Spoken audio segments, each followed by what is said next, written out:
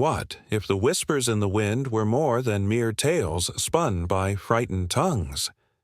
As the sun dipped beneath the undulating horizon of the vast desert, shadows stretched and twisted like phantoms, weaving tales of dread and allure. Somewhere among the dunes that glimmered like gold beneath the fading light lay the truth, an entity cloaked in sand and silence, neither entirely real nor completely fiction. The air crackled with tension, pregnant with the promise of secrets and the peril of discovery. In the far reaches of this desolate expanse where the sun's relentless grip scorched the earth and the night brought an icy stillness, travelers shared hushed stories around flickering campfires. They spoke of a creature, a demon, said to emerge when the moon was at its fullest. It was a figure both majestic and terrifying, with eyes like molten amber, cutting through the darkness with a predatory gaze. Legends told of those who dared to venture too far, only to vanish without a trace, as if swallowed by the very sands that held their secrets. How many had lost themselves seeking the truth behind the myth? The wind howled like a lost soul, carrying with it the laughter of the damned and the cries of the unsuspecting. Each gust was a reminder of the danger lurking just beyond the reach of the firelight. Those who dared to investigate the origins of the demon often found themselves ensnared in a web of their own making, caught between reality and the fever dreams of the desert. Tonight, the air was thick with anticipation. Something was stirring. As the last vestiges of sunlight surrendered to the night, an unease settled over the camp. The crackling of the fire felt weaker, the shadows deeper, and the stories more frantic. An old man, his skin weathered by years beneath the sun, spoke with a voice like gravel. The demon rises when the moon is high, and it feeds on fear. His eyes darted toward the horizon, where darkness pooled like spilled ink. Suddenly, a sharp cry pierced the stillness, silencing the night. Eyes widened, hearts raced, as every traveler turned toward the source. Was it a trick of the mind, or had the demon finally come? The shadows warped and danced, and the wind carried a low growl that sent chills racing down spines. In that moment, the desert itself seemed to hold its breath, waiting, watching. Each person felt the weight of countless souls hovering just out of sight, their histories etched in the sands beneath their feet. The line between hunter and hunted blurred, and as the moon ascended, illuminating the desolate beauty, the question lingered. Was the demon a mere figment of imagination, or did it walk among them? Biding its time, reveling in the chaos, the night was alive, charged with the pulse of something ancient and unfathomable. As the shadows converged, the travelers realized this was not just a story. The legend of the desert was about to reveal its darkest truths, and the price of knowledge could be their very souls. In the shimmering heat of the desert, where the sun hangs like a blazing torch in an endless sky, the winds whisper tales of ancient times. The golden sands, rolling like waves in a vast ocean, conceal stories that have echoed through the ages. Here, beneath the surface, lie dreams and fears etched into the very grains of earth. This is no ordinary land. It is a canvas painted with the brush of myth and legend, where every dune could tell a story that makes the heart race and the imagination soar. Long before the first caravans crossed these desolate plains, the desert was a living entity, breathing life into the barren landscape. The people who inhabited its fringes were woven from the threads of sun and shadow, their lives shaped by the whims of the weather and the harshness of their surroundings. They looked to the heavens for guidance, to the stars that blinked like distant fires in a velvet night. These celestial bodies became the storytellers, their patterns giving birth to myths that would echo through generations. In the ancient sands of Mesopotamia, stories began to take root. The Sumerians spoke of majestic beings who walked among them, gods and goddesses who shaped their world and taught them the ways of life. Marduk, the god of storms, was a force of nature, wielding lightning like a sword, battling the chaos embodied in Tiamat, the primordial goddess of the deep. The epic battles between these divine forces became tales of courage and sacrifice that resonated in the hearts of those who listened, imbuing their lives with meaning and purpose. As civilizations rose and fell, the myths evolved, taking on new forms and flavors, yet the essence remained unchanged. The Egyptians, with their grand pyramids casting long shadows over the desert, worshipped gods like Ra, the sun god, whose daily journey across the sky mirrored the cycle of life and death. The sun was both a giver and a taker. It burned fiercely during the day, but at night it surrendered to the cool embrace of the stars. The people understood this balance, and their myths reflected their reverence for nature's duality. The Nile, a life-giving river flowing through the arid landscape, was a symbol of hope, a thread that connected the harsh desert to the promise of abundance. But myths were not solely about divine beings. They were also woven into the fabric of everyday life. The nomadic tribes who roamed the vastness of Arabia held on to stories of resilience and survival. Bedouin tales spoke of the mighty falcon, a symbol of strength and freedom soaring high above the sands. These birds became messengers of the gods, their cries echoing through the valleys, urging the people to remain steadfast in the face of adversity. Each story carried a lesson, a whispered reminder that they were part of something larger, an intricate dance between humanity and the divine. As the sun dipped below the horizon, casting an orange glow across the landscape, the desert transformed. Shadows grew long and deep, and the air thickened with the weight of stories waiting to be told. Around flickering campfires, families gathered, their faces illuminated by the warm glow as they exchanged tales of heroes and legends. The nights were alive with the sound of laughter and the rhythm of drums, each beat resonating with the heartbeat of the earth beneath them. In these moments, the myths breathed life, creating a bond between the past and the present. The tales of the desert morphed into living histories, a tapestry of emotions woven together by the threads of joy, sorrow, triumph, and defeat. Each generation added its own brushstroke, embellishing the stories with their dreams and fears, ensuring that the essence of the desert remained intact. But not all stories were rooted in glory. Some were born from darkness and despair. The desert, with its vast emptiness, held its own mysteries, places where the sand seemed to swallow all hope. Ancient legends spoke of cursed lands, where lost souls wandered endlessly, their cries carried on the wind. These were not mere tales to frighten children. They were warnings, solemn reminders of the price of hubris. To underestimate the desert was to court disaster, to dance with fate amidst the shifting sands. As the centuries rolled on, the myths expanded beyond their geographical borders. The Silk Road, a lifeline of trade and communication, brought diverse cultures into contact. Ideas and stories mingled like spices in the air, creating a rich stew of beliefs. The legends of the desert crossed continents, finding new homes in the hearts of people who may never have seen the sun-soaked dunes, but felt their pull nonetheless. Marco Polo, the traveler whose name is synonymous with exploration, carried the tales of the far-off deserts to Europe, igniting imaginations across the seas. His stories of exotic lands and mythical creatures inspired countless others to embark on their own quests, each seeking the magic hidden within the sands. In modern times, the desert remains a source of inspiration and intrigue.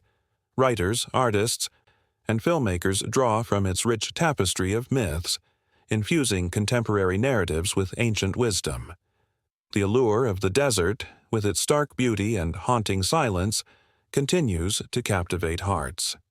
Yet, as new stories are born, the whispers of the past linger, echoing in the minds of those who dare to listen. The desert myths, deeply rooted in history, pulsate with emotion, raw and unfiltered. Each tale, whether of gods, heroes, or lost souls, serves as a reminder of the human experience, our fears, our hopes, and our unyielding desire to make sense of this vast, mysterious world. The sands shift and change, but the stories remain, waiting to be told. Waiting for the next echo of laughter, the next flicker of firelight to breathe life into their ancient words. As the sun rises once more over the horizon, casting a warm glow upon the endless dunes, the call of the desert continues. A siren song that beckons the curious, the brave, and the dreamers to listen, to feel, and to believe. In a time long before the hum of modern life, when the sun rose each day over the towering pyramids of Giza and the vast temples of the Mayans, a world thrummed with the pulse of human belief. The air was thick with ritual and reverence, where every whisper of the wind seemed to carry the voices of ancient gods and ancestors long gone. It was in this tapestry of existence that civilizations wove their dreams, hopes, and fears into stories that would echo through time. As the sun dipped below the horizon, casting long shadows across the desert sands, the ancient Egyptians gathered by the Nile. Their hands, marked by labor yet gentle with devotion, crafted exquisite offerings of fruit and flowers, laying them at the feet of Osiris, the god of the afterlife. Each offering was a prayer, a plea to be granted favor in the eternal journey that awaited them. The Nile was not just a river, it was the lifeblood of their existence, nourishing their crops and souls alike. The Egyptians believed that after death, one would weigh their heart against a feather, judged by Ma'at, the embodiment of truth and order. Such weighty thoughts filled their hearts with both hope and dread, as they pondered the thin line between life and death. Across the distant oceans in the heart of Mesoamerica, the Maya carved their beliefs into stone. Great cities rose from the jungle, temples reaching for the sky like fingers grasping for the divine. Here, the people looked to the stars, charting the movements of celestial bodies with an artistry that made the heavens blush. They believed that time was circular, not linear, and that each cycle brought them closer to the gods' intentions. In a vibrant ritual, they offered blood, sometimes their own, into sacred fires, believing it would nourish the gods and keep the balance between the earthly and the divine. Their hearts raced in anticipation as they faced the gods of rain and harvest, hoping for blessings that would ensure survival. The air crackled with the energy of their devotion, each heartbeat syncing with the rhythms of their ancestors. Meanwhile, across the vast expanse of the Aegean Sea, the Greeks prayed to a pantheon of gods, each with human flaws yet divine power. Zeus, the ruler of Olympus, ruled with a thunderous roar, his lightning striking fear and awe into the hearts of mortals. The tales of heroes like Hercules, who battled monsters and completed impossible tasks, were not merely stories. They were lessons about courage, strength, and the consequences of hubris. The Greeks gathered in amphitheaters, their hearts pounding in unison as they witnessed the tragedies and triumphs of their kind, reflecting their own struggles and aspirations. Oracles, draped in mystical veils, whispered prophecies that sent shivers down spines, guiding the fates of kings and commoners alike. Each word carried the weight of destiny, intertwining the mortal realm with the divine in a dance as old as time itself. In the windswept plains of Mesopotamia, the Sumerians etched cuneiform into wet clay, chronicling their beliefs in the gods of the fertile land between the Tigris and Euphrates rivers. They worshipped deities like Enlil, who controlled the winds, and Inanna, the goddess of love and war.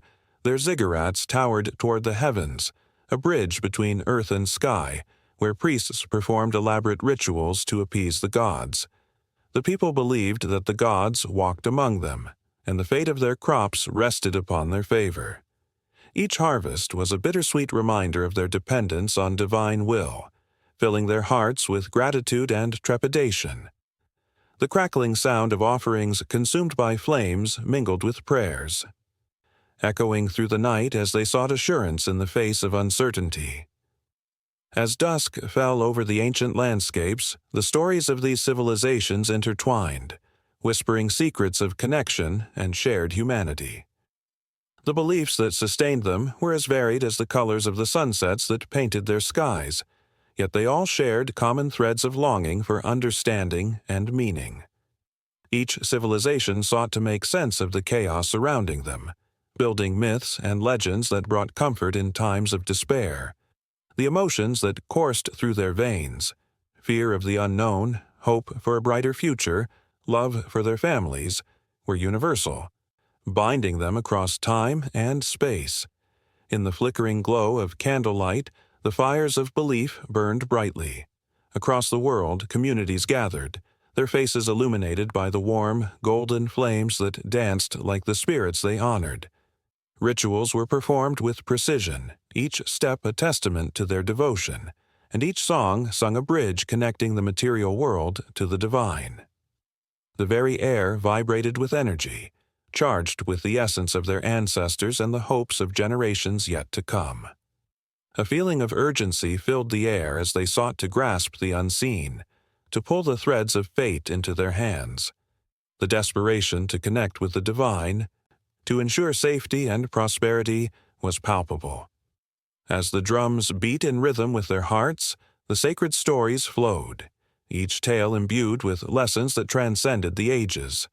The rituals, the prayers, the sacrifices, every act was a heartfelt plea for guidance, a desire for a glimpse into the cosmic dance that governed their lives.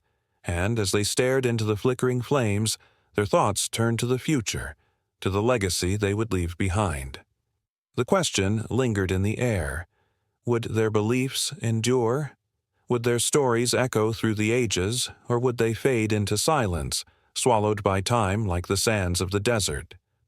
The fire crackled and the shadows danced, weaving a tapestry of hope and fear. The ancient civilizations, each with their own beliefs, were part of a grand story, a story that would continue to unfold, threading through the fabric of human existence, drawing ever closer to the mysteries that lay just beyond the horizon. In the stark silence of the desert, the air hangs thick with heat, a shimmering wave that dances over the cracked earth. Here, beneath a sky painted in bruised purples and burning oranges, the landscape stretches endlessly, a harsh sculpture formed by time and the relentless forces of nature. To the untrained eye, it may seem devoid of life, but those who dare to look closer know that this is a world teeming with stories, secrets, and survival. A lone cactus stands defiantly against the blistering winds, its spines glistening like tiny daggers, a protective armor born out of necessity. This is no ordinary plant. It is a sentinel of the desert, a survivor in a place where life hangs by a thread. Such resilience speaks to the heart of the desert's geography, where each dune tells a story of wind and time, where every crack in the ground is a testament to the fierce elements that shape existence. The desert, with its undulating dunes, is a place of stark contrasts. Here, the sun blazes down, turning the sand into a furnace, while at night the temperature plummets, plunging the land into frigid darkness. It is this duality that captivates and terrifies, a reminder of nature's unpredictable temperament. Ancient tribes once roamed these vast expanses, their survival hinging on their intimate knowledge of this unforgiving environment. They understood the subtle whispers of the wind, the telling patterns of animal tracks, and the fleeting presence of water, life's most precious resource. Beneath the surface, the geography of the desert is an intricate tapestry of life. Rivers once flowed here, carving valleys that now lay dry, their remnants hidden beneath layers of sand. The remnants of these ancient waterways hold echoes of civilization, rock art etched into stone, remnants of homes long abandoned, and tools left behind by those who thrived in harmony with the land. The remains of pyramids, crumbled temples, and forgotten cities speak of a time when the desert was both a sanctuary and a battleground, a place where empires rose and fell. As the sun sinks lower, shadows stretch like fingers across the terrain, and a chill creeps into the air. The stillness is palpable, broken only by the distant call of a coyote, its lonely howl a haunting reminder of the wild spirit that roams these lands. It is a sound that sends shivers down the spine, echoing tales of ancient travelers who found themselves lost in the vastness, their voices swallowed by the unyielding sands. The desert is not merely a backdrop. It is a living, breathing entity that responds to the touch of time. The shifting sands form dunes that tower like mountains, their heights soaring over 100 feet, shifting from one moment to the next, sculpted by the winds that never rest. They create a landscape that is both breathtaking and treacherous, offering both beauty and peril in equal measure. Travelers who tread here must navigate the ever-changing terrain, aware that a single misstep could lead to disorientation in an ocean of sameness. Every grain of sand holds a history, each rock formation a riddle from the past waiting to be unraveled. The stories of those who have walked this terrain linger in the air, weaving together the past and the present. The desert has seen the march of armies and the flight of refugees, the rise of cultures and their inevitable decline. It has witnessed the dreams and nightmares of countless souls, all chasing the mirage of a better life, only to find themselves swallowed by the sands of time. Nightfall transforms the desert into a star-studded blanket, the vastness above becoming a canvas of shimmering light.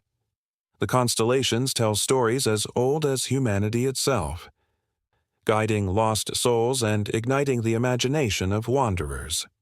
Here, the geography shifts from harsh to ethereal, as the moon casts a silver sheen over the landscape, revealing the beauty hidden beneath the stark exterior.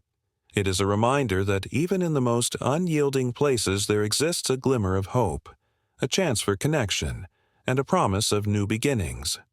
But the desert is unforgiving. Underneath its beauty lies a thirst that can never be quenched. Water is a precious gem, buried deep within the earth, often hidden from sight. Survival hinges on knowing where to dig, where to find the elusive oasis that offers relief from the oppressive heat.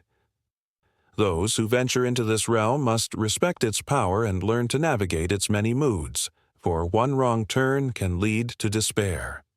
The echoes of history ripple across the landscape, intertwining with the present.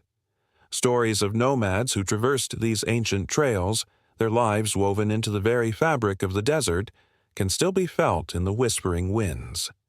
Their struggles and triumphs resonate with the sand beneath one's feet, urging modern explorers to listen closely and learn. As dawn breaks, a new day begins, but the desert remains unchanged in its essence. The sun rises once again, casting golden rays over the terrain, igniting a fire of possibilities. Yet, the harsh reality of this landscape persists. Every sunrise is a reminder that hope and hardship coexist, that life in the desert is a delicate dance on a tightrope of survival. With every moment spent in the desert, a sense of awe mingles with fear. The geography is not just a backdrop. It is a character, a force that shapes destinies and captivates hearts. It urges the weary traveler to pause, to reflect, to understand that the most beautiful landscapes are often the most unforgiving. The desert's tales are endless, its mysteries deep, waiting to be unraveled by those brave enough to listen, to heed the call of its haunting beauty as they venture further into the unknown. Under the endless stretch of a starlit sky, the desert whispered secrets carried by the wind. It was a night alive with the soft crackle of a fire, shadows dancing like ancient spirits against the rugged rocks. The air was thick with stories, tales etched in the very grains of sand, waiting for the next storyteller to breathe life into them. The flickering flames illuminated the faces of those gathered, their eyes wide with anticipation, hearts beating in sync with the rhythm of an age-old narrative. A weathered elder, his skin like crinkled parchment, began to speak. His voice, a low rumble, drew the listeners into a world where camels spoke and the stars spun tales of love and loss. "Listen closely," he urged, "for these stories are not mere words. They are the lifeblood of our people." Each story carried the weight of history, glimmers of truth wrapped in the fabric of fiction. Once, in a time long forgotten, a wandering traveler stumbled upon a hidden oasis, shimmering like a jewel. As he drank from its cool waters, he felt the spirit of the desert wash over him, filling him with visions of those who had come before. They were warriors and poets, shamans and lovers, all bound by the desert's embrace. The traveler became a vessel for their stories, his lips moving as if guided by unseen hands. The people of the desert listened intently, their imaginations ignited by the tales of courage and sorrow. Among these tales was the legend of the lost city, said to lie beneath the dunes, a city that once thrived with laughter, music, and the aroma of spices dancing in the air. It was said that the city vanished overnight, swallowed by the sand, leaving behind only whispers in the wind. Those who dared to seek it were warned. Do not disturb the ghosts of the past. Yet the lure of forgotten treasures and hidden knowledge was irresistible.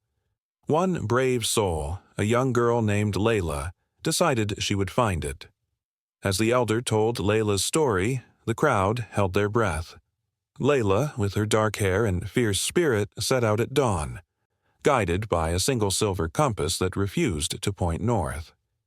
"It is the heart that leads the way," her mother had whispered, the same words passed down through generations. With each step she felt a connection to the countless others who had wandered this harsh landscape, searching, hoping, dreaming. Days turned into nights, and Layla faced the challenges of the desert. Mirages teased her, making the horizon dance and shimmer. There were times when despair threatened to overwhelm her, but she pressed on, recalling the stories of her ancestors. They were her companions, their laughter echoing in her mind, giving her strength. The elder paused, allowing the tension to build, the fire crackling like the heartbeat of the desert itself. As the story unfolded, the audience was transported to a moment of tension. A fierce sandstorm roared to life, swallowing Layla whole. Dust and fury surrounded her, and for a moment she felt completely lost. But amidst the chaos, a voice broke through the howl of the wind. It was her grandmother, telling her tales of resilience, of finding beauty even in the storm. Layla closed her eyes, recalled the warmth of her grandmother's embrace, and found the strength to keep moving forward. With the storm behind her, Layla stumbled upon an ancient rock formation, covered in markings that shimmered in the moonlight. The elder's voice quivered with excitement, for the markings held secrets from a time when the desert was alive with civilization. The stories etched into the stone spoke of love and betrayal, of gods and goddesses who once walked among men. Each symbol was a whisper, a plea for remembrance. Layla traced her fingers over the carvings, feeling a connection that transcended time. The crowd leaned closer, eyes shimmering with wonder as the elder painted the scene with words. Layla's heart raced as she realized she was on the brink of discovering the lost city. The elder's voice grew softer, the fire casting eerie shadows, creating an atmosphere thick with magic. "But the desert," he warned, "does not give up its secrets easily. It tests those who seek its treasures." Layla felt the weight of that truth as she entered the hidden city, a place where the air was heavy with the whispers of the past. It was a world filled with echoes, laughter ringing through the crumbling walls. She wandered through the ruins, each step releasing a sigh from the ages, a reminder of life that once thrived. But the beauty was tinged with sadness. Ghosts roamed the streets, their stories unfulfilled, calling out for recognition. The elder's voice quivered with emotion as he described how Layla, in her quest for knowledge, learned the significance of her ancestors' sacrifices and dreams. They became her guides, leading her through a labyrinth of memories. She realized the city was not lost. It lived on in her heart and in the stories she would share with her people. The fire crackled wildly, and the temperature dropped as the sun dipped below the horizon, painting the sky in hues of purple and gold. The listeners were entranced, hanging on every word, feeling the weight of responsibility that came with preserving these tales. They were not just stories. They were lifelines connecting the past to the present, binding generations together. As the night deepened, the elder's voice took on a solemn tone. "But remember," he whispered, "with each story shared there is a price. The desert demands that we honor the past, lest we forget." The audience shivered, not from the chill in the air, but from the gravity of his words, each one a reminder of the fragility of memory, the importance of passing down the tales that shaped their identity. He looked around, locking eyes with the younger members of the crowd, igniting a spark of resolve. The stories of the desert were more than tales. They were legacies waiting to be carried forth, flames waiting to be reignited. The elder's voice rose again, fierce and passionate, as he spoke of the duty to remember, to share, to keep the fire of folklore alive. The air crackled with energy as the crowd felt a stirring within them, a call to action that echoed the tales of their ancestors. They were the keepers of the stories, the guardians of the desert's soul. And, as the elder finished, a hush fell over the group, the weight of what had been shared settling like a fine dust over their hearts. In that moment, the connection between the past and the present felt palpable, a thread woven through time, urging them to carry the torch forward. The desert, with its vast expanse and haunting beauty, had not only shaped their stories but had also shaped who they were. The night was far from over. It was just a beginning. A spark igniting a fire that would burn brightly in the hearts of those who listened. And as they sat beneath the stars, they knew that the stories would continue, morphing and evolving, just like the desert itself, forever alive in the echo of the wind and the rhythm of the sand. In the dim light of a flickering candle, shadows danced upon the stone walls of an ancient village, weaving stories long forgotten. As the wind howled outside, carrying with it the whispers of an age where fear held sway over reason, the villagers gathered around a fire, their eyes wide with trepidation. They spoke in hushed tones of a creature birthed from the bowels of darkness, an entity so vile, it was said to be the very embodiment of nightmares. It began centuries ago, during a time when the world was still young and mysteries lurked in every shadow. Accounts of strange happenings trickled through the villages like a chilling fog. Cattle were found mangled, crops lay scorched overnight, and the air itself seemed thick with dread. Every time the sun dipped below the horizon, the stories grew more vivid, more insistent. From the trembling lips of the elders came the name, the demon, a being with eyes like burning coals and a heart full of malice. One particularly grim night, a storm rolled in, blotting out the moon. The villagers cowered in their homes, clutching their children close, chanting prayers to ward off the darkness. It was then that a stranger appeared, a traveler cloaked in rags, his face hidden beneath a hood. He spoke of a time, long before, when the earth was an expanse of chaos and shadows. He spoke of a pact made by ancient beings, a moment when a heart full of pain was pierced by the sword of betrayal. That heart, he claimed, transformed into the first demon, a being born of anguish and fury. As the fire crackled, the villagers leaned in closer, enraptured. They could almost feel the weight of the traveler's words pressing against their chests. He recounted tales of the demon's insatiable hunger for souls, how it roamed the night, leaving behind a trail of despair. The air grew heavy, saturated with fear, as he described how the demon feasted not only on the living, but also on the very essence of hope. From the shadows, a young woman named Alara listened intently, her heart pounding in rhythm with the storm outside. Her grandmother had often warned her about the demon, telling her to stay close to the hearth when darkness fell. But Ilara was not just an ordinary villager. She had a spark of curiosity that burned bright, a flame that could not be snuffed out by tales of terror. She wanted to know if the stories were true, if the demon had truly walked among them. As the traveler spoke, the villagers exchanged wary glances. Could they trust this stranger? Was he a harbinger of doom, or a misguided soul seeking refuge? Just then, a clap of thunder rattled the heavens, and the fire flickered violently, casting eerie shadows that seemed to dance with malevolence. The tension in the air was palpable, as if the very fabric of reality hung by a thread. Among the tales shared that night was one of a forbidden love, a story that twisted the very nature of the demon's existence. Legend told of a woman who had fallen for a man from a rival clan. Their love, pure and unwavering, sparked a fire that threatened to consume both families. In a fit of rage, the clans conspired against the lovers. They captured the woman, dragging her through the mud, spitting venomous words of betrayal. In her sorrow, she called upon the forces of darkness, and in that moment, the demon was born. It was said that her heart shattered into 1,000 pieces, each shard feeding the beast that emerged to seek vengeance. Ilara shivered at the thought. The tales of heartache and retribution intertwined with her own life.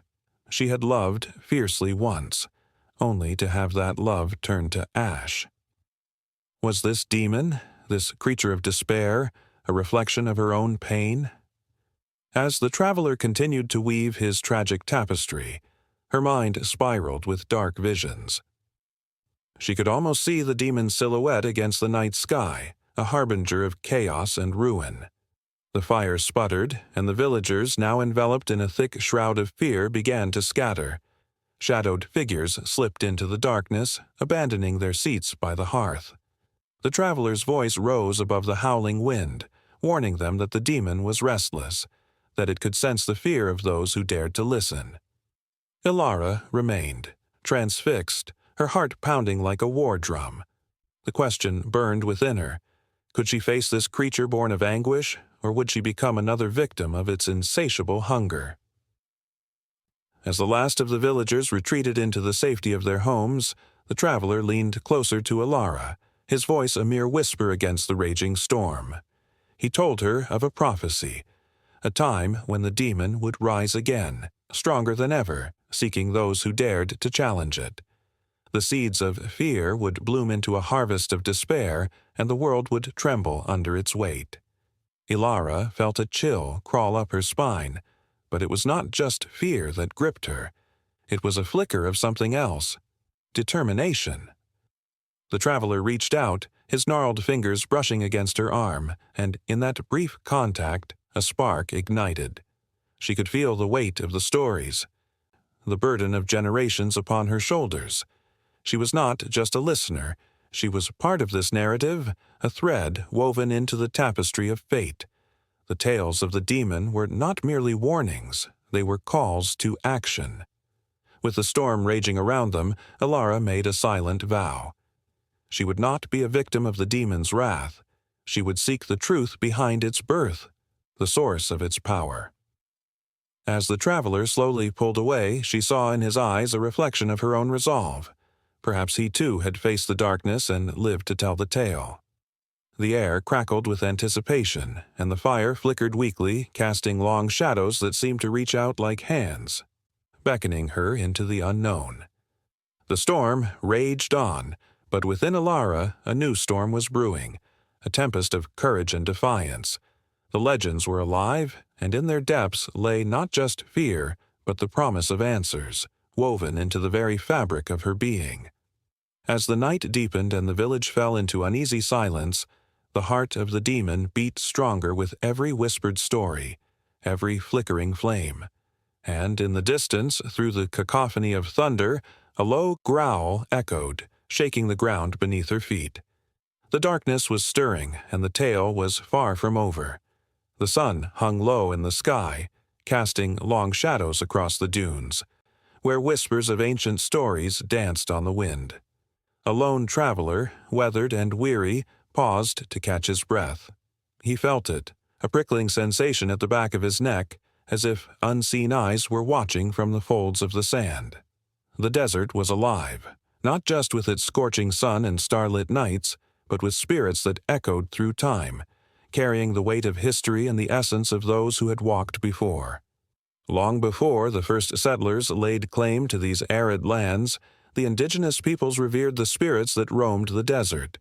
They believed that every rock, every grain of sand, held the memories of ancestors, guiding the living through their struggles and joys. The spirits were protectors, caretakers of the land, and in return, the people offered gratitude with songs and rituals that resonated like a heartbeat against the silence of the dunes.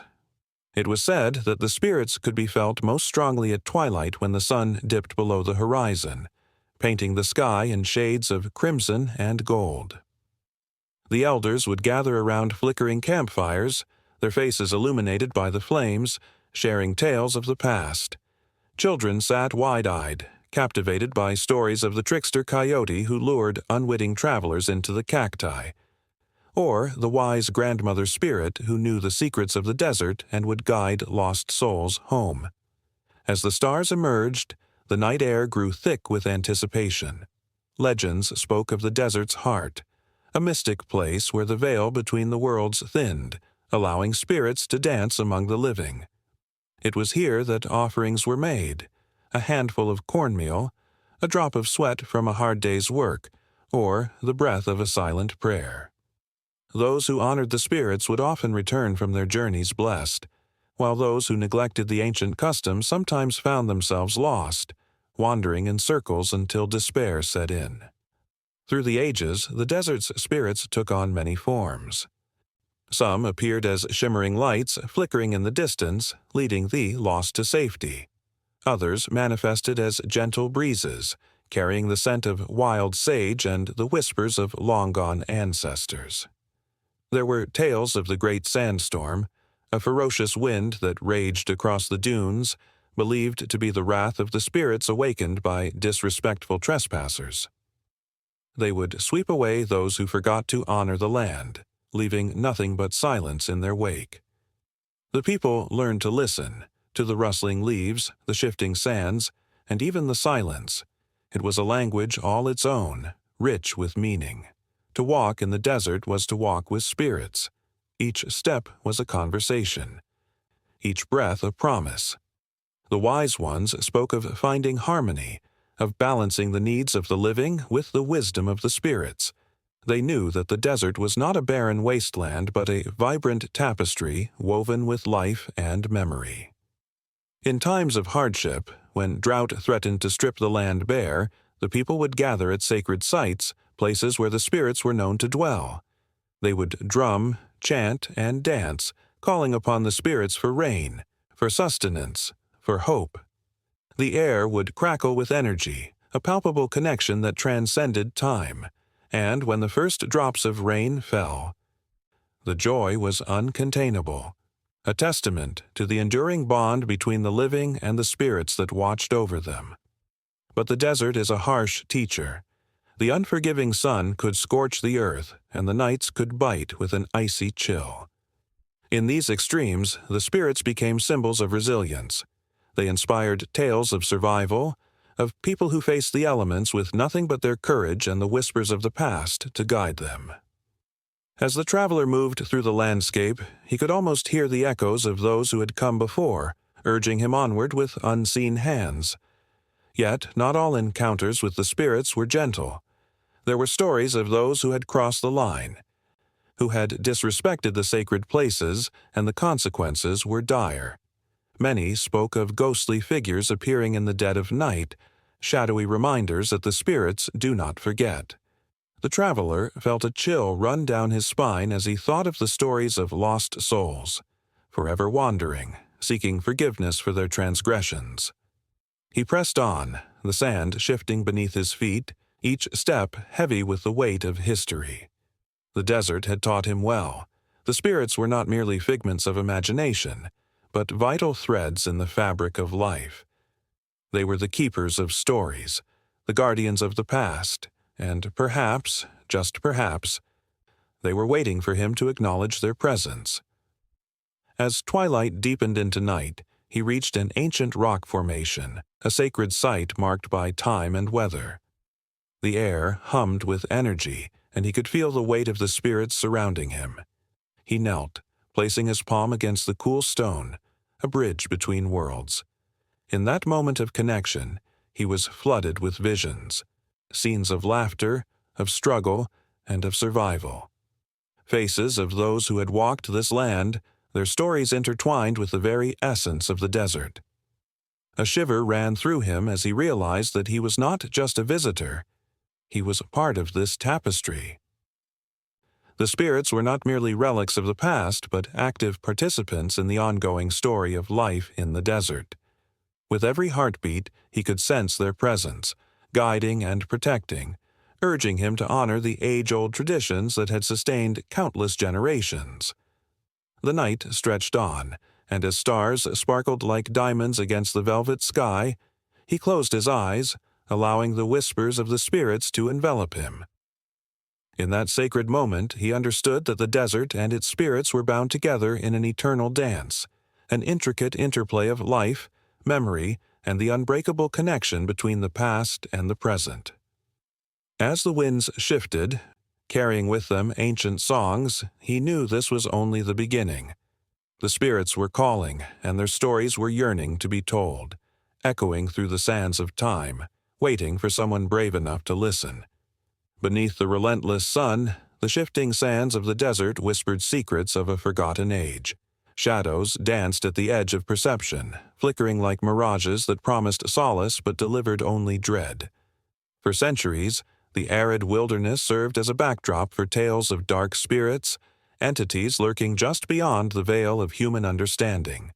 The influence of religion on desert demonology painted a vivid tapestry of fear, reverence, and the eternal struggle between light and darkness. In ancient times, villages scattered across the desert often found themselves at the mercy of not only nature's wrath but also supernatural forces that were believed to haunt the barren landscapes. The relentless winds carried with them the cries of those who had gone before, warning the living of the dangers that lay in the shadows. The people turned to their gods, seeking protection and guidance, hoping to ward off the evil that threatened their very existence. Rituals were born from desperation, each one steeped in the belief that the divine could intercede against the malevolent spirits said to roam the dunes. The gods of the desert were mercurial, embodying both creation and destruction. In their fear and awe, the desert dwellers erected shrines and altars to appease these formidable forces. They offered sacrifices, grain, livestock, even blood, to ensure safe passage through cursed sands. Yet it was not just the gods they feared, it was the demons believed to be born from the very same chaos that shaped the world.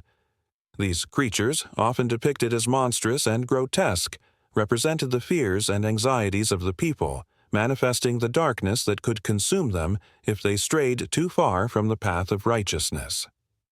Among those ancient communities, tales of the djinn echoed through the ages. These beings, neither wholly good nor entirely evil, were said to possess incredible powers. They could grant wishes, but at a terrible cost. The djinn were intricately tied to the religious fabric of the desert, often invoked in prayers and rituals, their names whispered in awe and fear. It was a delicate balance. To call upon a djinn was to invite both fortune and misfortune. And so, the faithful tread lightly, their hearts pounding with the weight of their choices. As the years passed, the arrival of organized religions brought new dimensions to the demons of the desert. The rise of Islam in the 7th century infused the landscape with fresh narratives. The Quran spoke of the jinn, embedding them within a rich tapestry of belief that intertwined with local myths. Scholars and theologians sought to understand these creatures, framing them within the moral structures of faith. In this new light, the demons were not merely forces of chaos, they became reflections of humanity's struggles against temptation and sin. The desert, with its vast emptiness, was now seen as a battleground for the soul, a place where one might confront not only external demons, but also the inner turmoil of faith. Long after the teachings of Islam took root, the stories evolved, morphing with the desert landscape. The influence of Christianity and Judaism further complicated the narrative. Legends of demons intertwined with biblical lore, creating a mosaic of beings that haunted the dunes. The ancient tales of Asmodeus and Lilith found their way into the hearts of desert dwellers, blending seamlessly with local beliefs. Each new thread added to the complex web of fear and reverence, crafting a rich history that enveloped the land. In the midst of this spiritual evolution, the desert itself became a character, an unforgiving expanse that reflected the struggles of its inhabitants. The horizon shimmered with heat, distorting reality, as if the very earth conspired with the demons to ensnare the unwary.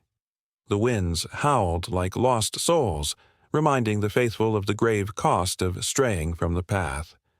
Every grain of sand held stories of those who had faced the demons and emerged unscathed, or not at all. Tales spread from village to village, carried by travelers and merchants. The stories morphed, each retelling adding layers to the original, until the truth was almost unrecognizable. A merchant returning from a distant land spoke of a cursed oasis, where the waters were said to be guarded by a vengeful spirit, eternally thirsty for the souls of those who dared to drink. The listeners leaned in, their hearts racing, imagining the chilling sight of a figure rising from the depths, a warning shrouded in darkness. As dusk fell over the desert, the flames of a communal fire flickered against the encroaching shadows. Gathered around the flames, the elders recounted tales of bravery and foolishness alike. A young woman, with wide eyes and a racing pulse, listened intently as they spoke of a time when a group of pilgrims had angered a desert spirit. The night had descended quickly, and with it, the howling winds carried the wails of those who had vanished into the sands, consumed by the wrath of the unseen. She felt a shiver crawl down her spine. The memory of the chilling tales lingering in the air like smoke. In those moments, the lines between fear and faith blurred. The demons of the desert were not merely figments of imagination. They were living embodiments of every doubt, every uncertainty that clawed at the edges of the human heart. The worshippers bowed their heads in prayer, not just seeking protection from the demons, but also striving to conquer the darkness within themselves. Each prayer was a plea, a desperate grasp for hope in a world filled with shadows. The whispers of the past echoed through the night, merging with the crackling of the fire. The desert, a vast sea of shifting sands, had witnessed centuries of devotion, despair, and the eternal struggle against the unseen. Each grain of sand bore witness to the battles fought, both within and without. The demons, ever present, lurked just beyond the flickering light, waiting for the moment of weakness, the slip in faith when a soul might wander too far into the darkness. And as the last embers glowed, the night deepened, wrapping the desert in its cold embrace. The stories did not end. They swirled in the air, mingling with the breath of the living and the whispers of the dead.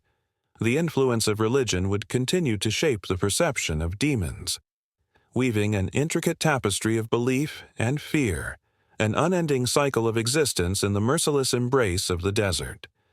The sands shifted, the shadows grew longer, and somewhere, beyond the reach of the firelight, a sound echoed, a low, haunting whisper that seemed to call out for the lost souls, forever wandering, forever searching for solace in the unforgiving expanse.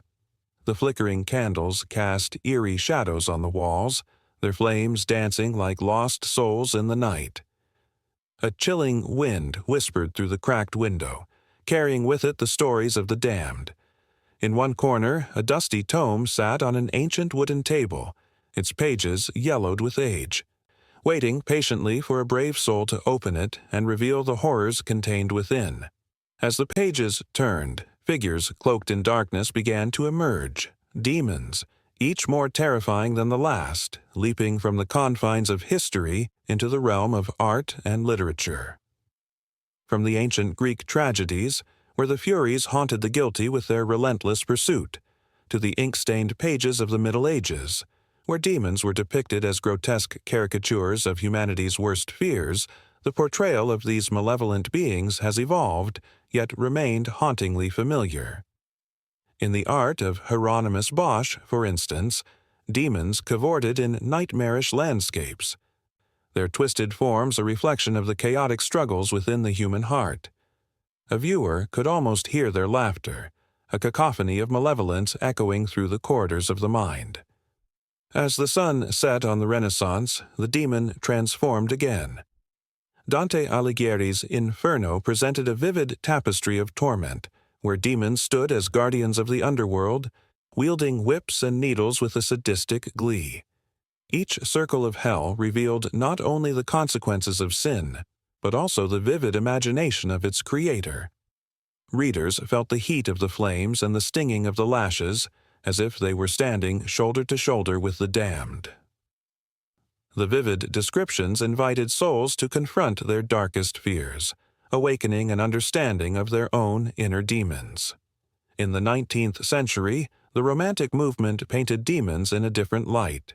Here, they were not merely creatures of torment, but complex characters filled with passion and despair.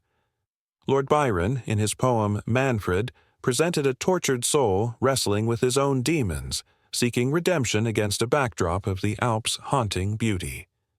The lines dripped with longing and melancholy, and for a moment, the reader could feel the weight of existential dread settle on their chest, suffocating, yet strangely liberating. The tension escalated as the 20th century approached, bringing with it the horrors of 2 world wars.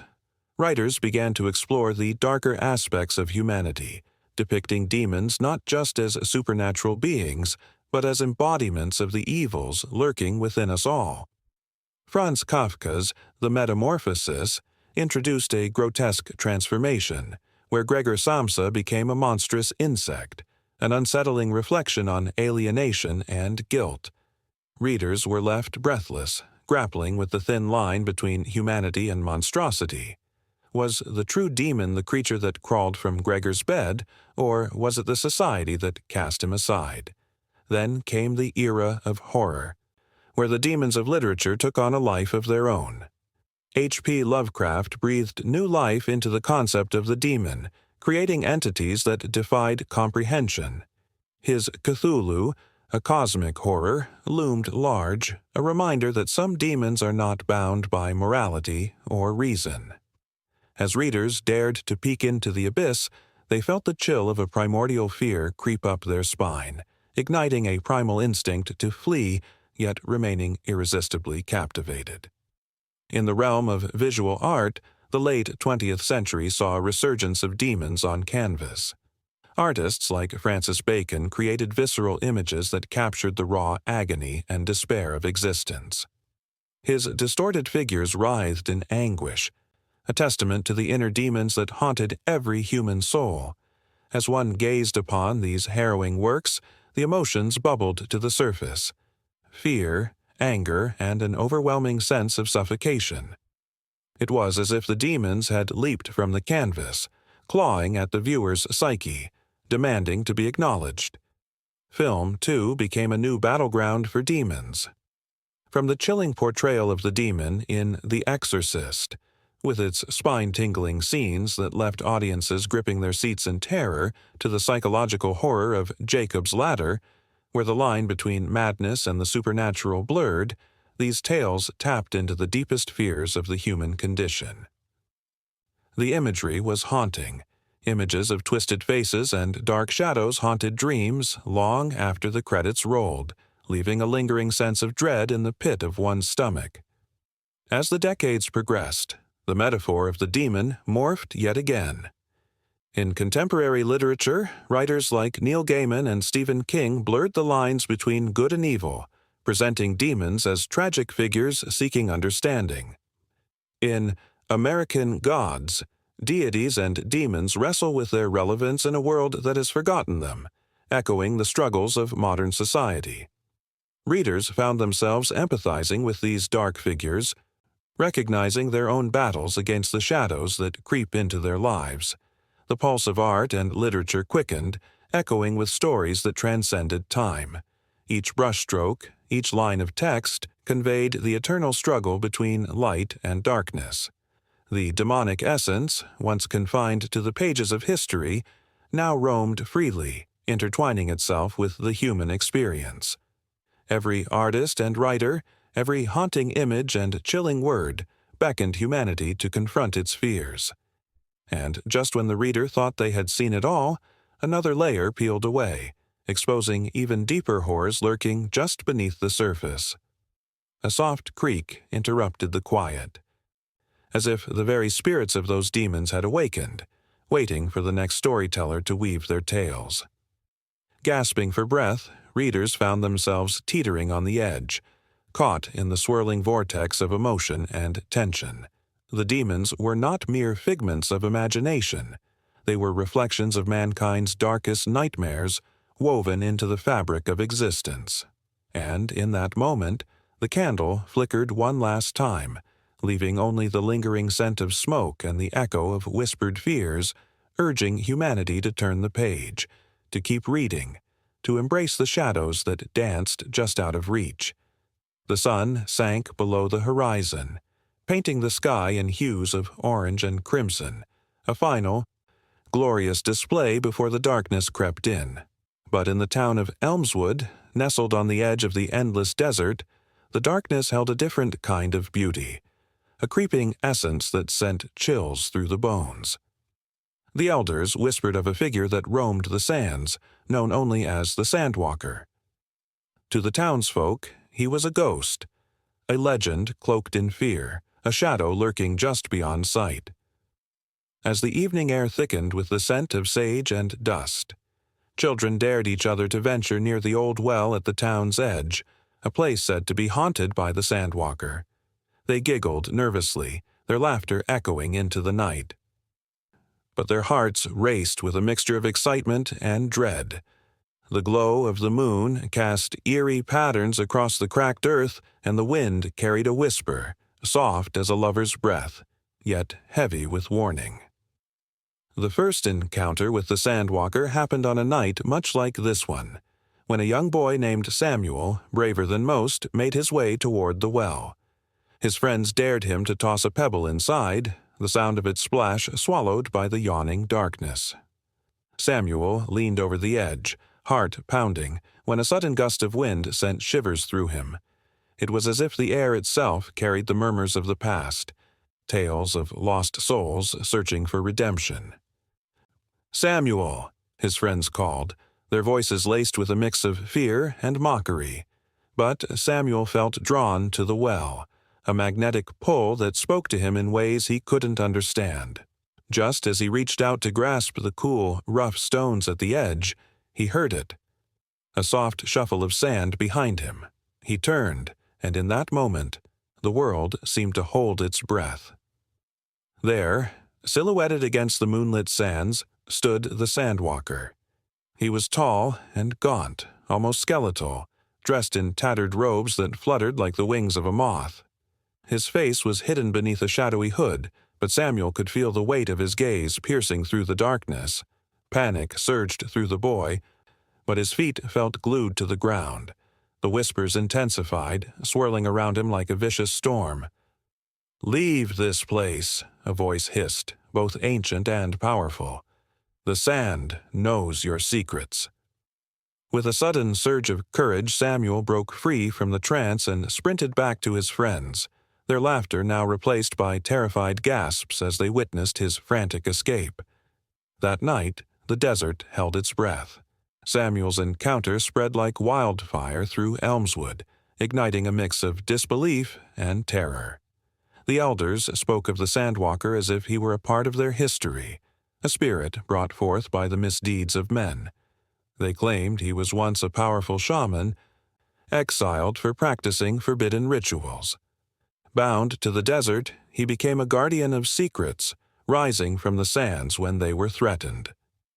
As weeks passed, Samuel's dreams were haunted by the figure. He could not shake the feeling that the Sandwalker had chosen him for something far greater than mere fright. His nights became restless, filled with visions of swirling sandstorms and ancient ruins, echoes of a time before the townsfolk had forgotten. It was as if the desert itself was calling to him, urging him to unearth what had been buried. One fateful evening, unable to resist the pull any longer, Samuel returned to the well. The moon hung low, casting silvery light over the dunes, and the air was thick with tension. As he approached, the wind rustled the loose grains beneath his feet, whispering secrets that only he could hear. He felt the presence before he saw it.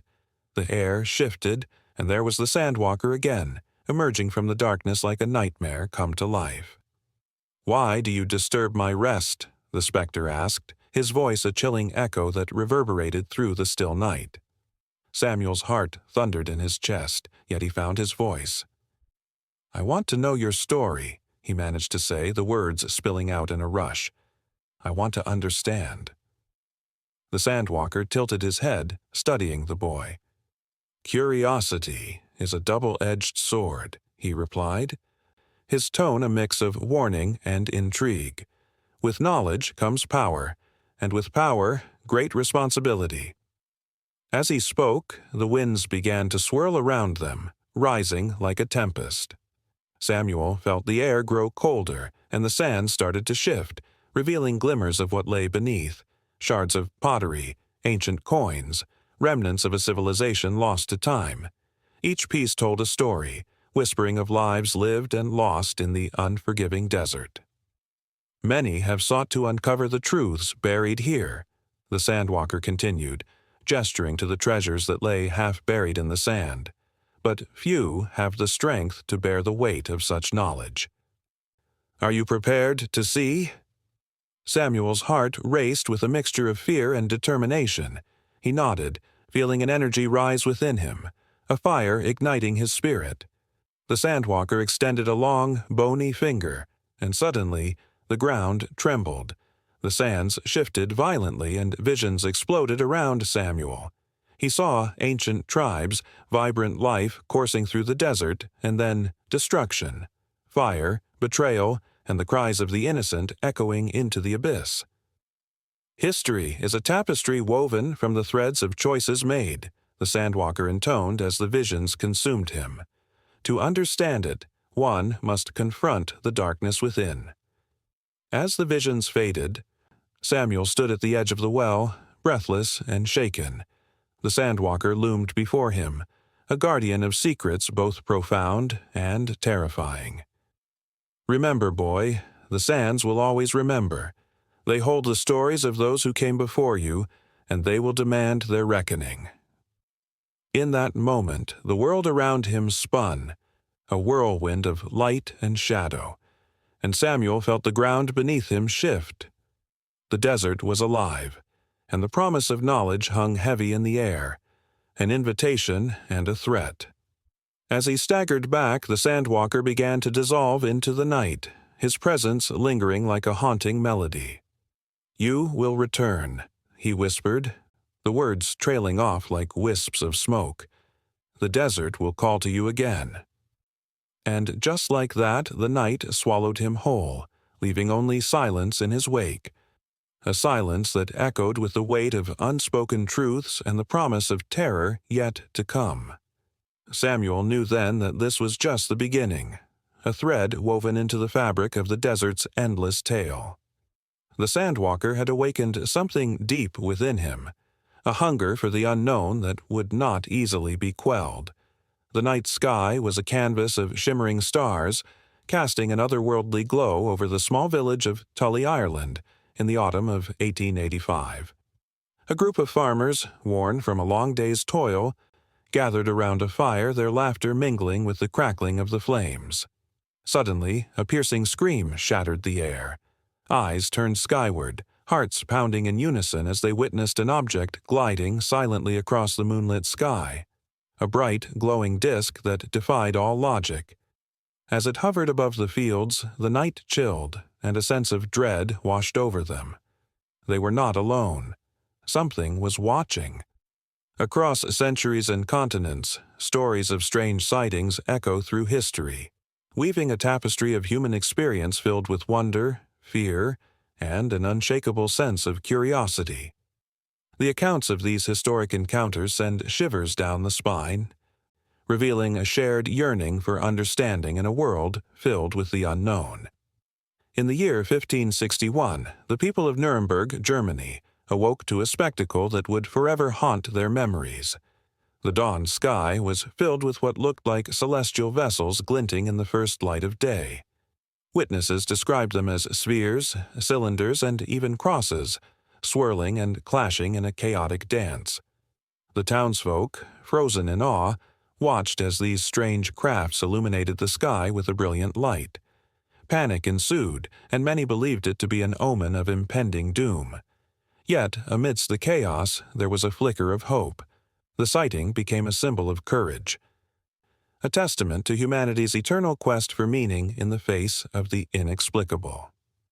Fast forward to the year 1897 in the dusty streets of Aurora, Texas. A farmer named J.S. Smith found himself face to face with a wreckage that would ignite whispers of alien visitors. A metallic craft lay crumpled in his field, and as he approached, he discovered the charred remains of what he believed to be a being from another world. The townsfolk gathered, their hearts racing, caught between excitement and fear. They buried the creature in a cemetery, marking the site with a simple gravestone. The story of Smith's encounter transformed into local legend, forever enshrined in the collective memory, and leaving behind unanswered questions that would linger in the Texas air. In the summer of 1947, a chilling event unfolded in Roswell, New Mexico. The military reported the recovery of a flying disc that had crash-landed on a ranch. For a brief moment, the world stood still, as if time itself had paused to witness the extraordinary. Eyewitnesses described strange debris, metallic fragments that shimmered under the sun, and the unsettling sense that something beyond earthly understanding had intruded upon their lives. Yet, just as quickly as it appeared, the government declared it a weather balloon, stifling the truth beneath layers of secrecy and speculation. The tension between belief and skepticism festered, igniting a fire within the hearts of those who dared to question what they had seen. The late-night streets of Phoenix, Arizona, in 1997 were illuminated by a series of mysterious lights that danced across the vast sky. Thousands looked up in amazement, their faces filled with wonder and fear, as the lights formed a massive V-shape, gliding silently over the city. Each witness experienced the same sensation, a tingling chill that traveled down their spines, a connection to something greater than themselves. News stations flooded with accounts of the event, and the Phoenix Lights became a modern legend, a symbol of the unknown that thrummed in the fabric of reality. In the frigid winter of 1978, a group of fishermen in the icy waters off the coast of Alaska reported a sighting that would chill the bones of even the bravest souls. They described a gigantic, otherworldly being, glowing a brilliant blue, appearing by their boat. The witnesses recalled feeling an overwhelming sense of awe, but also an undeniable fear for their lives. The creature moved with grace, its enormous form mesmerizing yet terrifying. As tension mounted, the fishermen could hardly breathe, caught in the moment, unsure if they were to run or stay, forever haunted by that fleeting glimpse of the extraordinary. Further back in time, in the ancient city of Athens, whispers of strange occurrences filled the air. The year was 415 B.C., and the citizens spoke in hushed tones of glowing orbs that flickered across the twilight sky. Some claimed they were gods, while others believed they were omens. Each story, passed down through generations, became etched in the cultural memory, a timeless echo of humanity's desire to understand its place in the universe. Amidst these accounts, the legend of the ancient mariner emerged. In the early 17th century, sailors returning from distant lands spoke of monstrous sea serpents that rose from the depths, their scales glistening in the moonlight. The crew members recounted their harrowing encounters, the terror of feeling something enormous lurking just beneath the surface. The stories sent shivers down the spines of those who heard them, sparking imaginations and instilling a primal fear that persists even in modern times. Each one of these sightings is a thread woven into the fabric of human history. They are not just stories of strange encounters, they are reflections of our deepest fears and hopes.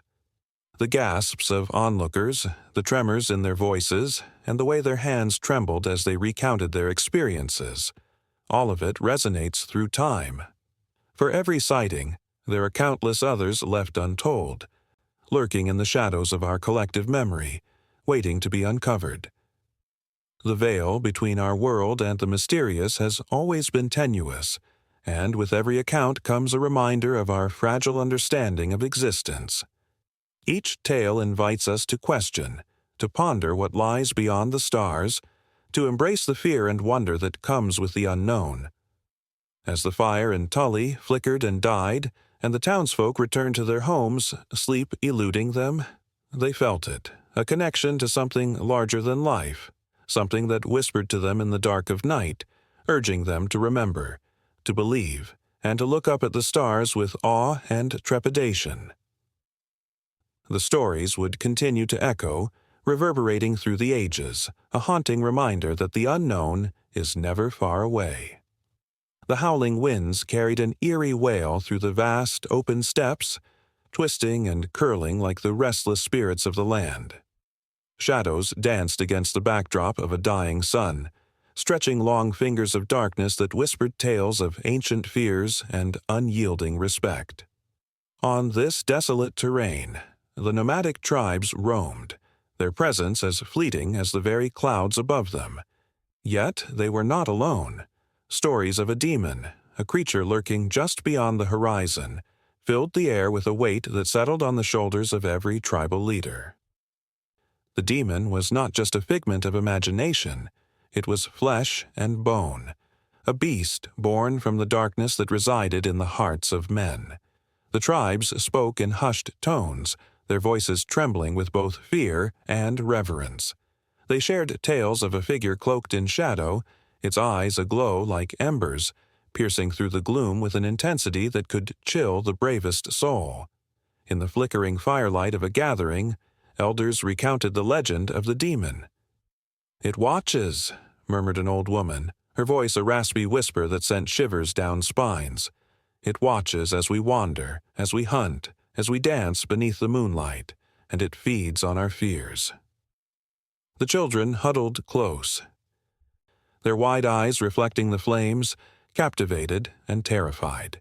They imagined the demon lurking just beyond the reach of the firelight, waiting for a moment of weakness, a slip in the fabric of their bravery. The tribes held a deep respect for the land that cradled them, for each hill and valley had its own spirit. But the demon was different.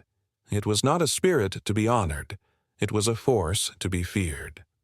When the sun dipped below the horizon, the tribes would gather in circles, exchanging stories of encounters with the demon, each tale more harrowing than the last.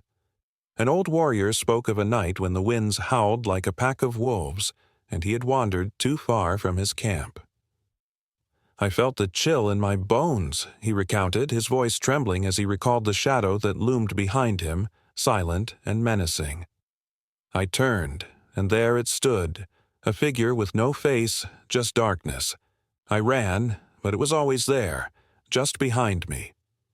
Fear and respect intertwined like the roots of ancient trees, binding the tribes together. They formed alliances, not just for survival, but as a means to bolster their courage against this unseen enemy. Each tribe shared its own rituals, its own forms of appeasement to the demon that they believed roamed their lands. Offerings were left at the edge of the campfire, a way of saying, "We see you, we acknowledge you. But we will not be cowed." They believed that to show respect to the demon was to ward off its wrath, and in their hearts they feared the consequences of being forgotten. As the seasons changed, so did the stories. What once felt like a mere cautionary tale began to seep into their very beings. The demon became a reflection of their own struggles and vulnerabilities, a manifestation of the darkness that each person carried within. Tensions rose within the tribes, and whispers of betrayal began to surface. Was it really the demon that haunted them, or was it their own fears turning them against one another? The nights grew longer, and the weight of uncertainty pressed down on them, thick and suffocating. In one particularly cold night, a fierce storm swept across the land, lightning slicing through the sky like a knife. The air crackled with tension, and the tribes huddled together, seeking warmth and comfort in numbers. Amidst the chaos, one brave soul decided to confront the lurking fear that had shadowed them for so long. He stood before the gathered tribes, his voice steady despite the howling winds. "I will find it," he declared. "I will face the demon. We cannot live in fear forever." Gasps echoed through the crowd, disbelief mingling with admiration. With a heart full of trepidation and a mind racing with uncertainty, he set off towards the heart of the storm, the darkness swallowing him whole. The tribes watched, their breaths caught in their throats as he disappeared into the night, a flicker of courage against the encroaching shadows. The fire flickered, and for a moment they felt the demon's presence, a weight heavy in the air, palpable and real. Time stretched, seeming to suspend itself in that moment of waiting. The wind howled louder, and the crackle of the fire began to dim. Was the demon watching, biding its time, waiting for the bravest of them to falter? Or were they merely prisoners of their own minds, trapped in the labyrinth of fear created by the stories they had woven together? Hours passed, each second a torment as they strained to hear any sign of their champion. Finally, a figure staggered back into the light, drenched from the storm, breathless and wide-eyed. The tribes gasped, instinctively drawing closer, their hearts pounding in unison. What had he seen? What had he faced? "Tell us," the elder yelled, breaking the spell of silence. The man clutched his chest, struggling to find his voice amidst the cacophony of emotions swirling around him. "It was not a demon," he finally breathed, each word laced with a mixture of relief and terror. "It was a mirror, a reflection of our darkest fears. It feeds on what we give it, on the doubt we carry." The crowd erupted, a mix of confusion and newfound clarity washing over them. The storm raged on, but now the fear felt less tangible, less oppressive. They realized that the respect they had shown was not just for the demon itself, but for the power of their collective fears. With a flicker of hope igniting in their hearts, they knew the true battle lay not in vanquishing the demon, but in conquering the fears that held them captive. The winds howled once more, but this time the tribes stood united, ready to face whatever shadows lay ahead. But as they embraced this newfound determination, a chilling laughter echoed across the steppes, sending goosebumps racing down their spines. The demon still lingered out there, watching, waiting for the perfect moment to strike again. The air grew thick with tension, a reminder that the struggle was far from over. The desert stretched endlessly, a vast expanse of golden dunes that seemed to shimmer in the relentless sun. It was an ocean of sand, but instead of waves, it was the wind that danced across the landscape, creating ripples and swirls that whispered ancient tales. The scorching heat bore down with an intensity that made the air shimmer like a mirage. Yet, beneath this seemingly barren surface lay a world brimming with life and mystery, an intricate web of natural phenomena that had fascinated humanity for centuries. At night, when the sun dipped below the horizon and painted the sky with hues of pink and purple, the desert transformed. The coolness embraced the land, turning the once fiery surface into a tranquil haven. Stars blinked into existence, bright and vivid against the black canvas of the sky. The vastness of the cosmos felt closer here, where the only sounds were the rustle of nocturnal creatures and the soft sighs of the wind. Under this celestial tapestry, secrets of the desert were waiting to be revealed. The desert plays host to a unique set of weather patterns that astound even the most seasoned meteorologist.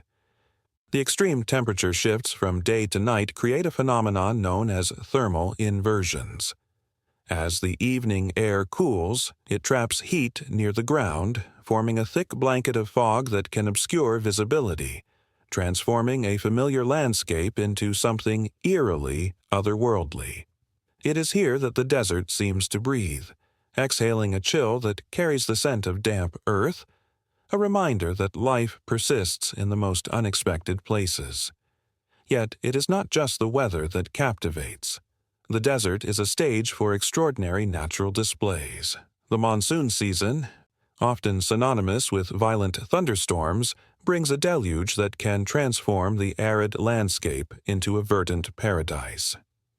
As rain falls, the parched earth drinks deeply, awakening seeds that have lain dormant for years. Flowers burst forth in a riot of colors, painting the dunes with life, while the air fills with the sweet, earthy scent of rain. It is a fleeting spectacle, one that vanishes as quickly as it arrives, reminding all who witness it how precious and ephemeral life can be. Among the most breathtaking phenomena are the towering sandstorms, relentless and fierce. They arise from the friction of wind against the earth, swirling grains of sand into a tumultuous dance. As the storm approaches, the sky darkens, and an eerie silence settles over the landscape, a prelude to the chaos about to unfold. The winds howl, and the world is engulfed in a swirling mass of grit and fury. To stand at the edge of a sandstorm is to confront nature in its rawest, most powerful form. It is a reminder of both the beauty and brutality of the wild, a testament to the forces that shape our planet. Even more astonishing are the phenomena that occur beneath the surface. The desert is home to vast aquifers, ancient reservoirs of water hidden deep within the earth. These underground rivers are the lifeblood of the desert, feeding springs that erupt from the ground, creating oases that serve as sanctuaries for life. Animals gather and plants flourish, drawing sustenance from these hidden treasures. Each oasis tells a story of survival, resilience, and the delicate balance of life in an unforgiving environment. It is said that the desert has a soul, one that whispers to those willing to listen. The ancient peoples who inhabited these arid lands paid homage to its mysteries, crafting stories that linked them to the natural world. The ancestral Puebloans believed that the spirits of their ancestors roamed the desert, guiding them through the harshness of life. Each rock formation, every canyon and crevice held a sacred significance, a reminder of the interconnectedness of all things. As the sun began to rise again, casting long shadows across the sand, the desert awakened once more. The golden light illuminated the spines of cacti, each adorned with delicate blossoms that seemed to glow in the soft morning light.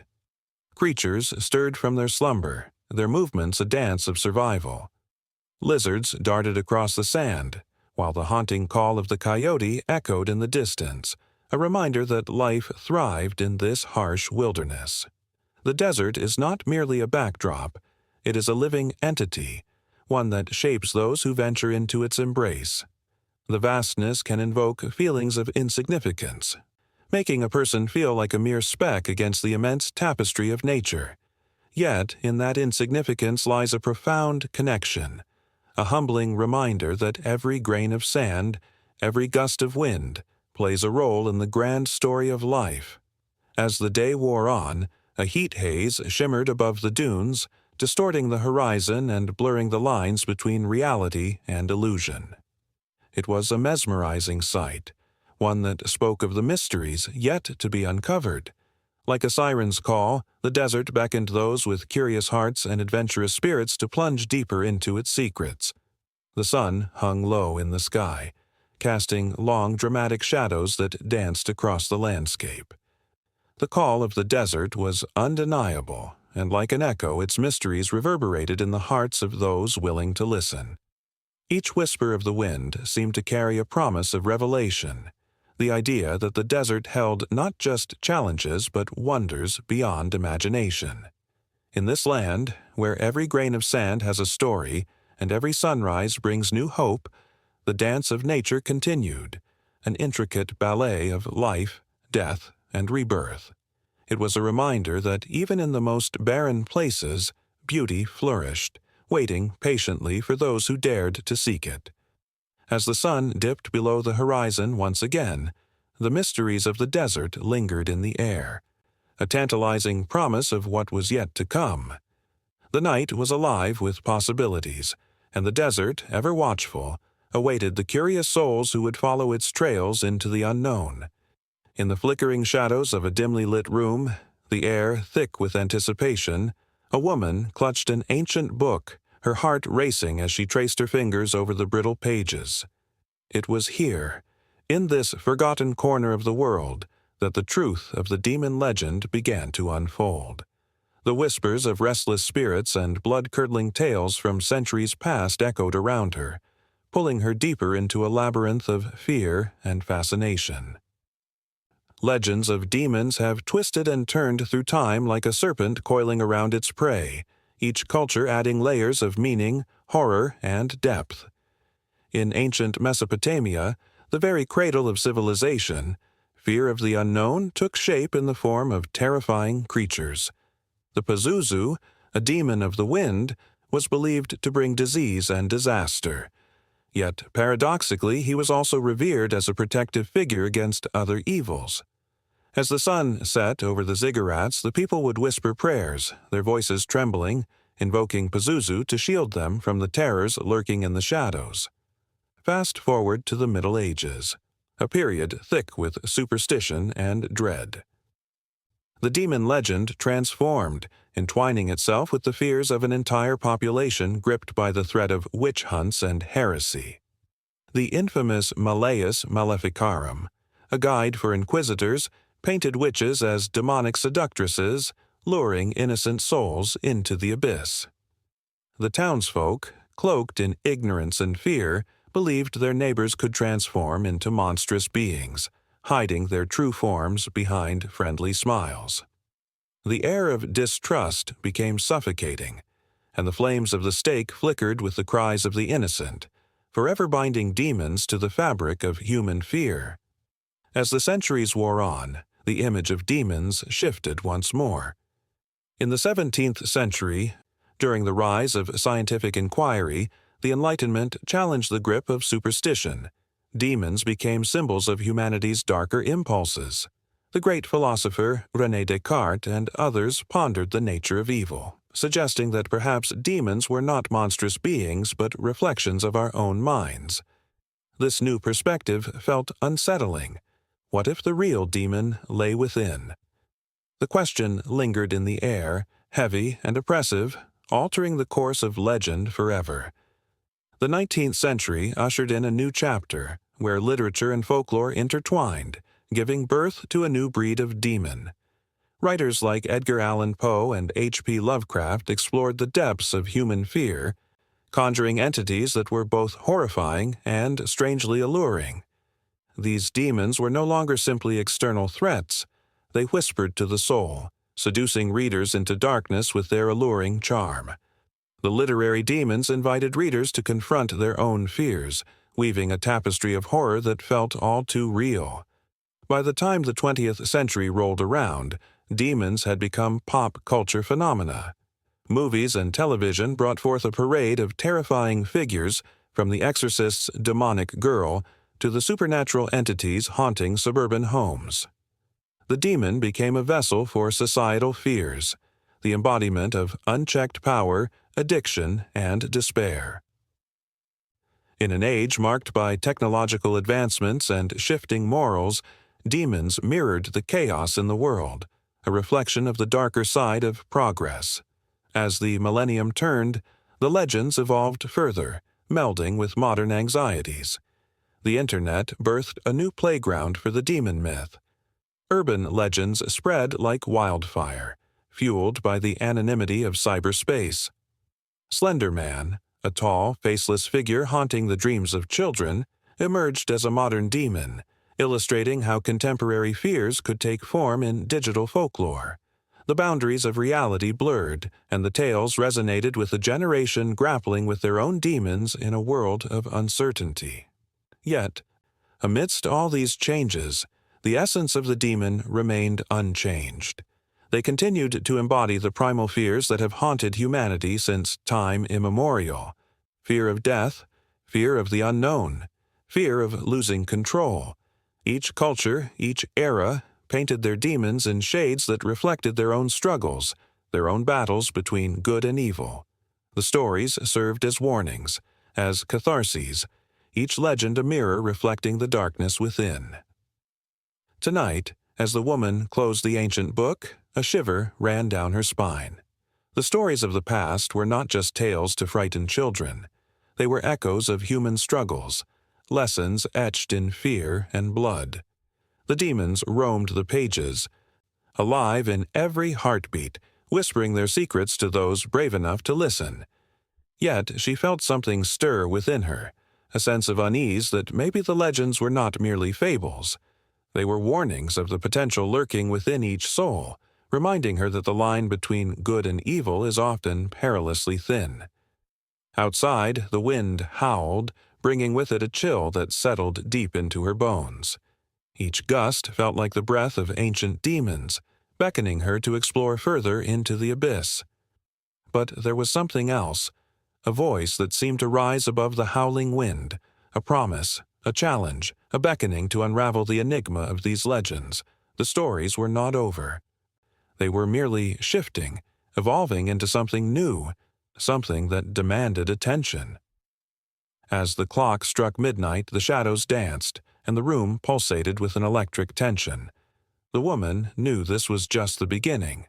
The demons were waiting, their stories still unfolding, enticing her to step deeper into their world.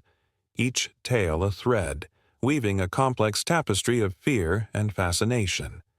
The air thickened with a sense of inevitability, pulling her into the darkness where the legends lived and breathed, waiting for their next chapter to be written. The sun hung low in the sky, casting an eerie glow over the endless sands of the Middle Eastern deserts. Shadows danced like whispers on the dunes, their shapes twisting and turning under the watchful gaze of the dying light. It was here, in this arid expanse, that the stories of terrifying beings took root, stories that stirred the blood and sent shivers down the spine. The winds, carrying echoes of ancient tales, brushed against the skin, hinting at the horrors that lurked just beyond the horizon. In the soft twilight, the locals spoke in hushed tones about the djinn, spirits born of smokeless fire both alluring and dangerous. These beings were not simply figments of imagination. They were woven into the very fabric of the desert. Each family had its own story of encounters. Layla, a wise old woman with eyes like dark stones, recounted how her beloved brother vanished one fateful night. They had been out gathering herbs when he turned to chase a flicker of light, a will-o'-the-wisp, or so he thought. The light danced away, and he followed, leaving behind nothing but a whisper of laughter carried by the night wind. He never returned, and the family was left with a haunting silence that echoed through the years. As the sun slipped further beneath the horizon, the stories grew darker. Tales of the ghoul emerged, a flesh-eating creature lurking in graveyards, waiting for the unwary to stumble into its grasp. It was said that the ghoul could take on any form, disguising itself as a beloved family member to lure its prey. The chilling realization that even the most familiar faces could hide monstrous intentions sent waves of dread through the listeners. They clutched their shawls tighter, glancing nervously at the shadows that grew longer and darker as night enveloped the desert. Farther into the dunes, beneath the starlit sky, the Bedouins gathered around a flickering fire, their faces illuminated by the flames that danced like the spirits they feared. They sang songs of bravery but spoke in knowing tones about the dangers that awaited them when the sun set. The tales of the succubus, a demon that preyed on the dreams of men, filled the air with a mix of admiration and fear. The succubus was beautiful, a vision of desire, but her kiss could drain the life from a man. How many had woken, breathless and weak, trembling at the memory of a dream too vivid to forget? Men exchanged glances, knowing that desire can become a curse, that what seems enticing can lead to ruin.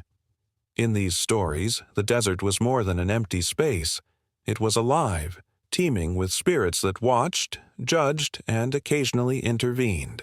The silken strands of history stretched back thousands of years, woven through the lives of those who dared to tread the sands. Archaeological findings suggested that the fear of such entities was not just folklore, but a shared history. Ancient tablets unearthed in Mesopotamia spoke of beings that lived in the shadows, providing a chilling connection between the past and the present. The stories of the desert demons were not confined to whispers of fear. They carried lessons, too.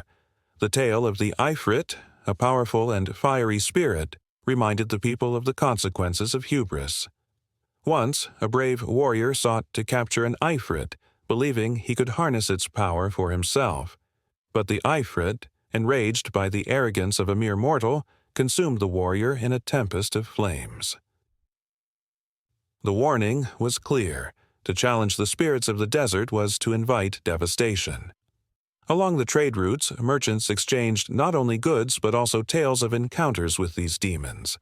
It was said that the roads were fraught with peril, where the sun's heat could distort reality, leading travelers astray. A merchant named Tariq spoke of a caravan he once joined, only to watch as one of his companions vanished, swallowed by a mirage that promised water but delivered madness. The rest of the caravan pressed on, eyes wide with terror, haunted by the knowledge that the desert could turn their dreams into nightmares in an instant. As night fell, the moon rose high, casting a silvery light over the landscape, revealing the yawning chasms and the craggy cliffs where legends of the past lingered like the scent of jasmine in the air. The figure of a woman appeared on the outskirts, cloaked in shadow. It was said she was a banshee, a spirit of mourning, whose wails foretold death. Many had been drawn to her, compelled by a mix of curiosity and dread, only to find themselves ensnared in her sorrow. She sang of lost loves, of regrets etched in the sands of time, and as her voice echoed through the night, it called forth memories both sweet and bitter. In the midst of it all, the desert was a character of its own. It listened, observed, and sometimes it answered back with a howl that sent chills through the bones of those who dared to sit in its embrace. The sandstorms that swept across the landscape were not merely natural phenomena, but the angry breath of the djinn, the restless spirits warning all who trespassed on their domain.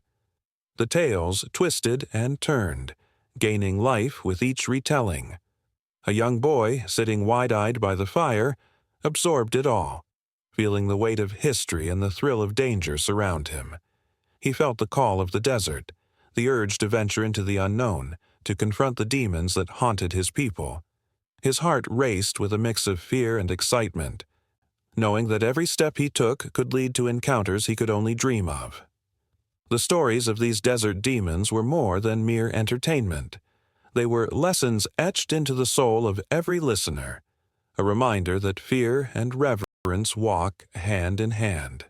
And as the night deepened, the stars above twinkled knowingly, like the eyes of the spirits watching, waiting.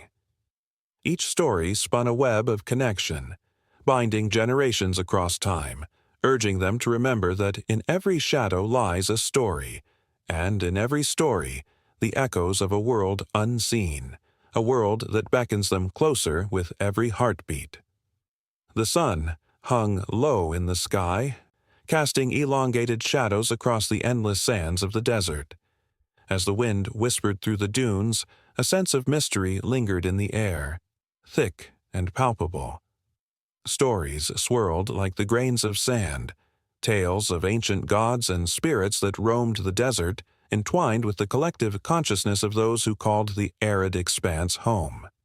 Yet, in the shadows of these myths lay a darker truth, a truth shaped by the hands of colonizers who turned sacred narratives into curiosities for their own gain. Once, the desert was a vibrant canvas of life and belief. Tribes thrived in the harsh landscape, their stories woven into the fabric of the earth. The tales of the winds that danced with the spirits, the grains of sand that held the echoes of ancestors, and the stars that guided lost souls formed a rich tapestry of existence. These myths were not just stories, they were the lifeblood of a culture carrying wisdom, tradition, and a sense of belonging.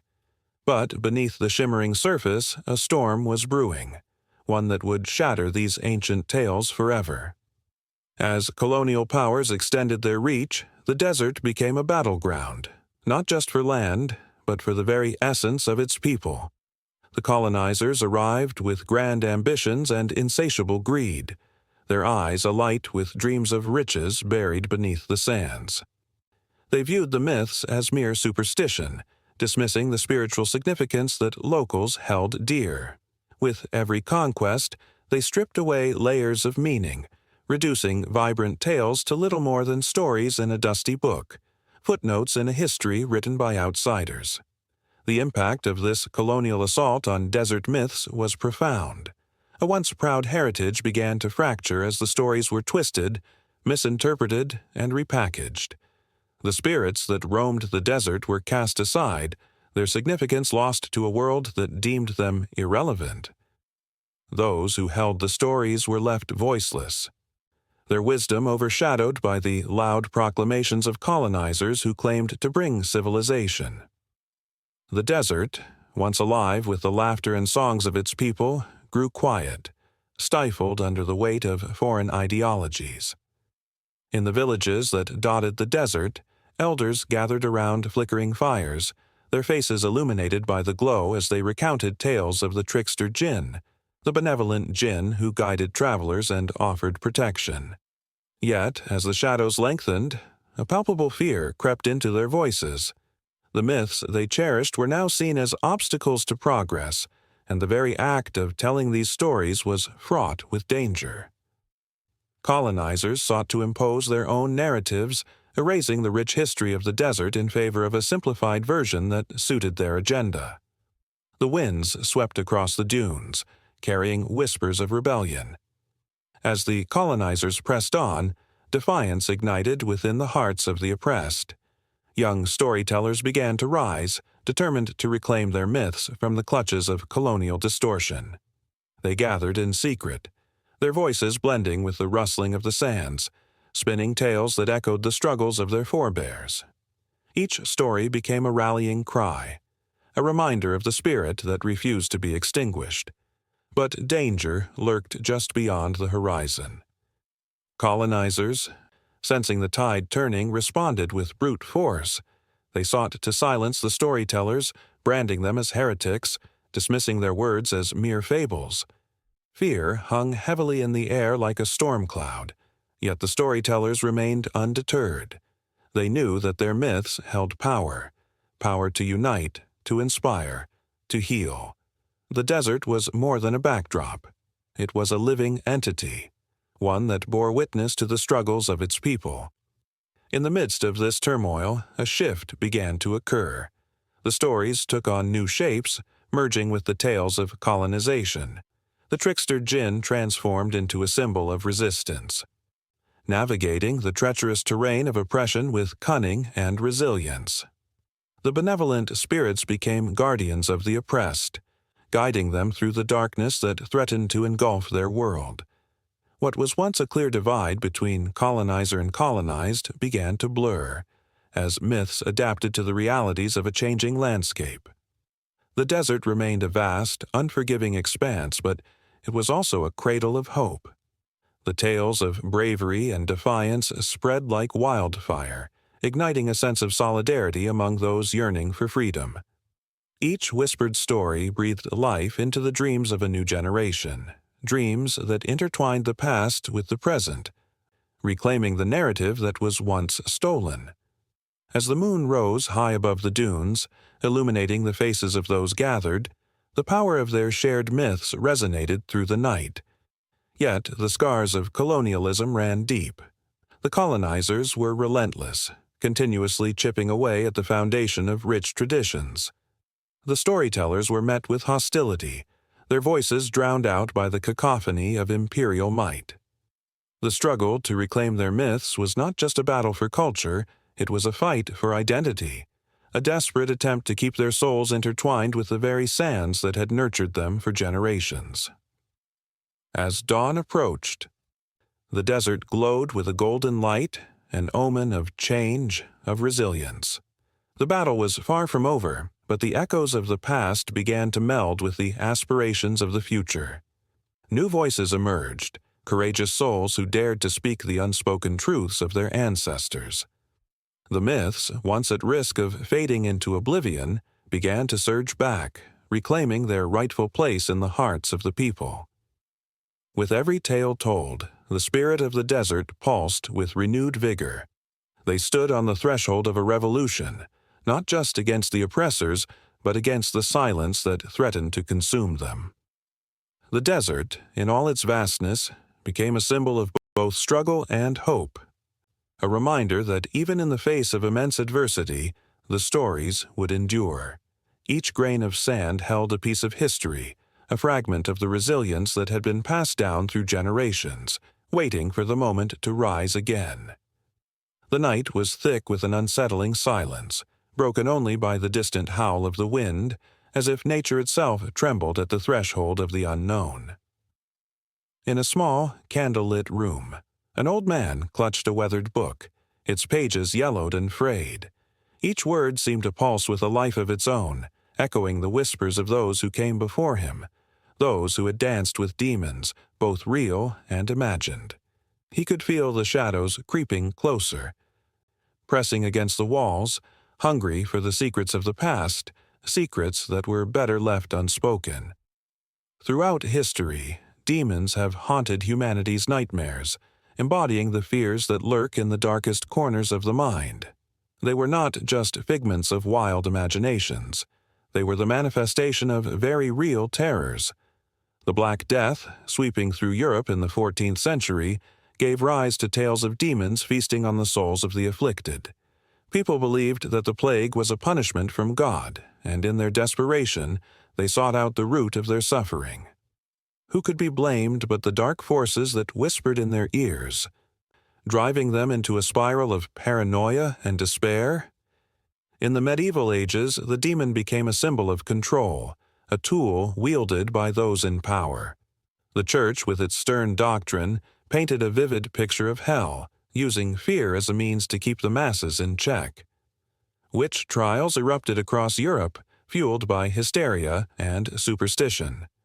A woman, accused of witchcraft, could feel the icy grip of terror as she stood trial, her fate sealed by the belief that demons had taken residence within her. The very act of survival meant denouncing the darkness, betraying the whispers that echoed in her mind. The flames of the stake flickered ominously in the distance, a reminder that fear could consume everything in its path. As centuries passed, the demon morphed into something more than a symbol of malevolence. It became a mirror reflecting society's deepest anxieties. During the Industrial Revolution, as smoke filled the skies and the clanking of machinery drowned out the cries of the vulnerable, demons shifted shape. They took on the garb of greed and exploitation, feeding on the labor of the working class. The struggle for survival became a battle against unseen forces, where the true demons were not just supernatural beings, but the very systems that dehumanized the individual. In the shadows of the cotton mills, workers faced the grinding gears of capitalism, their bodies worn and weary. A young boy, no more than 10, toiled for hours under the harsh glare of gaslight, his small hands stained with the remnants of a long day's work. Each time he glanced at the clock, time seemed to mock him, stretching endlessly, a cruel demon that robbed him of his youth. He often dreamed of escape, a world where the weight of survival didn't rest on his fragile shoulders. Yet the specter of poverty loomed larger than any imagined fiend, a relentless force that shackled him in chains he couldn't see but felt keenly with every breath. Even the world wars that ravaged the globe were steeped in demonic imagery. Soldiers, fighting battles where death lurked behind every tree and shell, shared tales of the ghastly figures they encountered in the trenches. They spoke of shadows moving in the darkness, of voices taunting them when the night fell.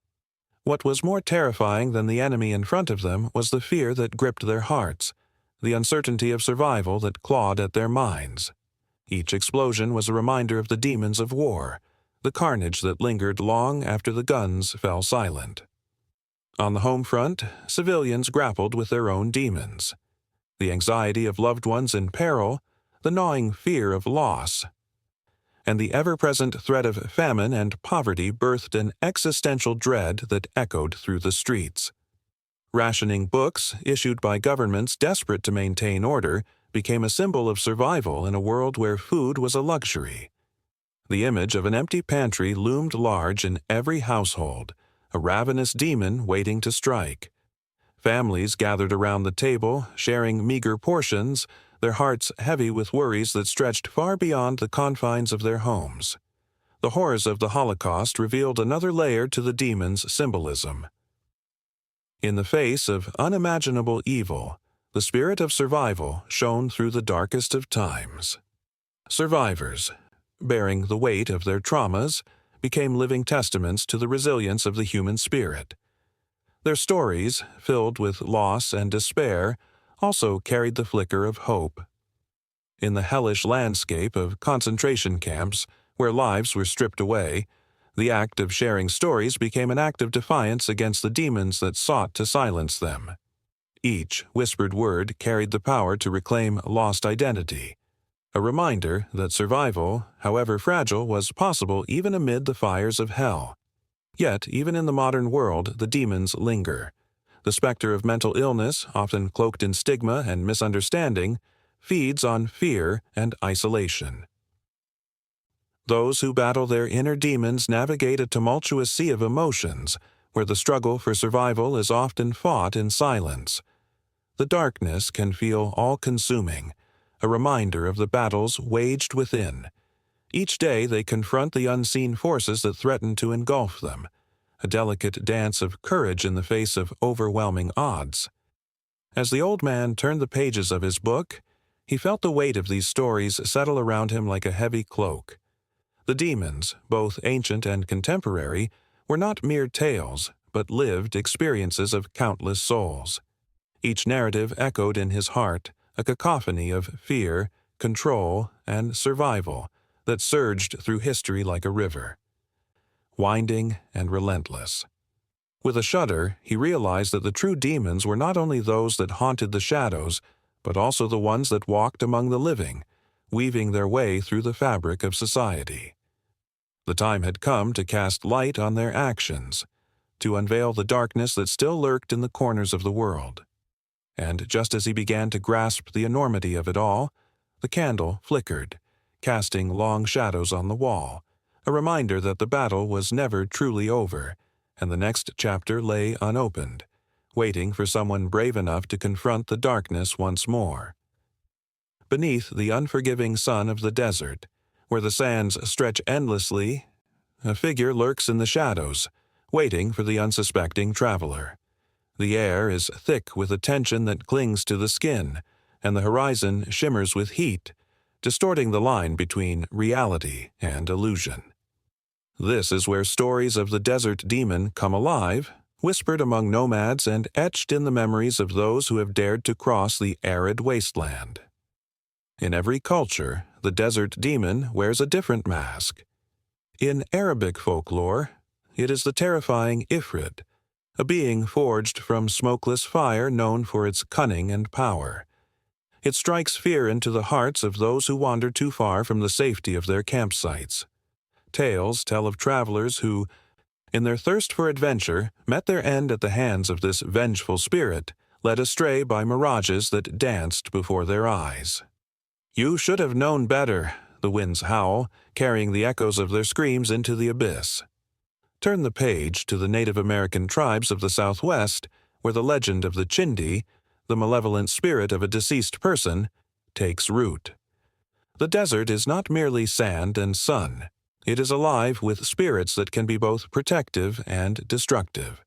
The Chindi finds its power not just in its revenge, but in its sorrow, a reminder that death does not mean the end, but rather a transformation into something vengeful and dangerous.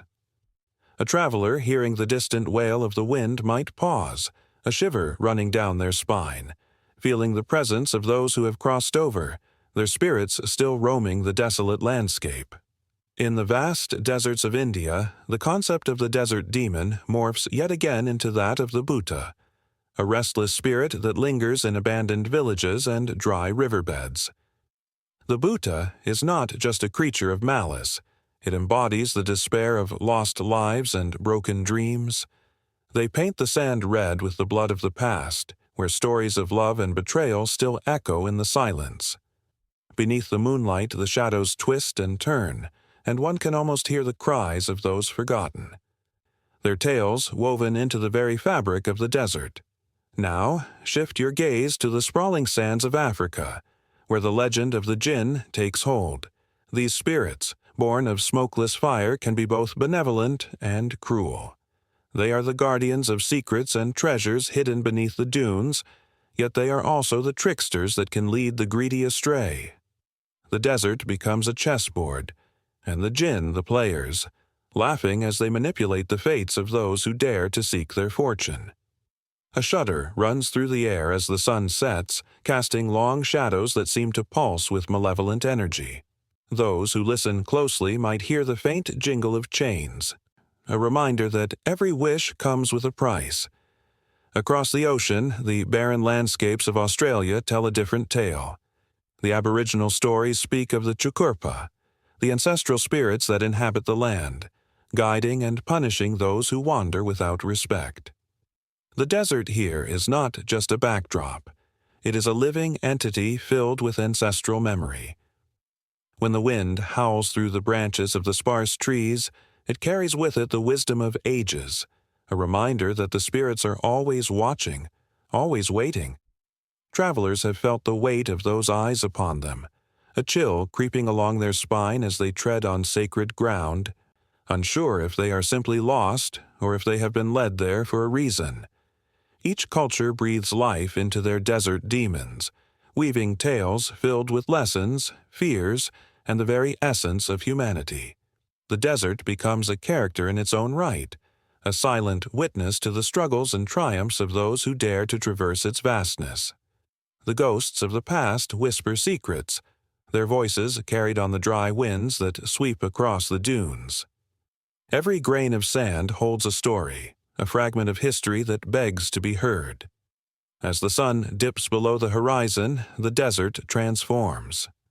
Shadows lengthen and merge, creating a tapestry of darkness that obscures the path ahead. Anxiety grips the heart of every wanderer. They move cautiously, aware that the tales they've heard could be more than mere stories. With every step, the ground shifts beneath them, and they can almost feel the breath of the desert demon on their neck, a reminder of their fragility in this relentless world. In this vast tapestry of myth, one truth remains universal. The desert is a place of both beauty and terror, a landscape where the living and the dead intertwine. Every culture has its own flavor of fear, each demon reflecting the values, fears, and dreams of those who tell the stories. The desert demon stands as a testament to the human experience. A creature born out of the shared anxieties that rise with the sun and settle with the stars. Time seems to suspend in this arid void, where the past and present collide. Stars flicker like spirits in the inky sky, and the winds carry the weight of centuries. The traveler may feel lost, but they are not alone. They are surrounded by the echoes of countless souls who have traversed this barren realm, each one leaving behind a piece of their essence, a whisper that reverberates through the ages. As darkness deepens, the heartbeat of the desert quickens. The traveler, with every cautious step, senses that the veil between worlds is thinner here, that the demons of lore are not just figments of imagination, but entities that thrive in the twilight. The air crackles with anticipation, each gust of wind threatening to unveil secrets better left buried, and just when it seems that the darkness might consume them, a flicker of light appears on the horizon, an oasis perhaps, or something far more sinister. The desert demons stir, their eyes glinting in the darkness, and the traveler knows that the journey continues. Every myth, every story, every whispered fear becomes a thread in the vast tapestry of comparative mythology. The demons of the desert await, ready to guide or mislead, whichever fate the traveler dares to embrace next. The crackling fire cast a warm glow, illuminating the faces of the gathered crowd. Shadows danced on the rough-hewn walls of the ancient hall, where generations of voices had mingled, blending echoes of laughter, sorrow, and wisdom. Outside, the wind howled, a mournful melody that carried with it the stories of the past, weaving them into the very fabric of the present. As the storyteller rose, the air thickened with anticipation, a palpable tension that hinted at the magic about to unfold.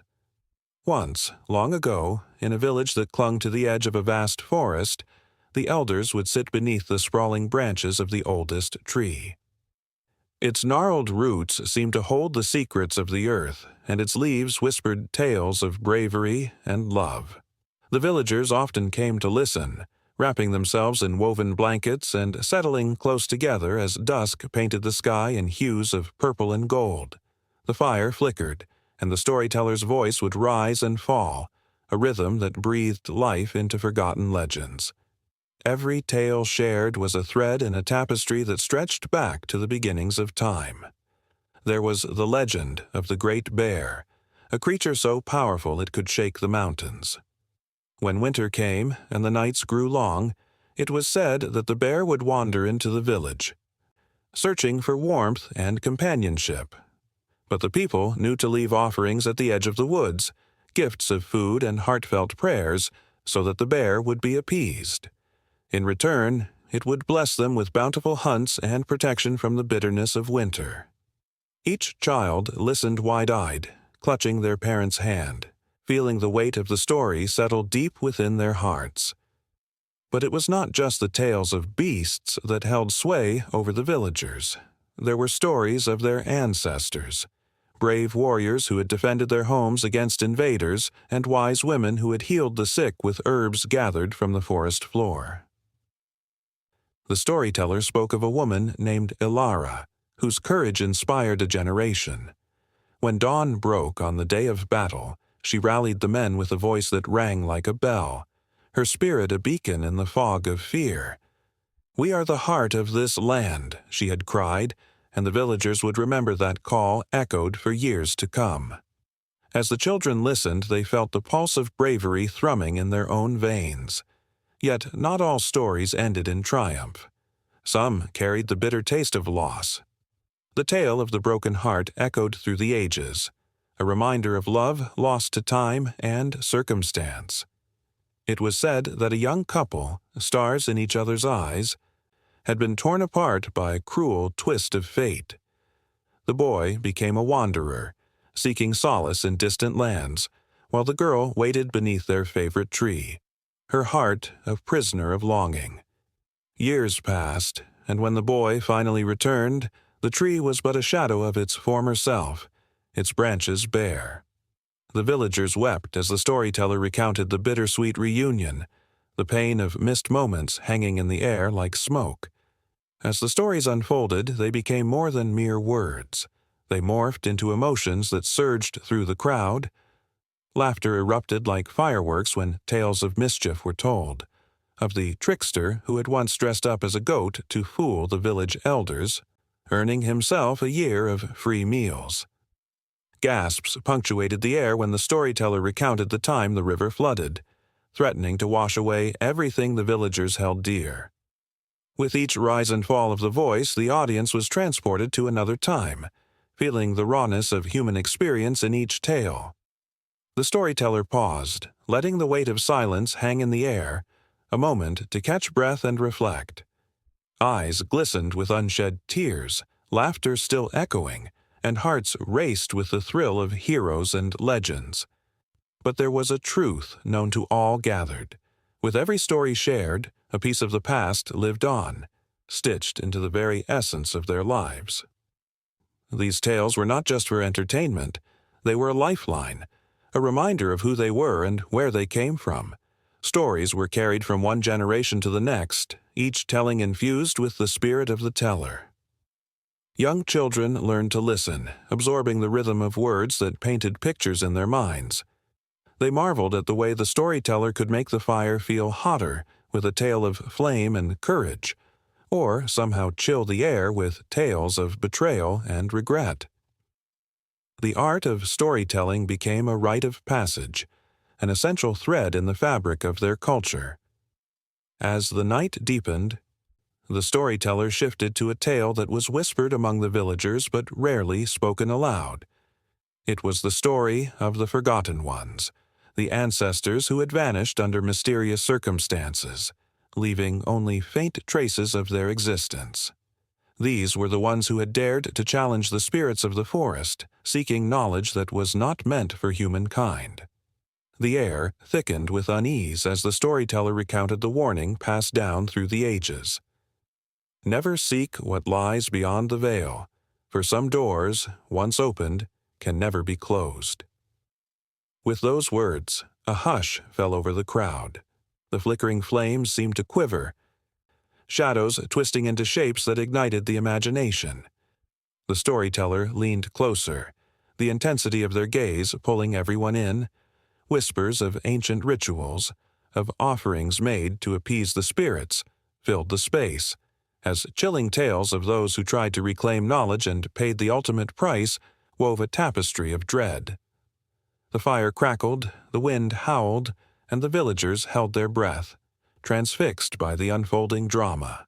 Time felt suspended, the essence of the past mingling with the present, binding them together in a single moment of shared understanding. The heart of the village pulsed with the stories, each legend a heartbeat echoing through the generations. As a final ember glowed in the hearth, the storyteller's voice softened, almost a whisper, breaking the tension with the promise of more tales to come. The night was still young, full of possibilities and the weight of untold stories lingering in the air. The villagers remained, wrapped in the warmth of the fire and the connections that bound them, ready to embrace the next chapter of legends that would live on, carried by the winds of time. In the endless stretch of sun-baked sand, where the wind whispered secrets of ancient spirits, a chilling tale of gender and demons unfolded under the unforgiving sky. It was a harsh landscape, a place where shadows danced, teasing the minds of those who dared to venture too close. Legends spoke of creatures that roamed the dark corners of the desert, lurking in the dunes, waiting for the unsuspecting to wander too far from safety. But these stories were not just about the monsters. They were woven with the threads of gender, revealing a tapestry of fear, power, and the supernatural. In the lore of desert demonology, women were often seen as vessels for spiritual insights and dark powers. From the earliest days, they were both revered and reviled, standing at the edge of society where the sacred met the sinister. The desert had a way of amplifying voices, and in this arid expanse, women's whispers could summon both life and death. Those who practiced the ancient arts of healing and divination, often called witches, were feared as much as they were celebrated. With their knowledge of herbs and their connection to the uncanny, they were the bridge between the living and the otherworldly. But the desert was not kind. The very sun that gave life could also scorch the earth until it cracked and bled. Women who dared to cross the boundaries set by patriarchal traditions often found themselves cast out, labeled as demons themselves, their fates sealed by the judgment of a fearful society. A story echoed through the ages about a young woman named Layla, who lived on the edge of a great oasis. Her beauty was enchanting, but it was her wisdom that terrified the men who ruled her village. They could see the power in her eyes, feel the pulse of magic that surrounded her like a shimmering aura. As the legends tell, one fateful night, the villagers' crops failed, and the wells ran dry. Despair twisted their hearts, and blame fell upon Layla. The men, driven by superstition and fear, accused her of summoning demons to wreak havoc upon the land. A trial by fire was demanded, a ritual meant to cleanse the village of her supposed evil. As flames crackled and shadows loomed, Layla stood defiant, her spirit unbroken. She called upon the ancient gods, pleading for the truth to be revealed. The desert winds howled in response, swirling around her as if the very earth was listening. The energy shifted, and for a moment, the men felt a cold chill creep up their spines. They gazed at Layla, and in that instant, They could see not just a woman, but a powerful force that transcended their limited views of gender. The air thickened with tension as the villagers wrestled with their own fears, grappling with the realization that they had underestimated a woman who wielded unseen powers. The ground trembled as Layla's pleas turned into a chant, resonating with the spirits that slumbered beneath the sands. The men faltered, their resolve wavering, caught in the grip of their own demons. Yet this was not just a battle of one woman against a sea of men. It was a reflection of the broader struggle that echoed through the ages. In many ancient cultures, the feminine was associated with nature, intuition, and the mysteries of life, while masculinity was tied to strength, order, and rationality. But in the unforgiving desert, these roles often blurred.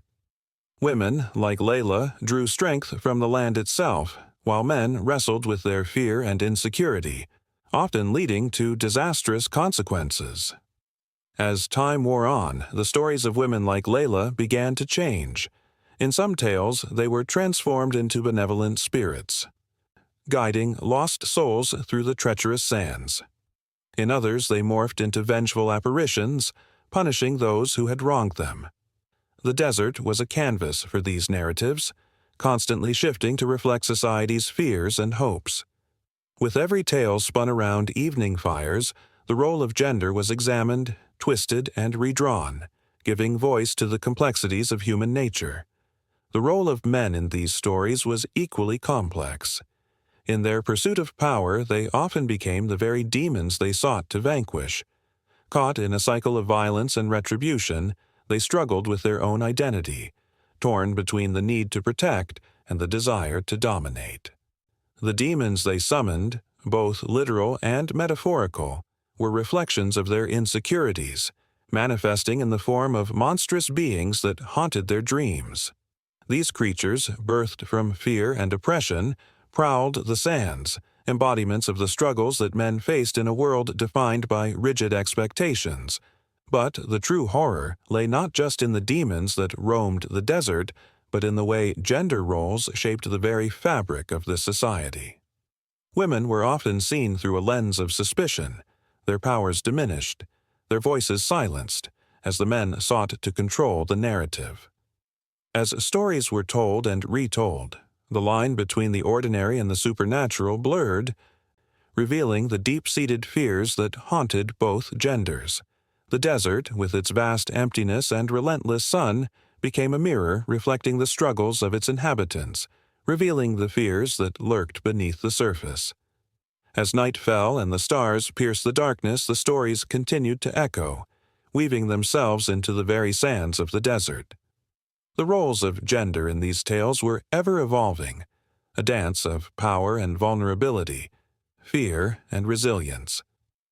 The specters of Layla and her kin lingered in the wind, their voices calling out for recognition, for understanding, for a world where their strength could be embraced rather than feared. The shadows continued to stretch and twist under the moonlight, each one a reminder that the battle for identity and acceptance was far from over. The desert remained a sanctuary for the untold stories of women and men alike, where the lines of reality and myth merged, creating a rich tapestry of human experience. As the winds howled and the sand shifted, the echoes of the past merged with the present, forever intertwined in the dance of life and death, power and submission, light and darkness. The sun hung in the sky like a blazing coin, its relentless heat wrapping around the landscape like a suffocating shroud. With every passing hour, the vast expanse of golden sand seemed to breathe, rising and falling with the gentle, deceptive curves of the dunes. In this harsh beauty, it was easy to forget that the desert was not merely a barren wasteland, but a living entity, capable of whispering dark thoughts into the minds of those who dared to wander its quiet expanses. The silence was unnerving, punctuated only by the occasional rustle of the wind or the distant cry of a lone hawk. It was a silence so profound that it felt as if the earth itself was holding its breath, waiting for something to break the spell. It was in these moments that the mind could truly wander, spiraling into thoughts both beautiful and terrifying. For many who found themselves in the desert, travelers, soldiers, explorers, the landscape quickly became a mirror reflecting their deepest fears and desires. Take the story of the famed American explorer John C. Fremont, who traversed the challenging terrain in the mid-1800s. Overwhelmed by the endlessness of the sand and the sun's glare, he began to feel a creeping sense of isolation, a feeling that the vastness of the desert was swallowing him whole. Night after night, while camping under the vast, star-studded sky, he would gaze upward, feeling both infinitesimal and profoundly connected to something greater. The stars, however, also whispered doubts into his heart, igniting a fear that perhaps he was fundamentally alone in this unyielding wilderness. The desert had a way of playing tricks on the mind. Mirages danced in the distance, shimmering pools of water that vanished upon approach, leaving behind only disappointment and a bitter taste of reality. This phenomenon brought forth feelings of frustration and despair, leaving many to question their decisions, their purpose. Even the simplest of choices, turning left or right at a dune, could lead to days lost in uncertainty. The desert was a relentless teacher, reminding its visitors that control was an illusion, and in this vast terrain, they were simply at the mercy of a greater force. As the days turned into weeks, the sun's relentless pursuit took a toll on emotions. The once vibrant camaraderie among companions could shift to simmering tensions.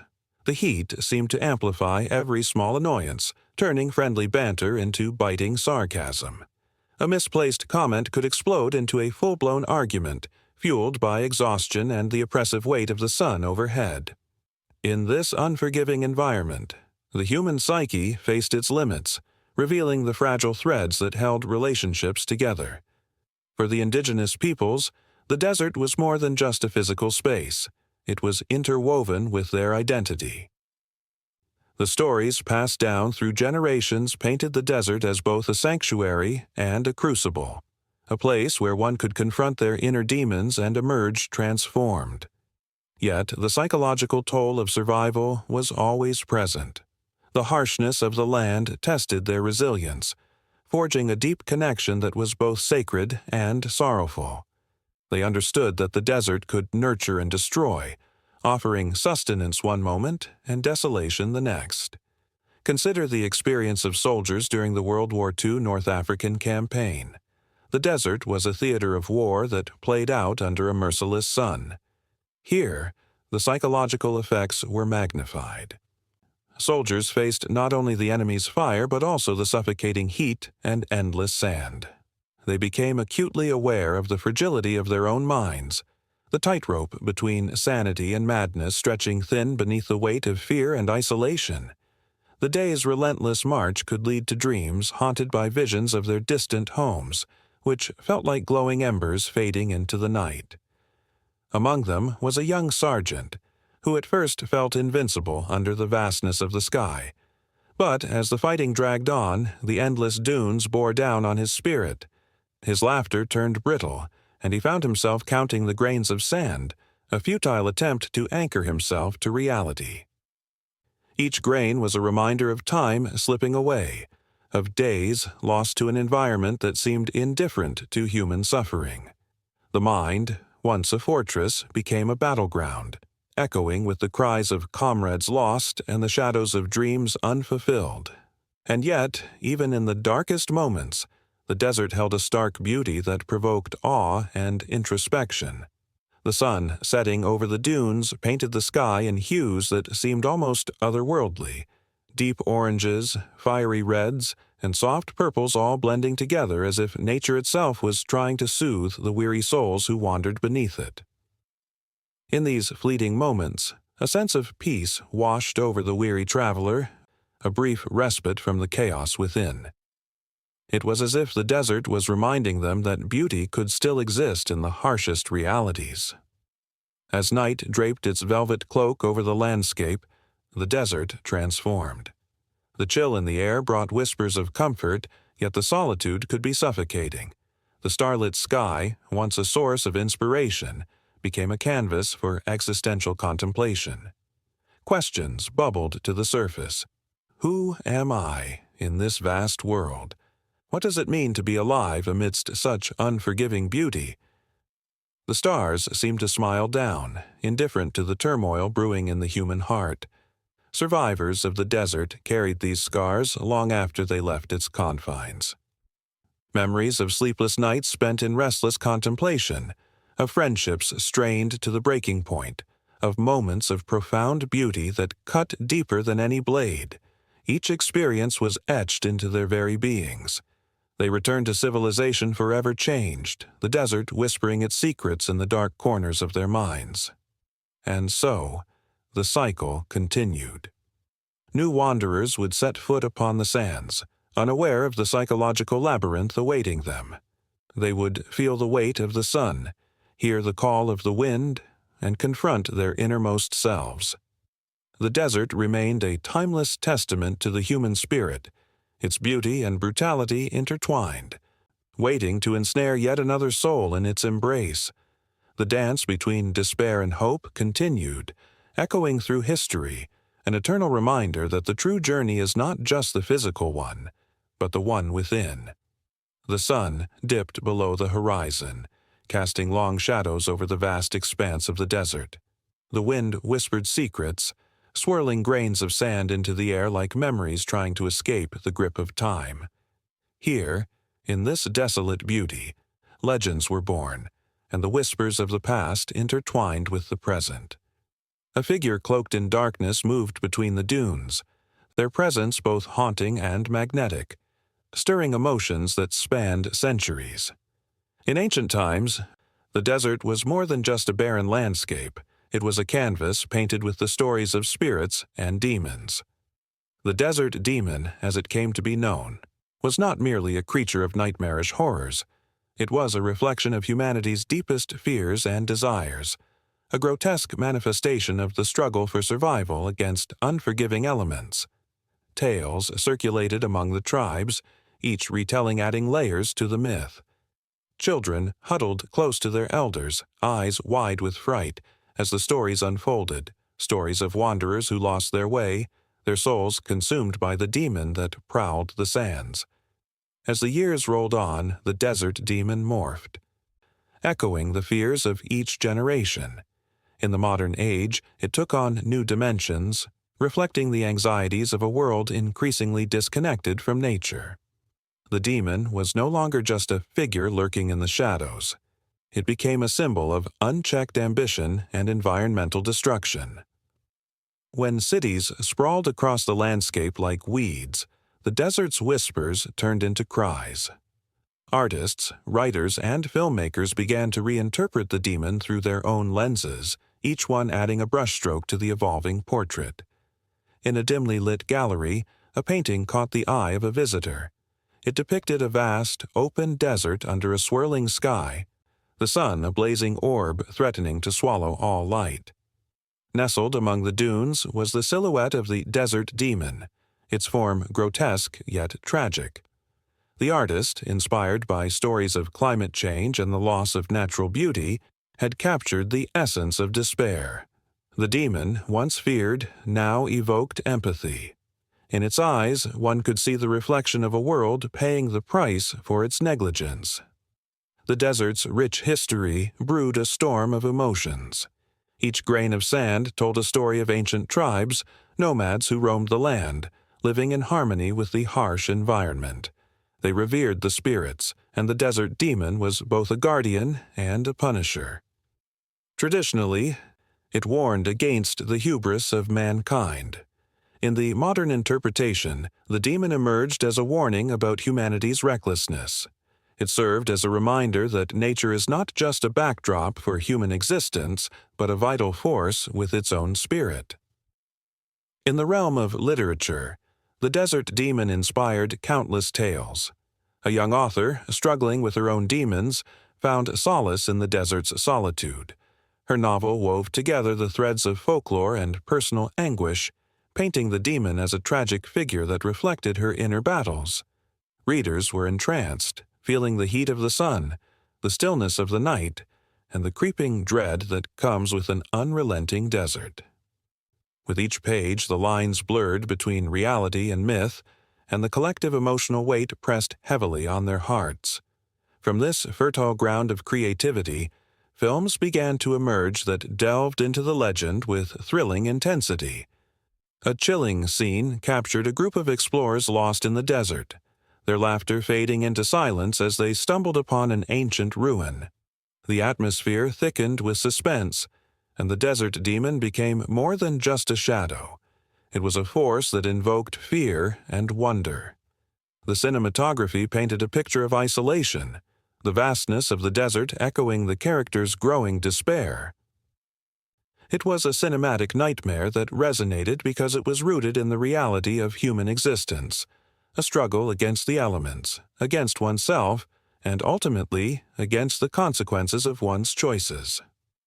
Meanwhile, in the academic world, scholars sought to understand the cultural significance of the desert demon. They examined ancient texts and oral histories, piecing together how the demon evolved from a local legend into a global metaphor. The studies revealed a tapestry of beliefs interwoven with the fabric of survival. As new interpretations surfaced, the demon took on the role of a guide, illuminating the path toward understanding humanity's relationship with the environment. Yet, even as academia attempted to demystify the creature, the emotional truth remained elusive, a potent symbol of fear that could inspire both dread and reflection. Amidst this whirlwind of modern interpretations, a sense of urgency began to pulse like a heartbeat. The demon served as a warning, its specter looming over cities and communities as they grappled with climate change and ecological destruction. Activists rallied, using the imagery of the desert demon to evoke emotions that ignited movements. The haunting visage of the creature became synonymous with the fight against apathy, urging people to confront their fears and take action. It transformed from a figure of terror into an emblem of hope, a call to arms in an age of crisis. In quiet moments, when the wind swept across the dunes, whispers of the past mingled with the present. The desert, with its timeless beauty, continued to inspire artists, thinkers, and dreamers. With each brushstroke, each word penned, and each frame captured, the desert demon danced through the sands of time, evolving and growing richer in meaning. The legend became a mirror reflecting humanity's struggles and aspirations, an eternal presence that stood witness to the ever-shifting tides of history. With the sun setting on the horizon, casting the desert in hues of orange and purple, the tale of the desert demon unfurled, leaving an indelible mark on the soul.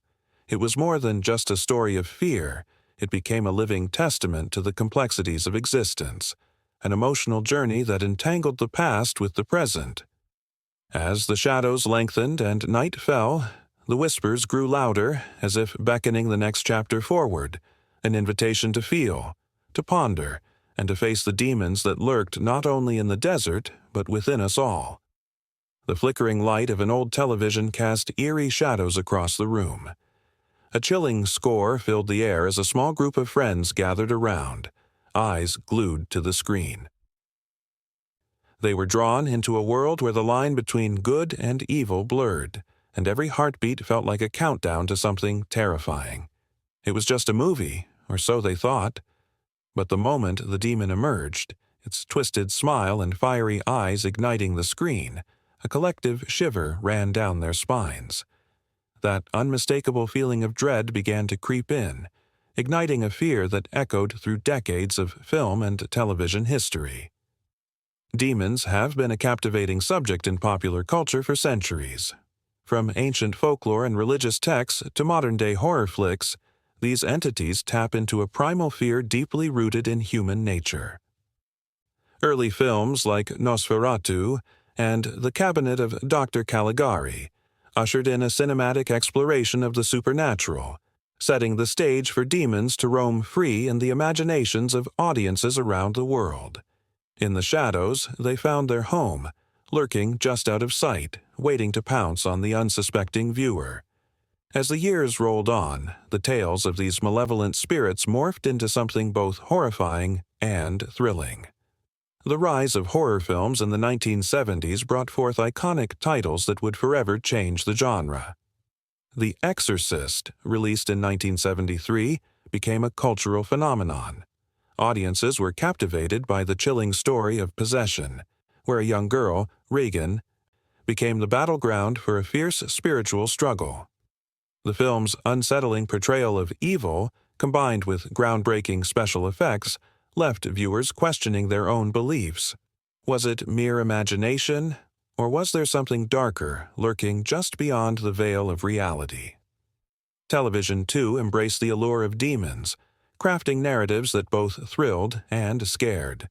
Series like Twin Peaks and Buffy the Vampire Slayer introduced audiences to demons that were not just malevolent forces, but complex characters with their own stories.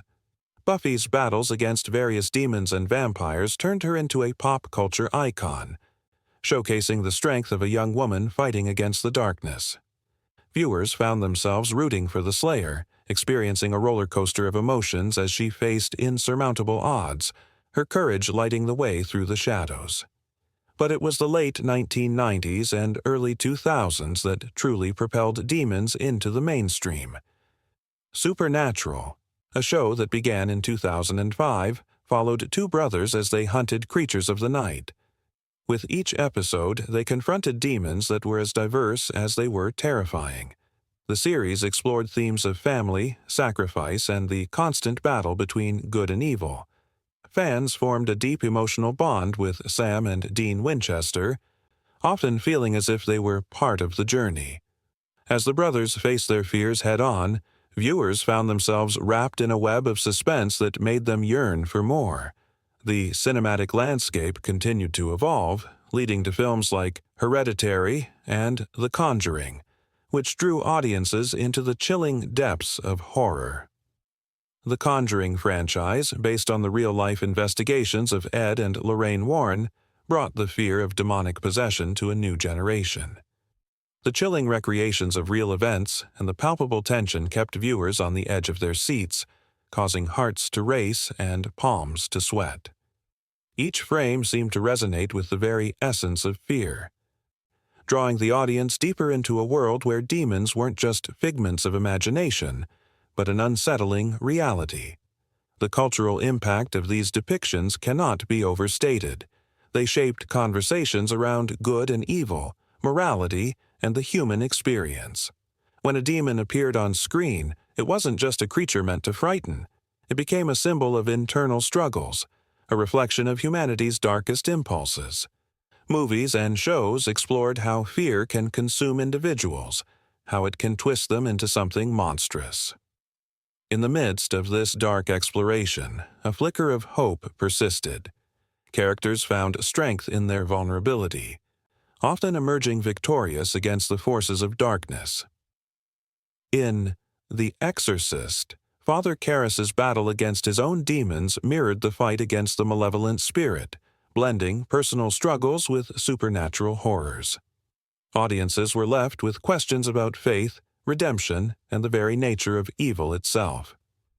The pulse of this genre quickened with the rise of streaming platforms, bringing forth a renaissance of horror. New narratives twisted old stories, introducing fresh perspectives on demonic encounters. Series like The Haunting of Hill House paired the psychological with the supernatural, showing how trauma can manifest into terrifying experiences. The characters' emotional journeys through grief, loss, and fear created an intricate tapestry of horror, where demons were not just physical adversaries, but manifestations of internal battles. At conventions and late-night watch parties, fans bonded over their shared love of these chilling tales. They recounted spine-tingling moments, exchanged theories about the latest demon-driven plot twists, and dressed as their favorite characters, embodying both the heroes and the fiends. In the glowing light of the screen, surrounded by friends, they faced the shadows together, laughing and screaming in equal measure. As the credits rolled on each film, or the final scene faded on every episode, the thrill of fear lingered in the air. It was a reminder of the demons that haunted their thoughts, the fears that lay just beneath the surface. The stories didn't just captivate, They resonated deeply, crafting connections that transcended the screen. With each flicker of light, the audience was left with the undeniable truth. Demons, whether real or imagined, would always be a part of their lives, lurking just out of sight, waiting for the perfect moment to strike. These stories, rich with emotion and terror, became a mirror reflecting their own struggles and fears, pulling them into an endless cycle of suspense that would never truly end. And as they turned off the television or left the theater, they would carry that feeling, the thrill of fear mixed with exhilaration, into their own lives, forever changed by the demons they had encountered on screen. The sun hung low in the sky, casting long shadows across the parched earth, while the wind whispered secrets from ages past. There was something eerie about the desert, an unsettling quiet that made the skin prick with both fear and excitement. Each grain of sand seemed to hold a story, a memory buried beneath the endless dunes. As night began its slow descent, the temperature dropped sharply and a sense of anticipation hung in the air, thick as the gathering darkness. In the late afternoon, a group of explorers gathered their gear. They were seasoned adventurers, led by a man named Marcus, whose weathered face told tales of countless encounters with the harsh elements. His companions, each with their own reasons for venturing into the unknown, felt the thrill of the impending expedition coursing through their veins. The desert was not just a vast expanse of sand. It was a living entity, and they were about to step into its embrace. As the sun slipped below the horizon, Marcus recounted the legend of the lost city of Z. It was said to be hidden beneath the shifting sands, a place where riches and wisdom awaited those brave enough, or foolish enough, to seek it.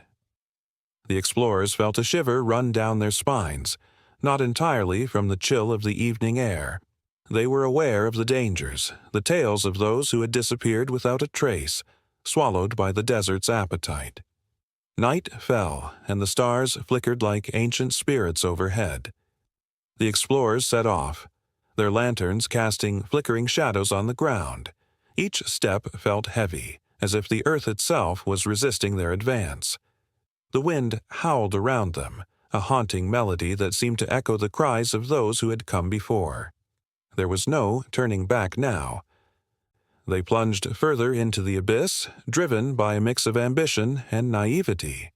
Hours passed, and fatigue began to take its toll. The team stopped to rest, gathering in a tight circle.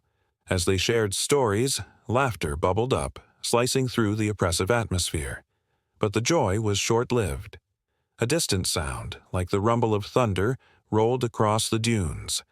The explorers exchanged anxious glances. Was it a storm? Or something more sinister?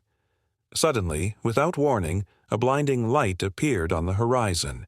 It pulsed like a heartbeat, mesmerizing and terrifying. Marcus felt the pull, a magnetic force that drew him toward it. The others hesitated, caught between fear and curiosity. The light beckoned, whispering of treasures and untold wonders. Against instinct, they began to move, each footstep echoing in the stillness of the night. As they approached, the ground beneath them shimmered, revealing ancient carvings etched into the sand. The markings told stories of a civilization long forgotten, a people who had thrived in this unforgiving land. They depicted celestial beings and monumental structures that seemed to rise from the earth itself. But as Marcus traced a finger over the carvings, a chill raced up his spine.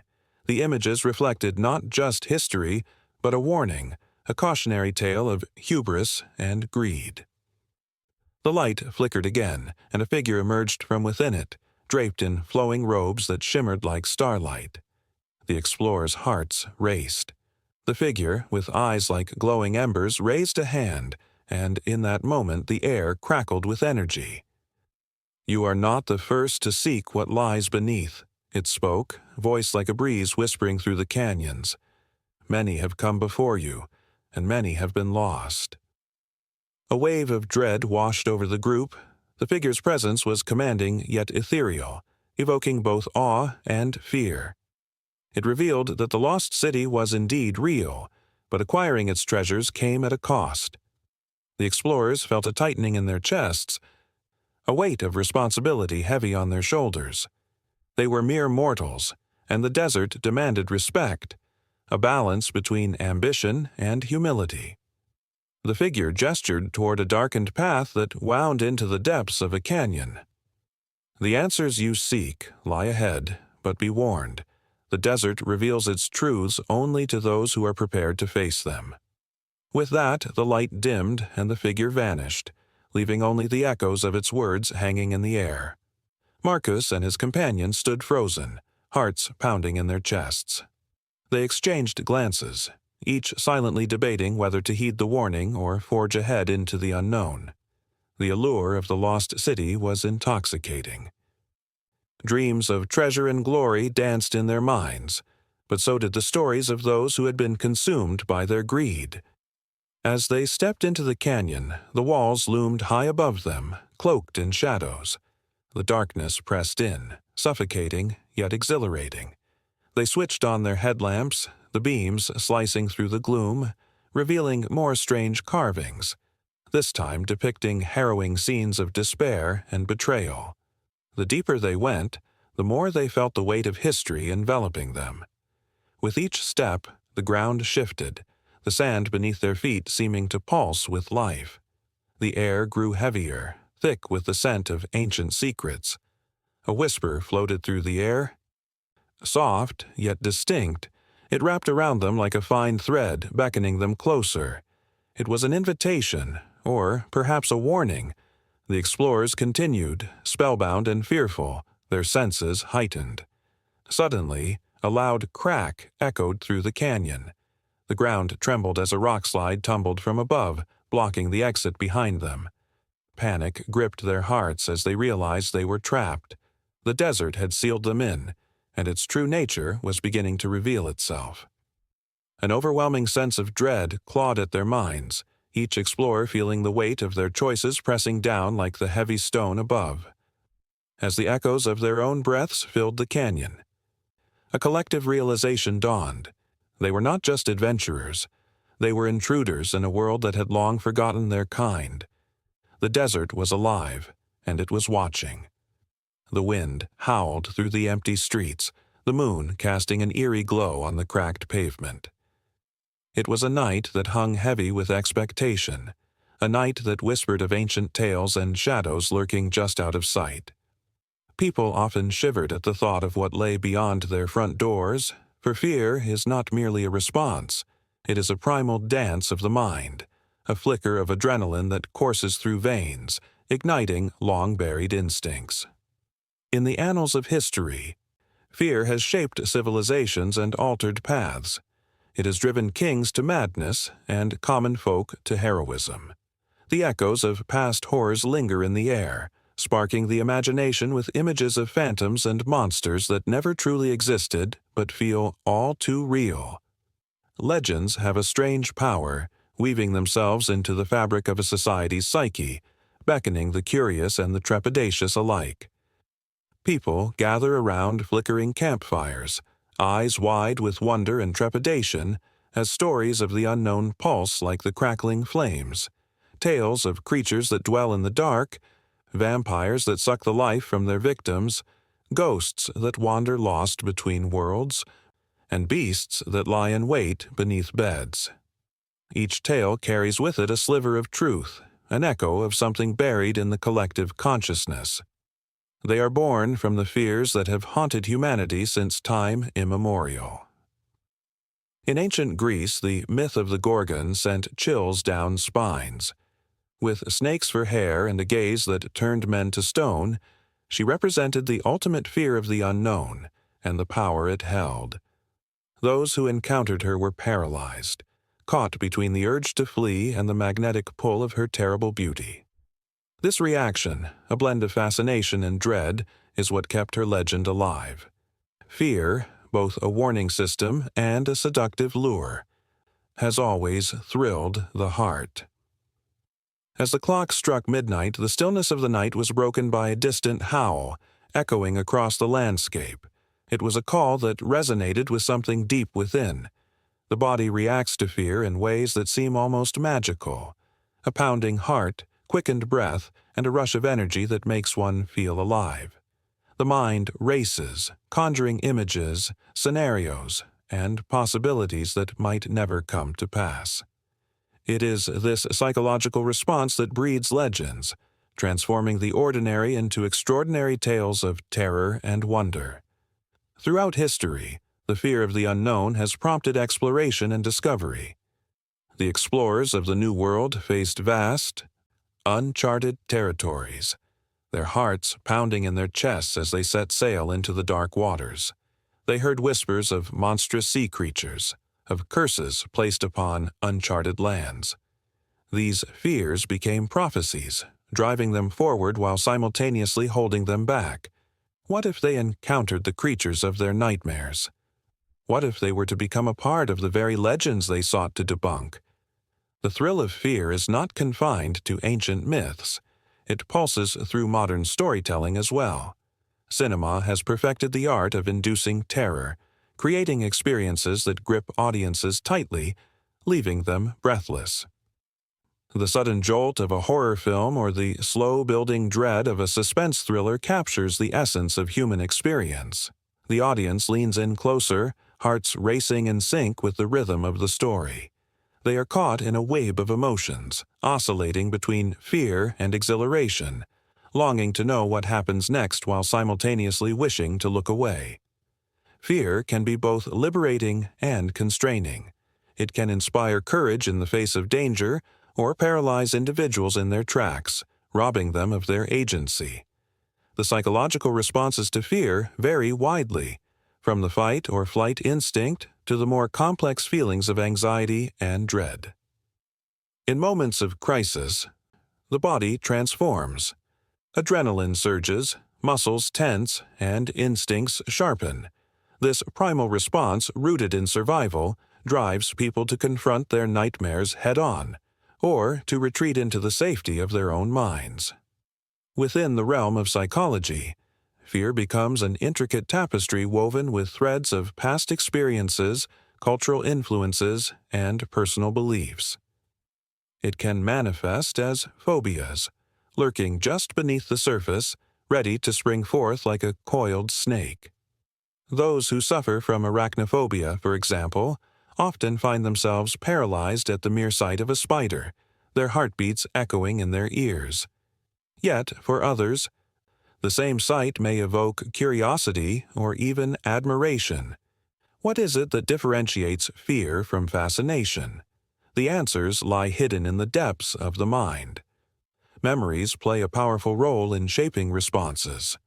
A child who once encountered a growling dog may develop an aversion that lasts a lifetime, while another who befriended the same creature may find joy in its presence. These contrasting narratives are the building blocks of fear, illustrating how deeply personal and varied the experience can be. As the night deepens, so does the tension in the air.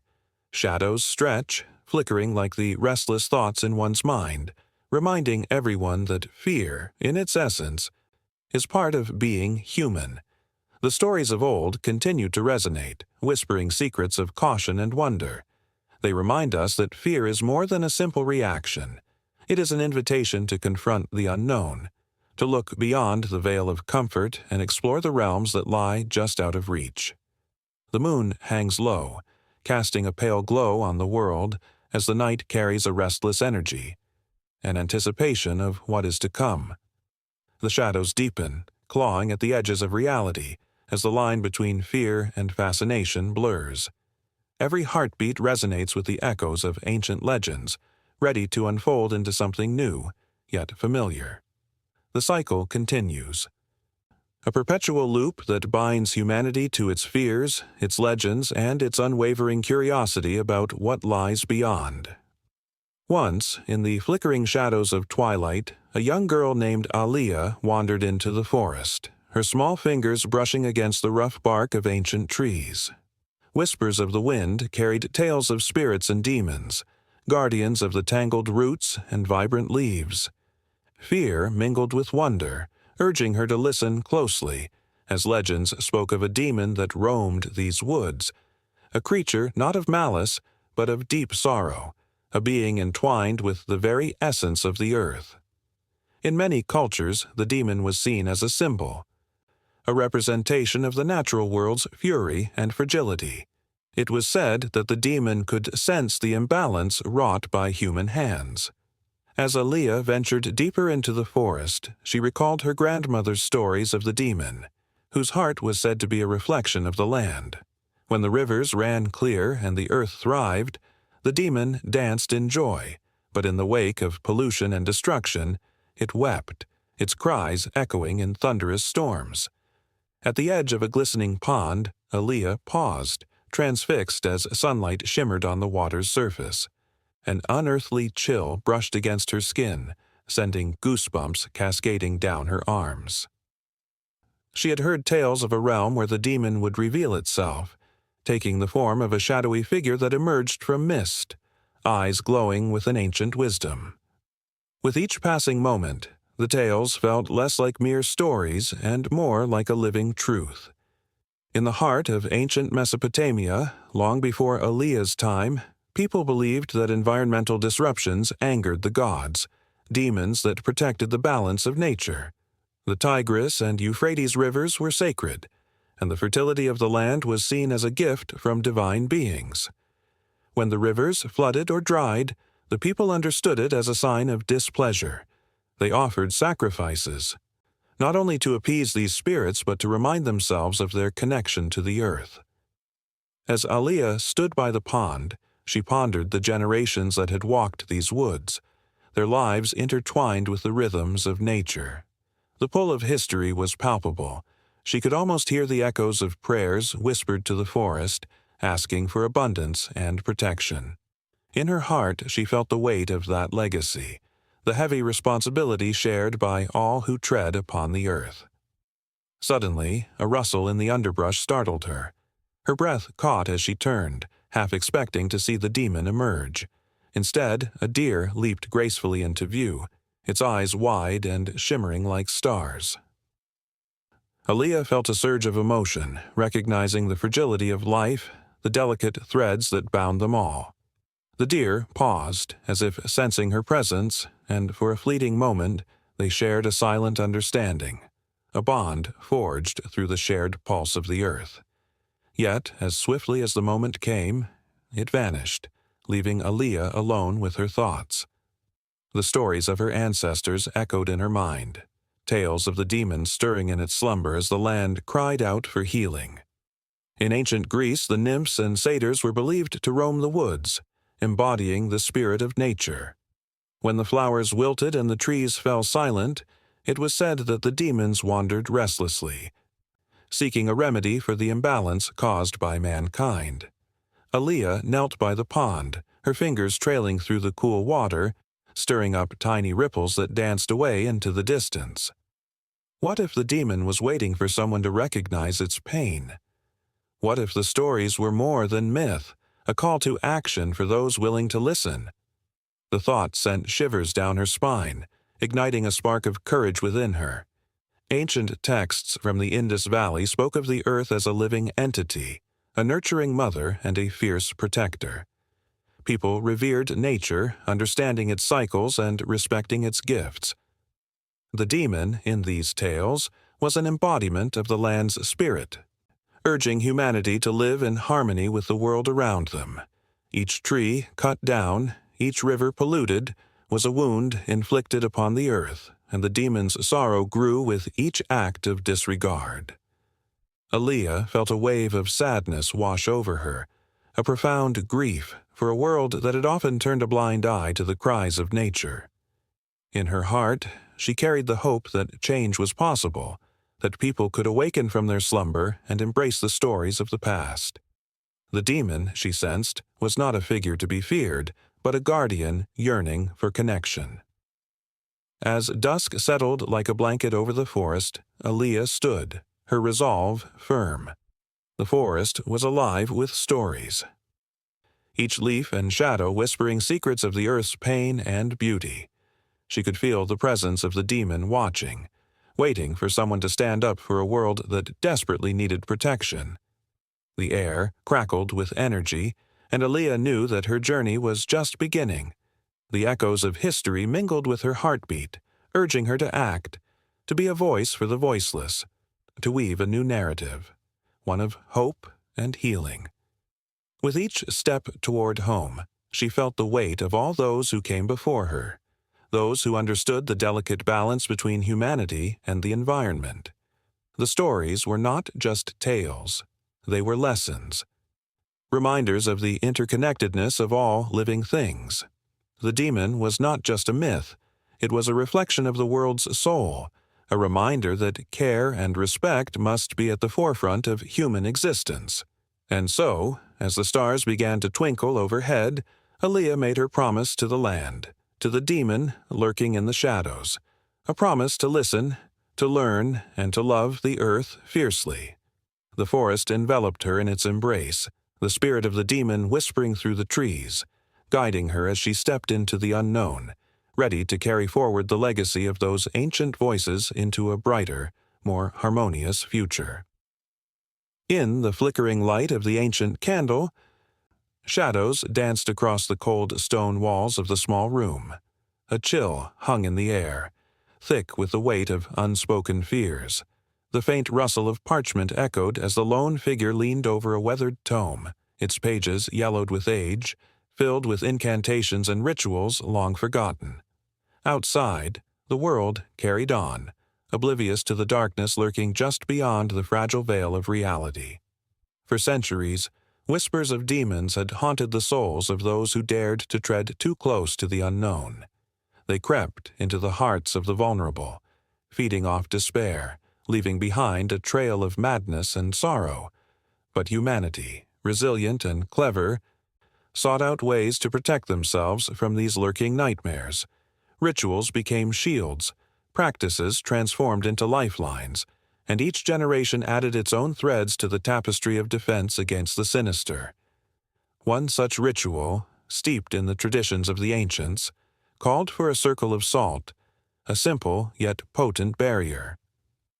As the salt was poured, it formed a shimmering line on the floor, a sacred boundary between the mundane and the chaotic.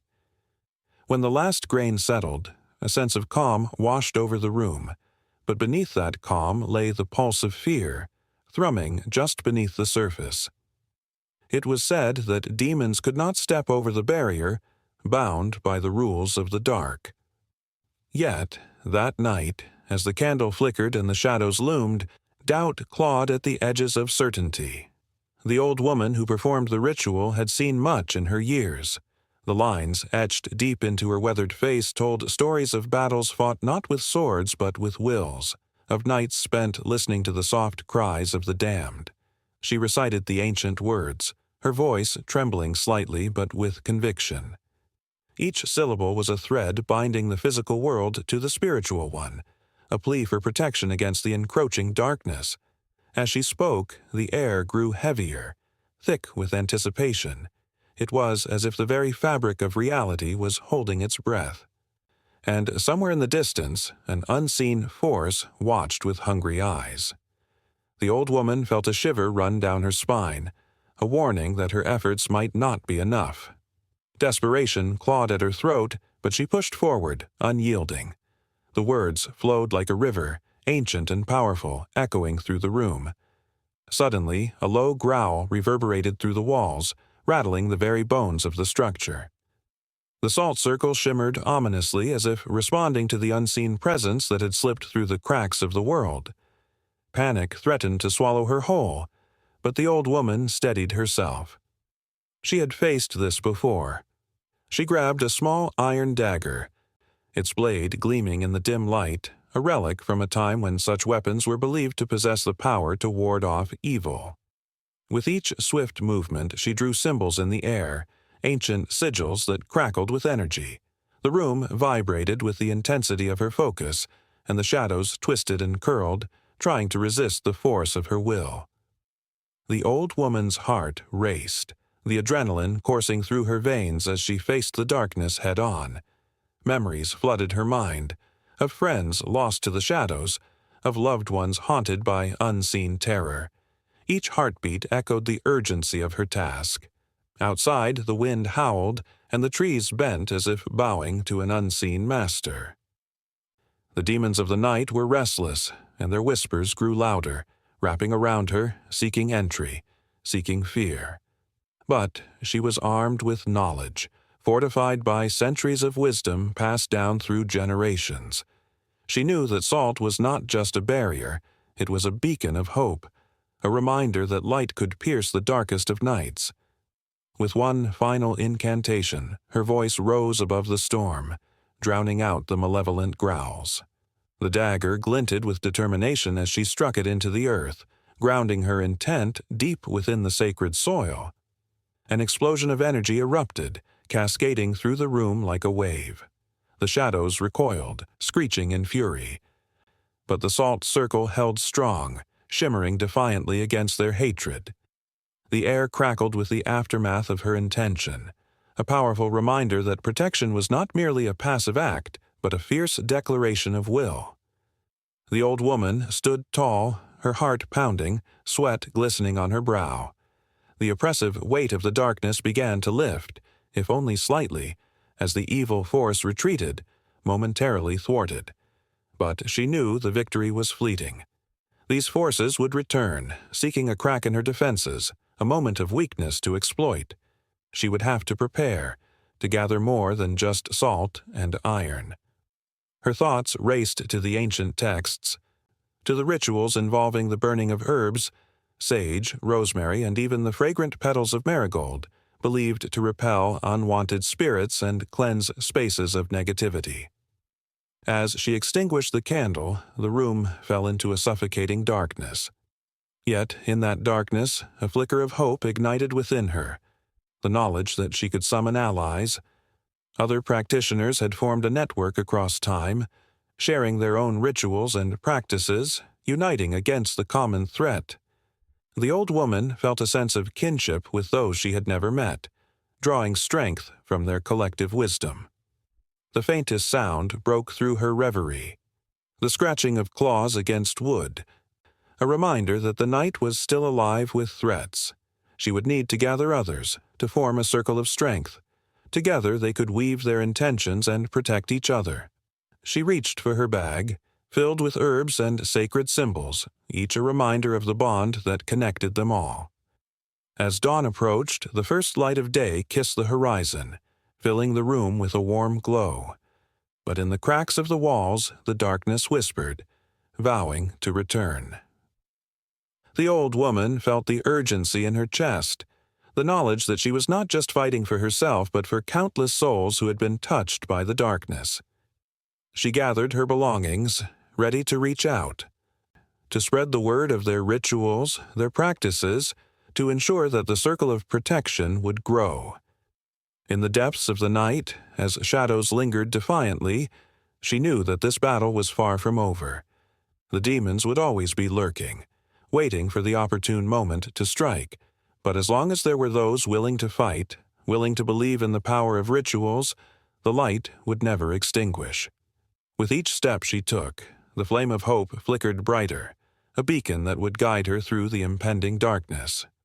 A chill hung in the air, a whisper of something ancient, something dark, as shadows danced on the walls of a long-abandoned castle. The moonlight filtered through cracked windows, illuminating the dust motes that floated like memories lost to time. Within these walls, a story was waiting to be told. A story of demons, not the creatures of nightmares but the manifestations of humanity's darkest fears and unspoken desires.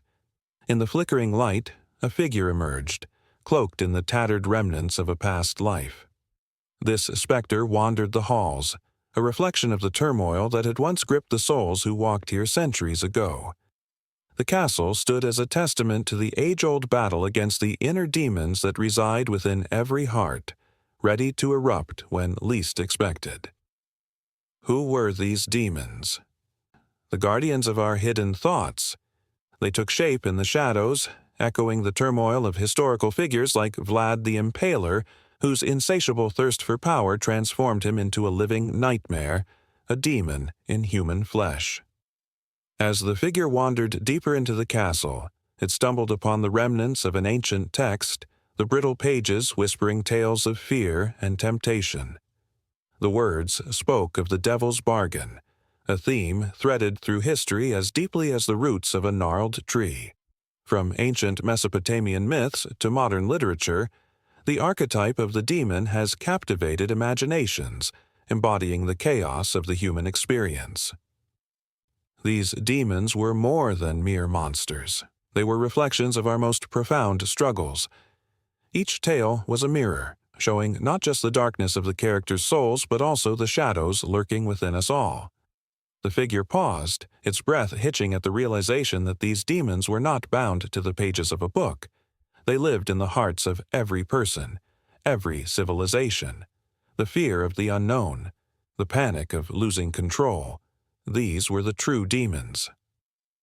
Think of the Spanish Inquisition, where fear led men to commit unspeakable acts in the name of faith. They wore the masks of righteousness while their hearts bore the weight of cruelty, blurring the lines between good and evil.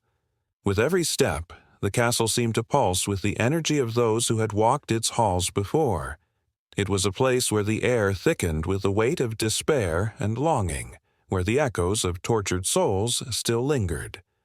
The figure felt the presence of historical demons, the tyrants, the zealots, the outcasts. Each had left a mark, a reminder that the battle with one's demons is an eternal struggle. The memories clung to the walls, seeping into the very stones, whispering of betrayal, greed, and the insatiable hunger for power. Then came the encounter that would change everything. A flicker in the corner of the room drew the figure's gaze, a mirror, dusty and cracked, holding within it the reflections of countless souls. Each face was a story of torment, a glimpse into the depths of despair. Were they victims or villains? The reflection shifted, revealing a young woman, eyes filled with fear and anger, her spirit twisted by the betrayal of those she loved. She had become a demon in her own right, her heart hardened by the scars of abandonment. With a gasp, the figure stumbled back, the room spinning as if the very walls were closing in. The woman's gaze pierced through the glass, calling out to the figure, an unspoken understanding passing between them. The pain was palpable, resonating with unacknowledged grief that lingered in the air like a thick fog.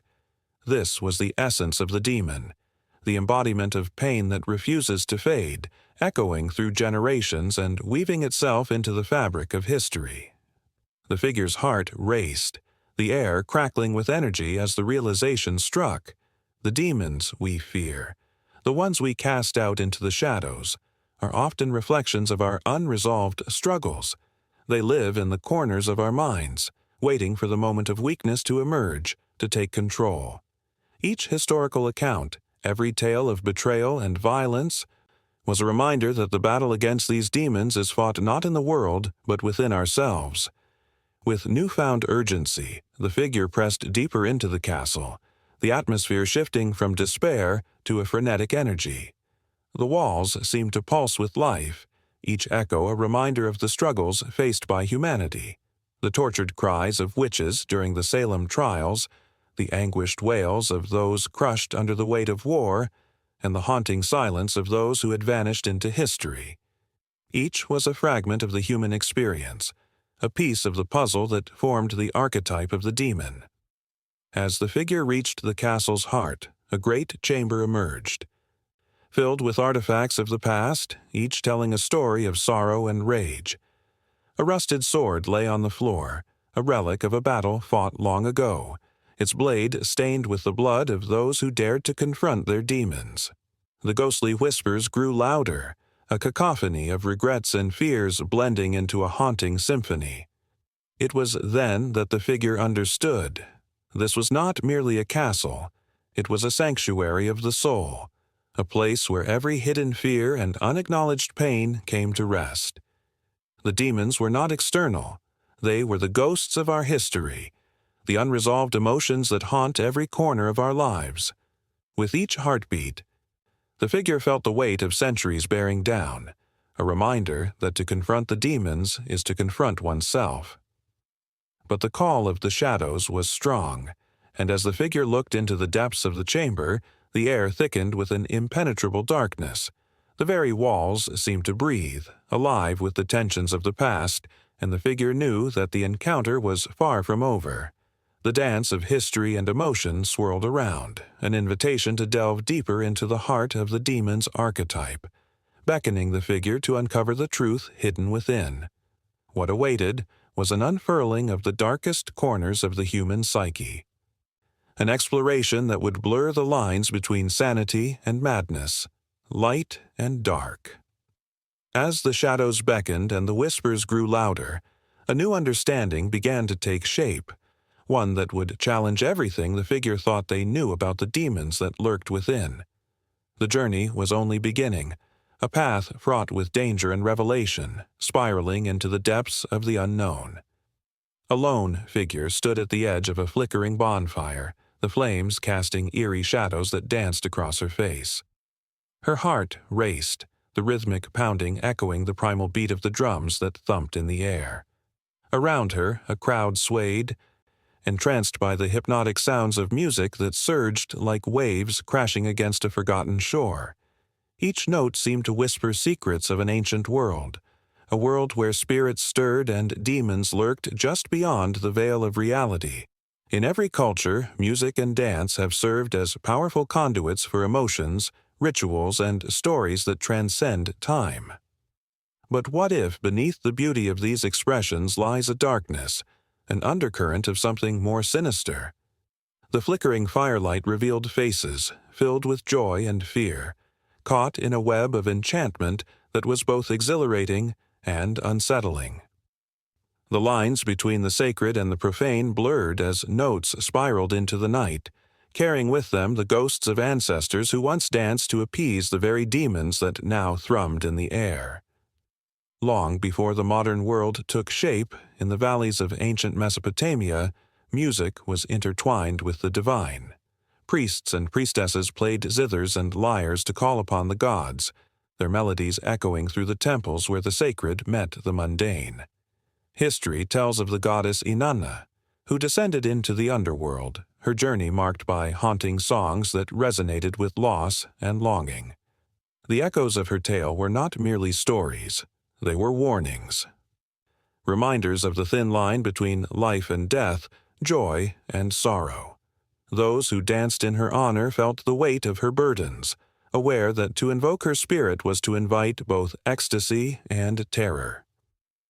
In the vibrant hues of the African savanna, the griot, a keeper of oral traditions, sang songs that narrated the history of clans and families. Drumming accompanied their tales, pulsating through the ground like the heartbeat of the earth itself. But in those songs lay the voices of the ancestors, spirits who could either bless or curse those who gathered to listen. It was said that when the drums reached a fever pitch, the dancers could feel the spirits move through them, guiding their limbs in a frenzy that transcended mere performance. Yet, with that gift came a warning. To lose oneself completely could invite the wrath of the unseen, a demon lurking in the shadows of forgotten memories. Traveling across continents to the snow-capped peaks of the Andes, the indigenous people understood music as a dialogue with the spirits of nature. Whistles and flutes sang to the mountains while the dance of the sun and moon dictated their rhythm. During festivals, the lines between man and nature blurred as they called upon Pachamama, Mother Earth, to bless their harvests. But there, too, lay a duality. The same melodies that brought prosperity could also summon the spirits of misfortune.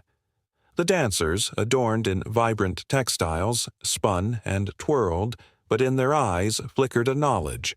Joy could easily be turned to despair, and the music they summoned could sway toward either side.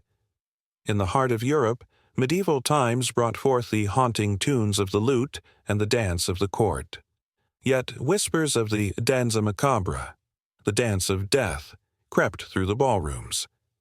People adorned in finery would glide across the polished floors, their laughter mingling with the sweet sounds of music, unaware that they might be inviting the specter of death into their midst.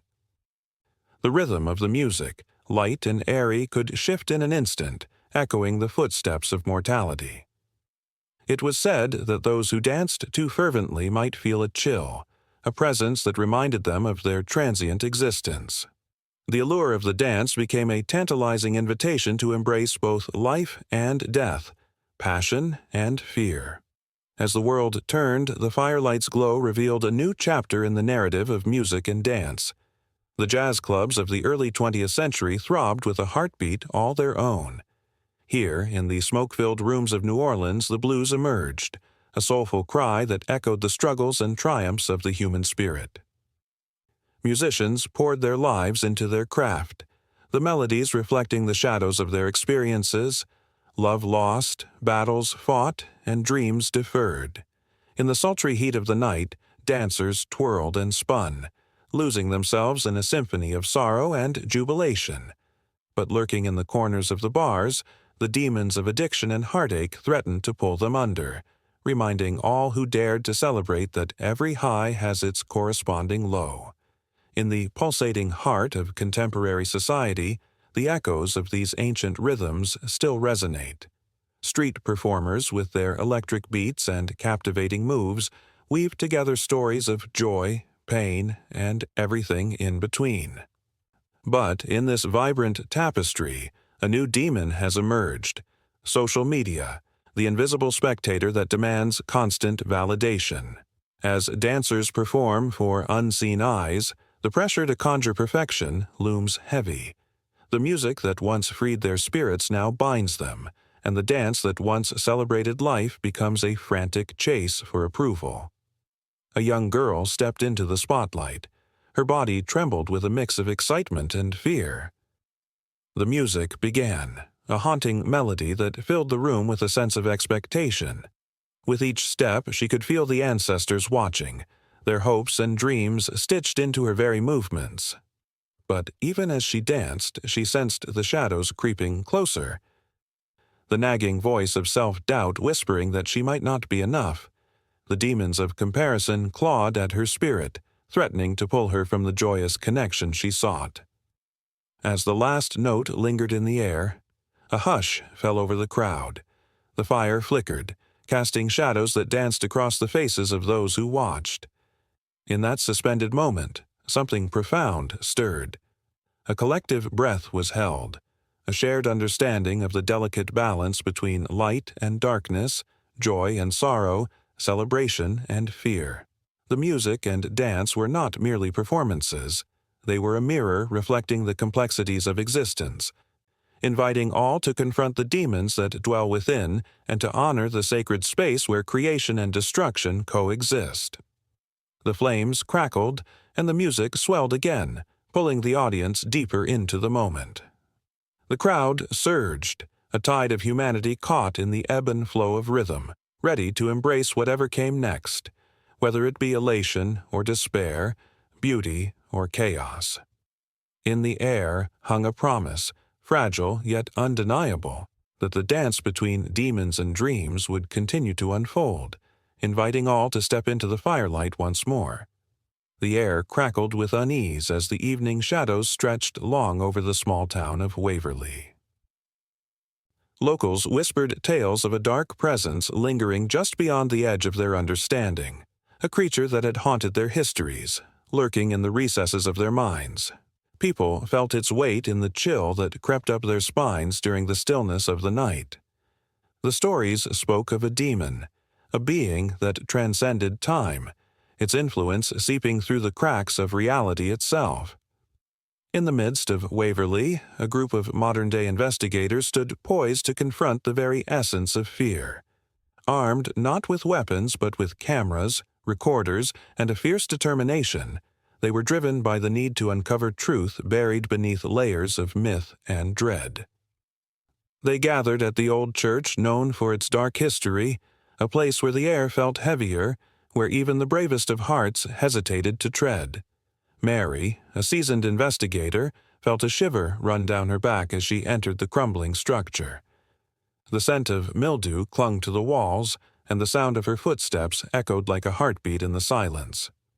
Her colleagues, Mark and Lisa, followed closely, their eyes darting around, taking in the peeling paint and shattered stained glass that seemed to tell stories of long-lost souls.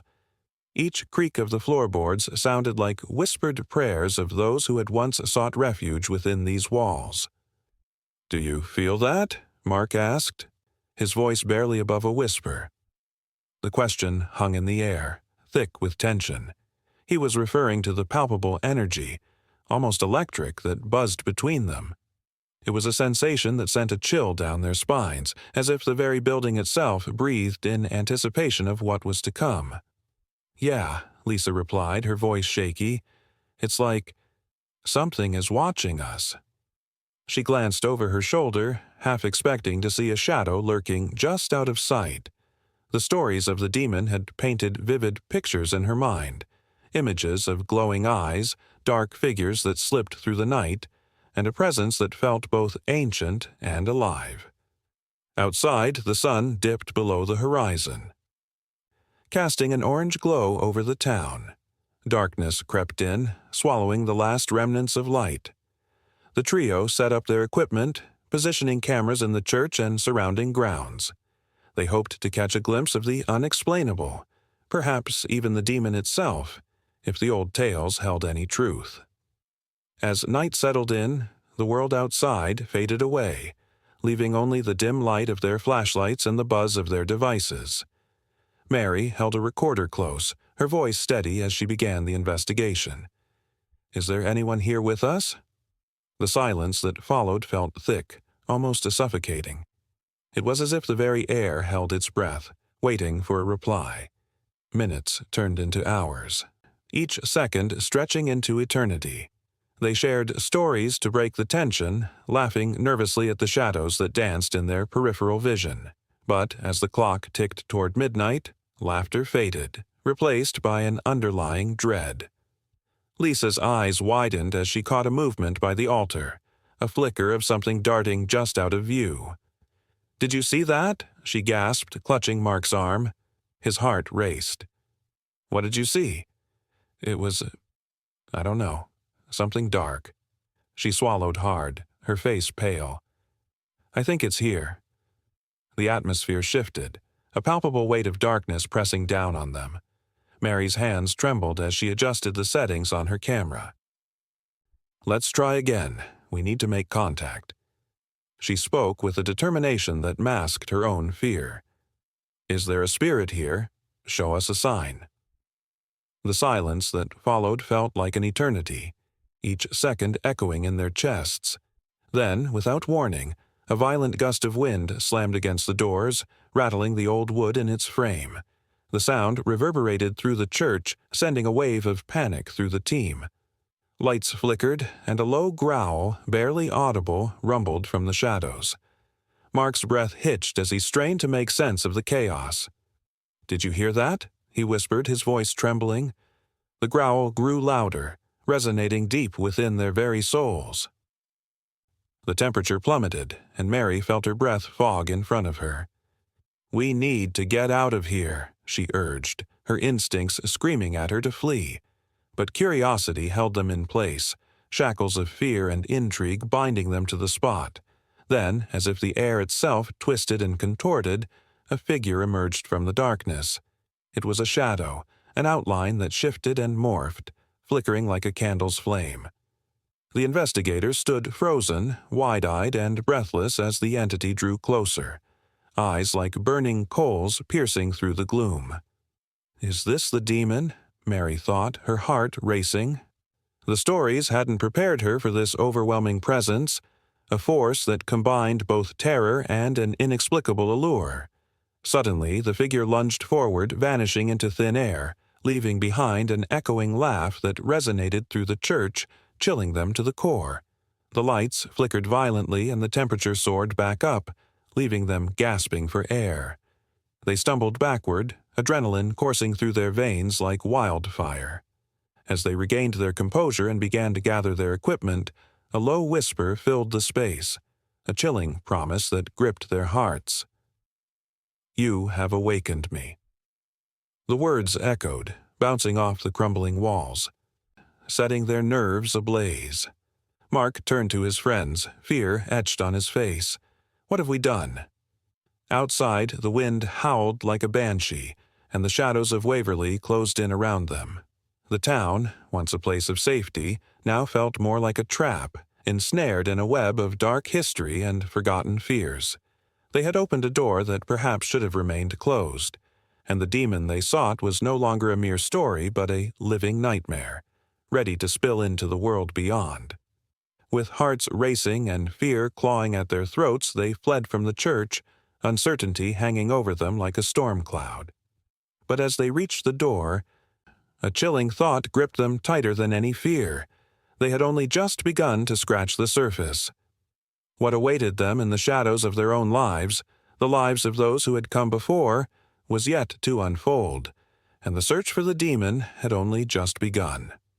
Under the relentless sun of the desert, whispers of ancient legends floated like mirages, beckoning the curious and the lost. From the towering dunes of the Sahara to the rocky expanses of the American Southwest, tales of hidden treasures, lost cities, and spirits of the earth have woven a rich tapestry of folklore.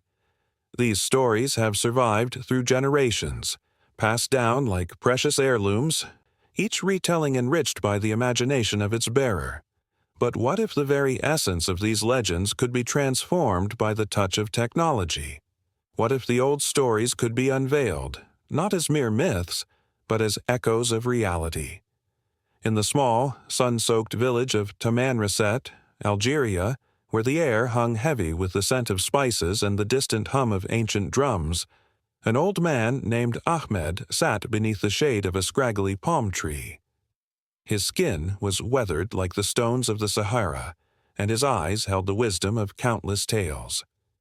He recounted the story of a hidden city, thought to be buried beneath the sands since time immemorial, a city said to be filled with gold and jewels, the remnants of a lost civilization.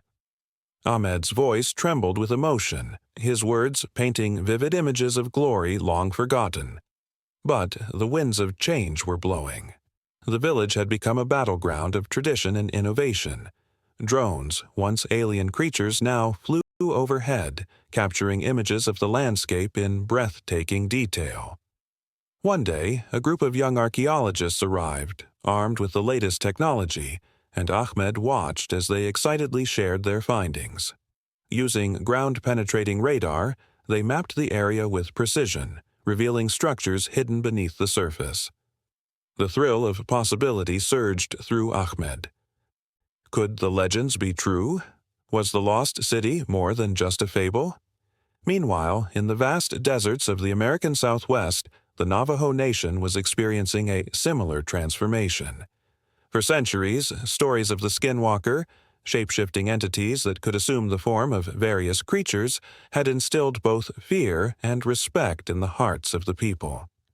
But as technology seeped into every corner of life, the elders worried that these stories would fade, replaced by the allure of digital distractions. Yet, in a surprising twist, technology began to breathe new life into these age-old tales. A documentary crew, eager to capture the essence of the Navajo culture, set up cameras in the heart of the reservation. They interviewed elders who shared their stories, and for the first time these legends were recorded, preserved in a way that could reach beyond the confines of the tribe. The elders spoke of the skinwalker as a guardian, a protector of the land, and their passion ignited a fire within the younger generations. Suddenly, the legends weren't just stories. They became a bridge connecting the past with the present, illuminated by the glow of screens and cameras. As the sun dipped below the horizon, painting the sky with hues of orange and red, Ahmed and the archaeologist gathered around a flickering screen, their faces aglow with anticipation. The drone footage revealed the outlines of what appeared to be a sprawling complex beneath the sand. Ahmed's heart raced. This was not just a discovery. It was a resurrection of dreams, a chance to see the lost city rise again from the desert's embrace. In a parallel moment, as the Navajo elders' voices echoed through the documentary, the viewers were not merely spectators, they became part of the story. Each viewer felt the heartbeat of the desert, the weight of history coursing through their veins.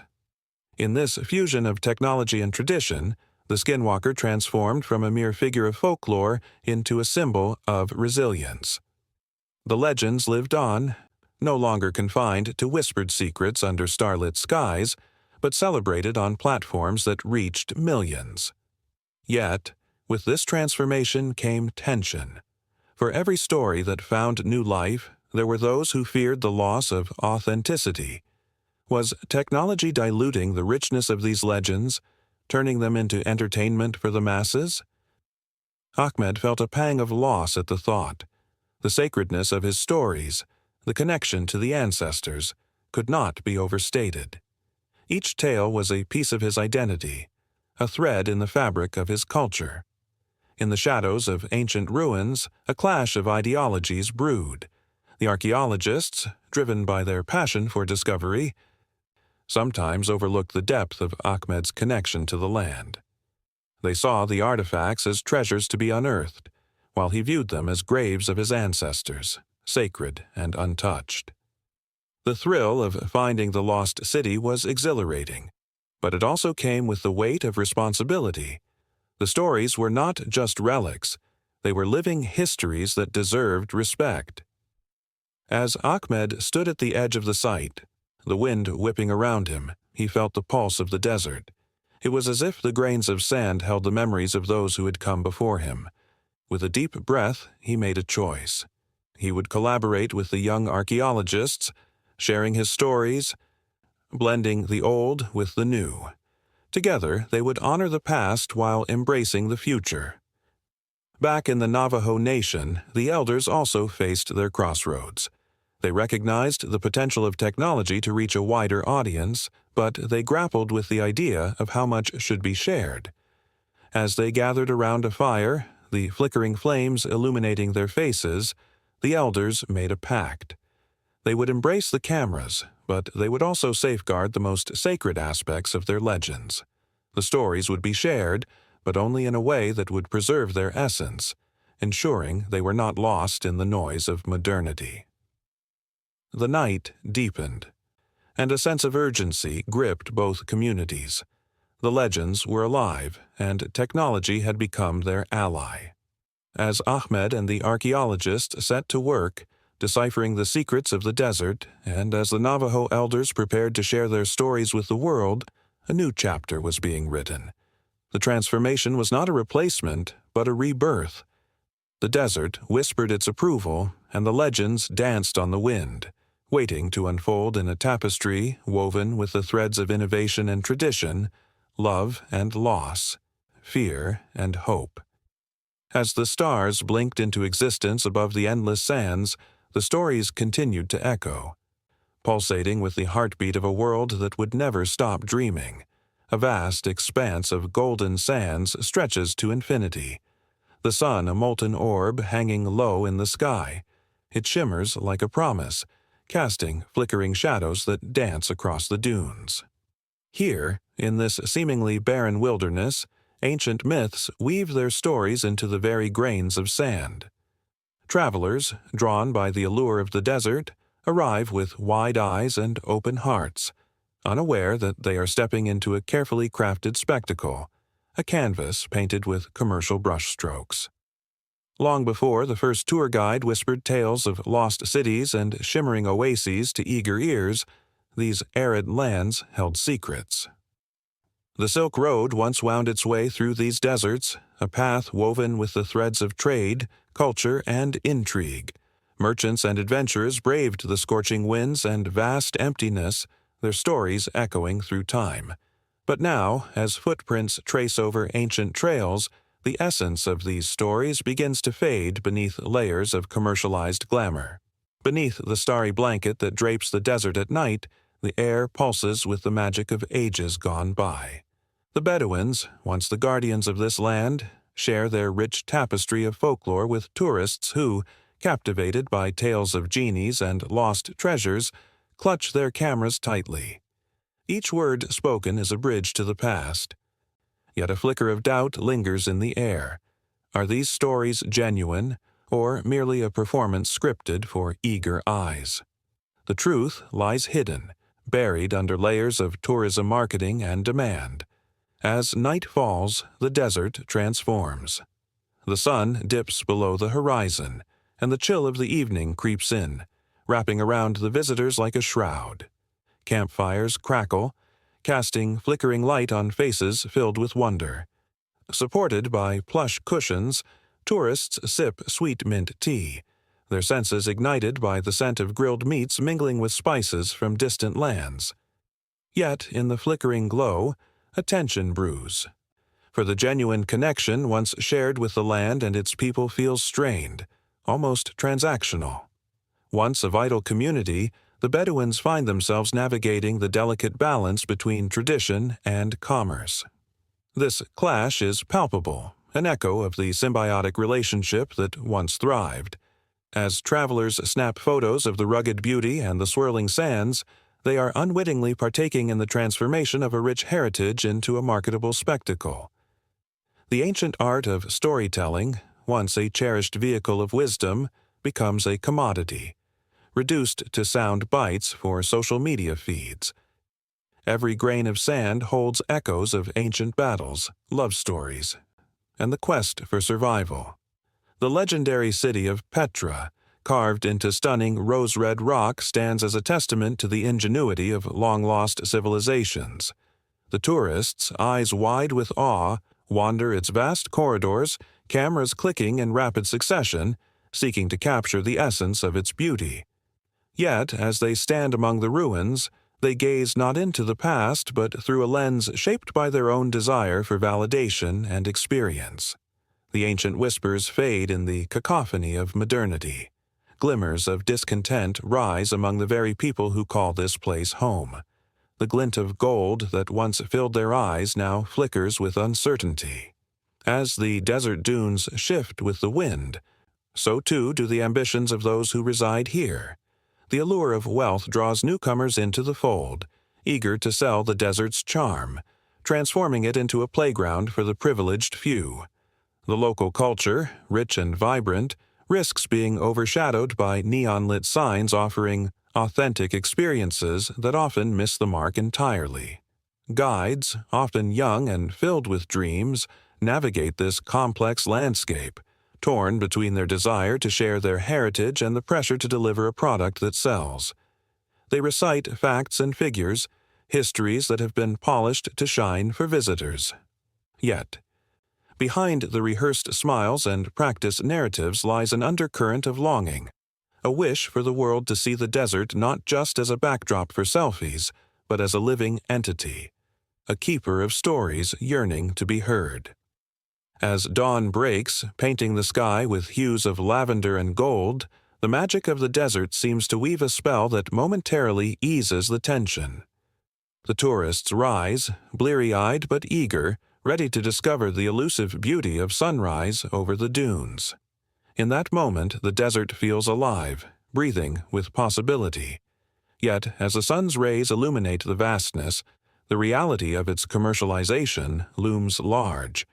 The sands, once untouched, now bear the weight of countless footsteps, each one echoing a promise, one that risks becoming a hollow echo in the face of growing demands.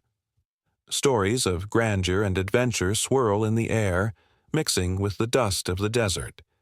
New luxury resorts rise like mirages, promising every comfort while the land beneath them begs for respect.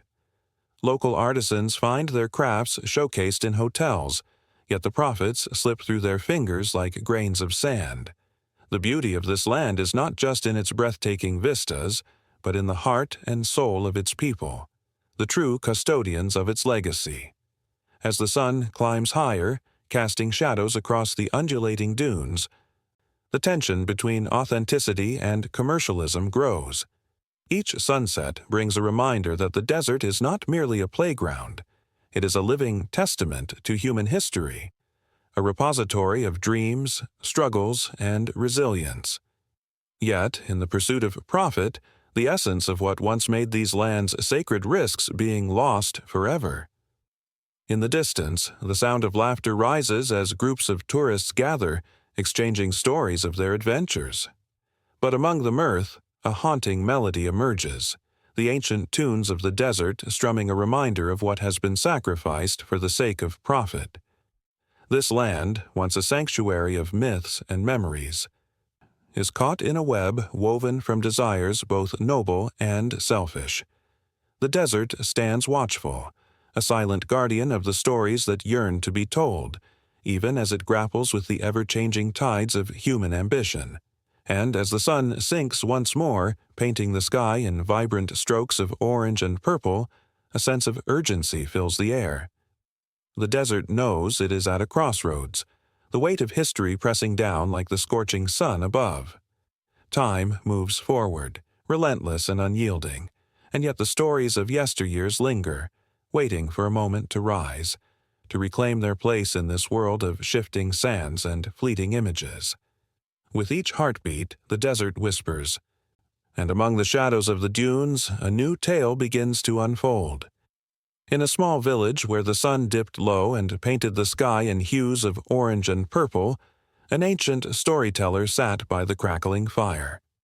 The villagers gathered around, their eyes wide with anticipation as he spun tales of brave warriors and mystical creatures.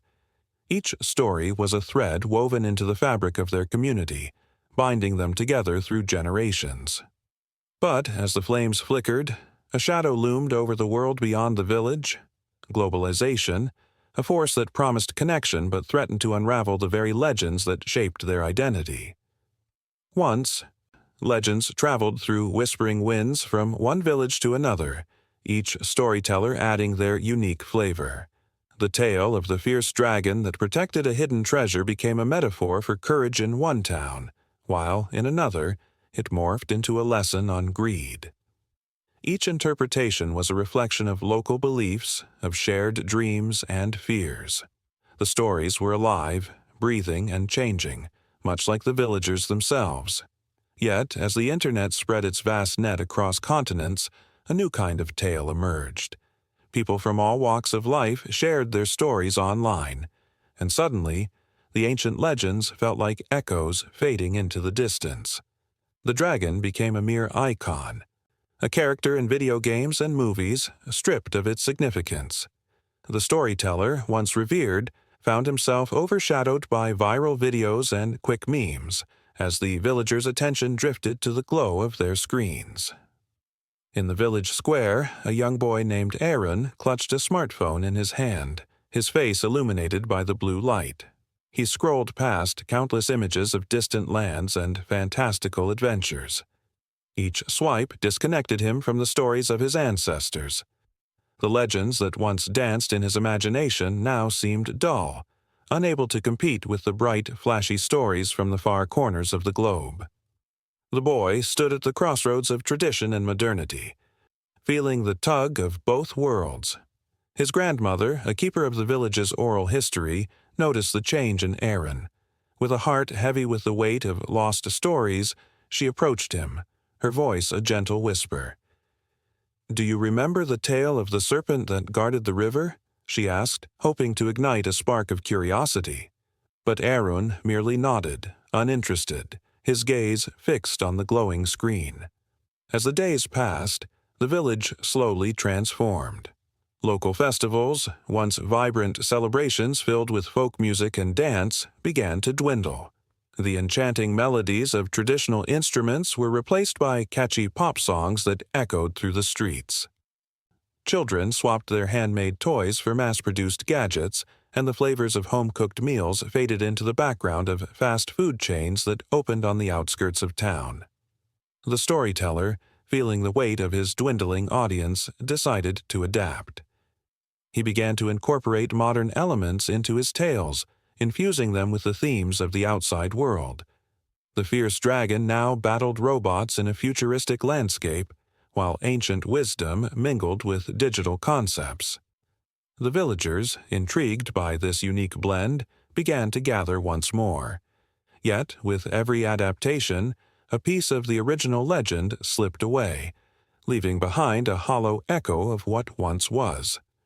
One night, as the storyteller recounted his latest creation, The fire crackled wildly, as if in protest.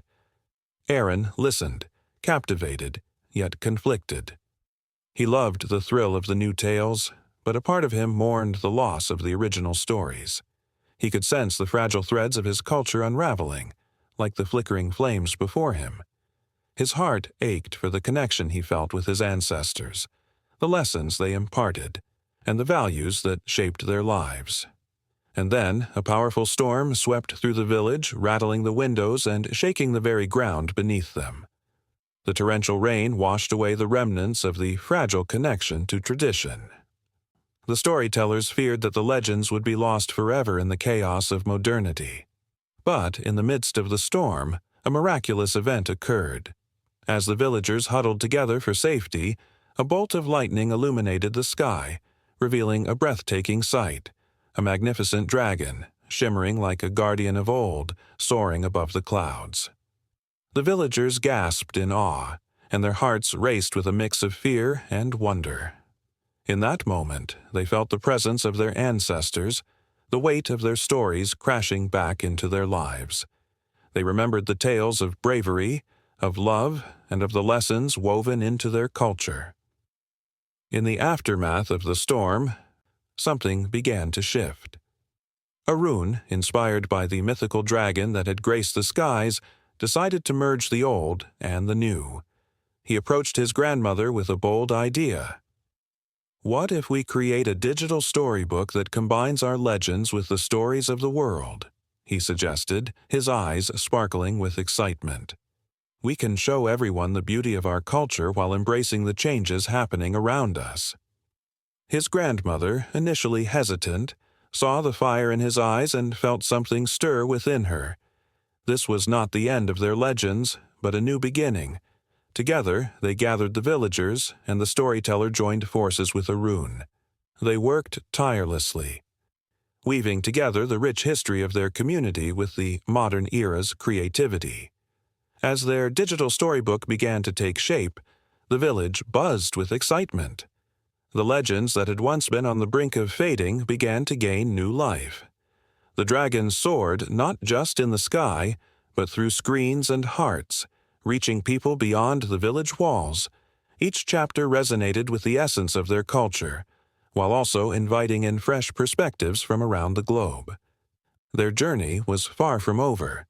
The struggle between tradition and modernization still loomed large, but the villagers now stood at a vibrant crossroads. They learned that globalization didn't have to erase their legends. Instead, it could provide a platform to share them with the world. The storyteller, Aaron, and the entire village found strength in unity, crafting a narrative that would transcend borders while honoring their roots. With every new story shared, the links between their past and future grew stronger. Legends, once mere whispers in the wind, now echoed across continents, reminding everyone that history is not a straight path but a winding road that twists and turns, embracing all who dare to walk it. And as the sun set behind the mountains, painting the sky in glorious colors once more, the storyteller smiled, his heart full, knowing that the flame of their culture would never die. The air was thick with the scent of earth and smoke as twilight cloaked the village in shadows. Flickering flames danced in the faces of those gathered, their eyes reflecting not just the firelight but the flickers of fear and hope. Stories wove through the air like an ancient melody, each word a note resonating with the spirits of ancestors long gone.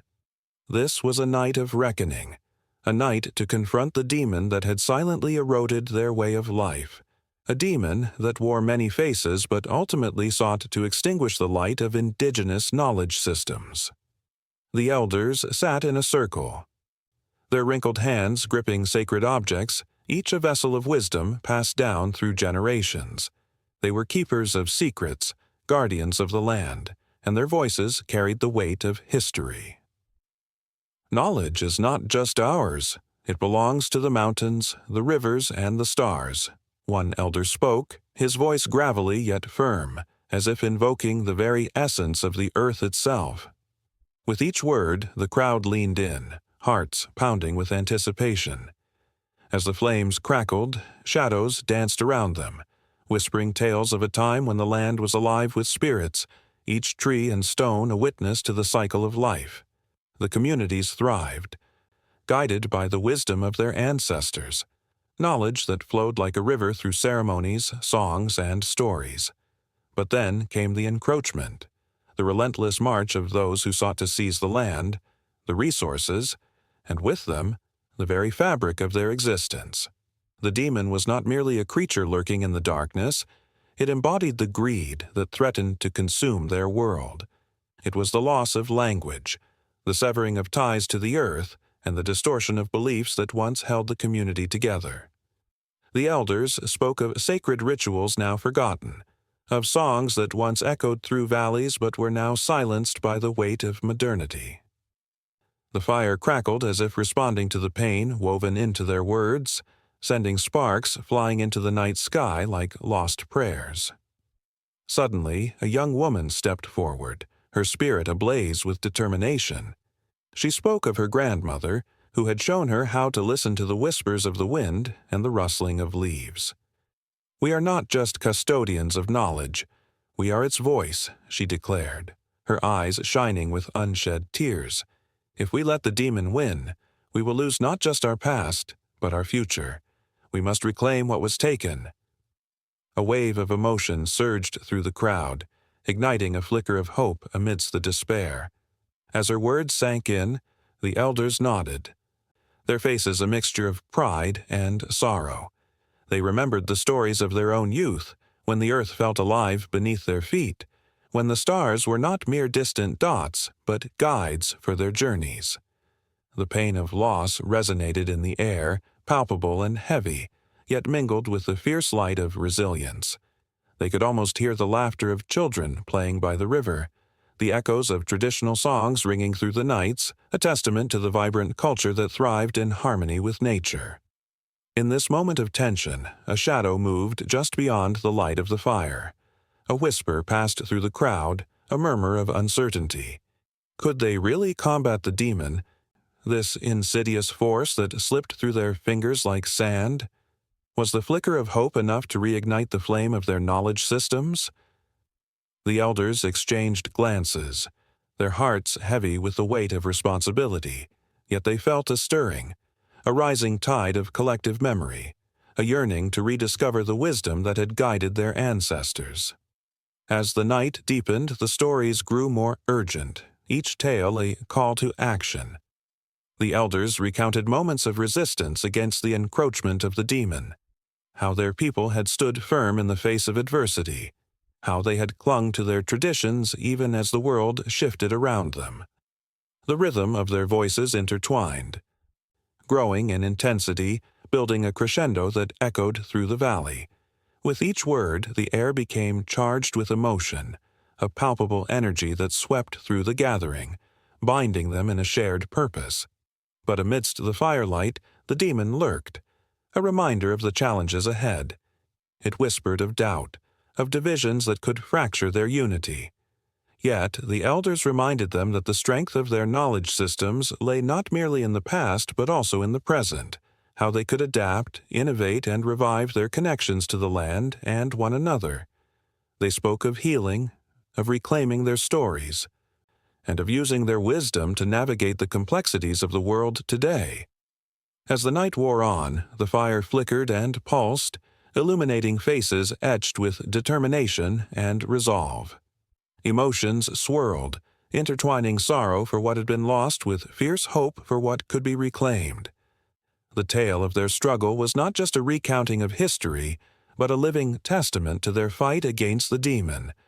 Each voice, each story, was a thread in the fabric of their collective identity, woven together by shared dreams and aspirations. Then, as if summoned by the intensity of their gathering, the wind rose, carrying with it the sounds of the past, laughter, song, and the soft whispers of nature. The villagers felt a stirring in their hearts, a promise that the spirits of their ancestors were with them, urging them forward. They sensed the power of their knowledge systems, the very essence of their being, rising like a tide ready to reclaim the shore. The demon may have been strong, but together they embodied the resilience of the earth itself. Each story ignited a spark, each heartbeat resonating with purpose, forging a path through the darkness.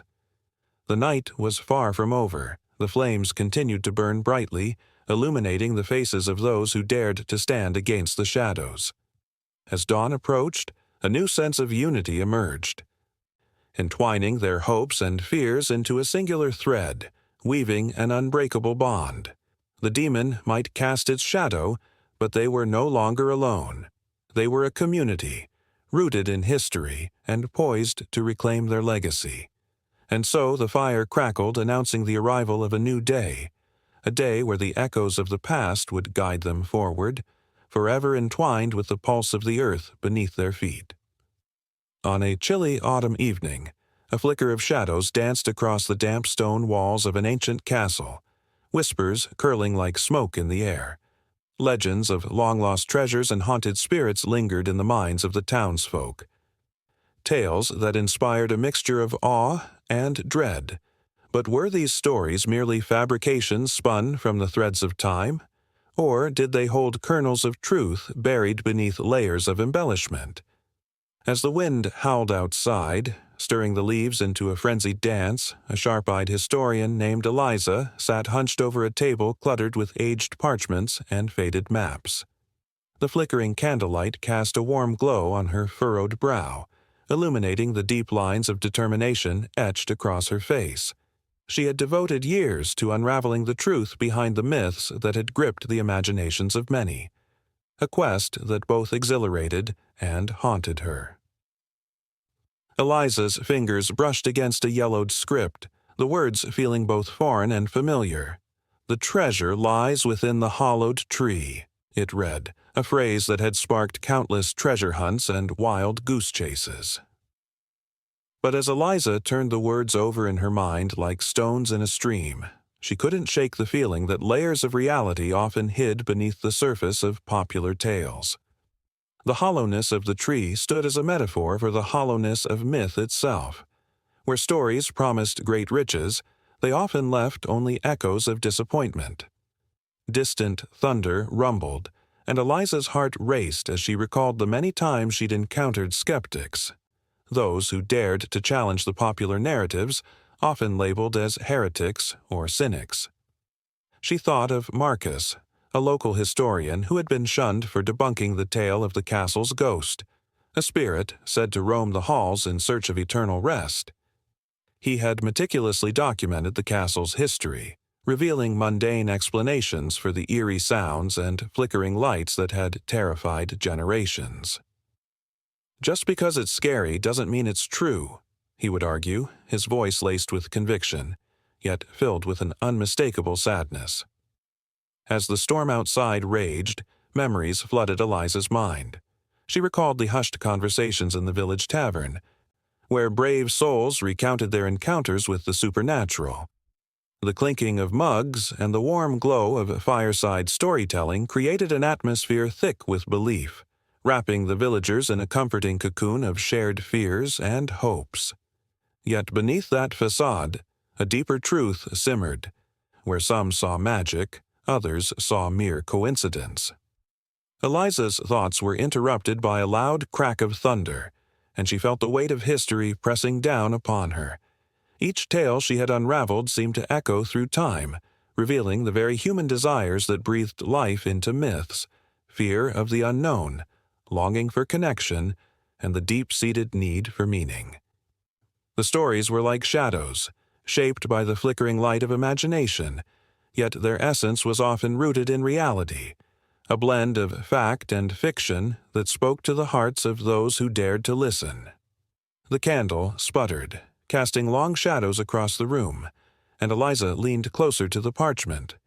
She had uncovered reports of treasure hunters who scoured the woods late at night, driven by dreams of unearthing gold and jewels that may have never existed.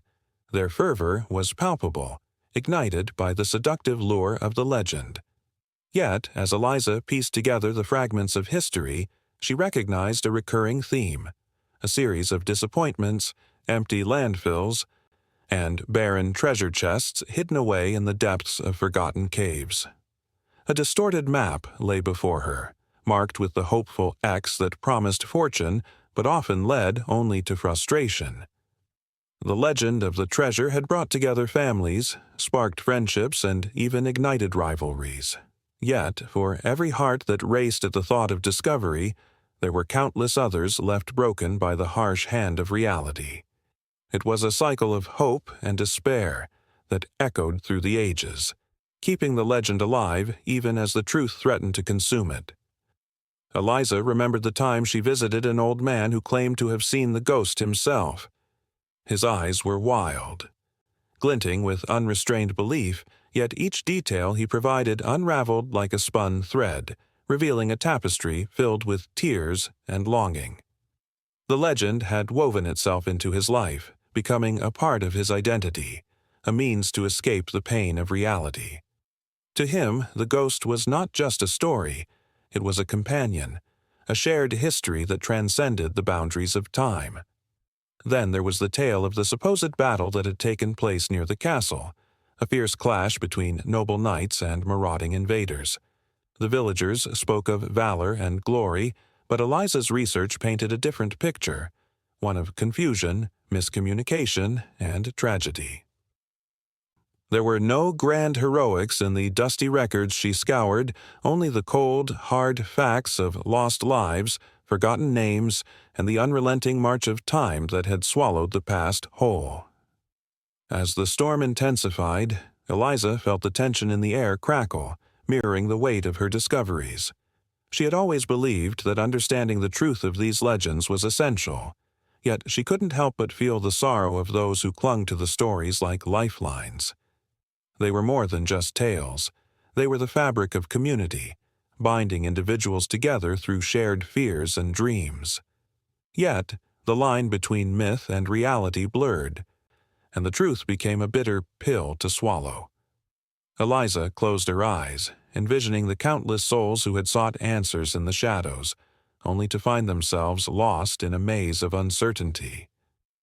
The legends that had captivated her heart also tugged at her conscience, leaving her with the unsettling realization that sometimes the myths themselves were more powerful than the reality they obscured. The storm raged on outside, mirroring the tempest of emotions within her. As she dipped her quill into ink, she felt the pull of the stories still lingering in the air, waiting for her to give them voice once more. The flickering candlelight cast a warm glow, illuminating a path that led deeper into the enigma of legends, where every truth unearthed only deepened the mysteries that remained. The dance of shadows continued, weaving tales of longing, heartbreak, and the relentless pursuit of understanding, a pursuit that was far from over. In a small, dimly lit room, a flickering television illuminated the faces of a family huddled together, their eyes wide with terror and fascination. The news anchor's voice, steady yet urgent, cut through the thick atmosphere like a knife. Tonight, we bring you the shocking story of a creature that haunts the shadows of our society, a demon lurking in plain sight. The screen displayed blurred images, hints of grotesque figures and monstrous shadows, each frame more chilling than the last. As the family leaned closer, their breaths slowed, fear gripping their hearts. This was not just entertainment. It was a raw, unfiltered glimpse of a nightmare that had taken root in their reality. The media, with its unyielding power, has always had the ability to sculpt perceptions, twisting the threads of truth and imagination into something far more sinister. Throughout history, this has been vividly illustrated in the portrayal of demons, whether in the form of actual folklore or metaphorical representations of human fears.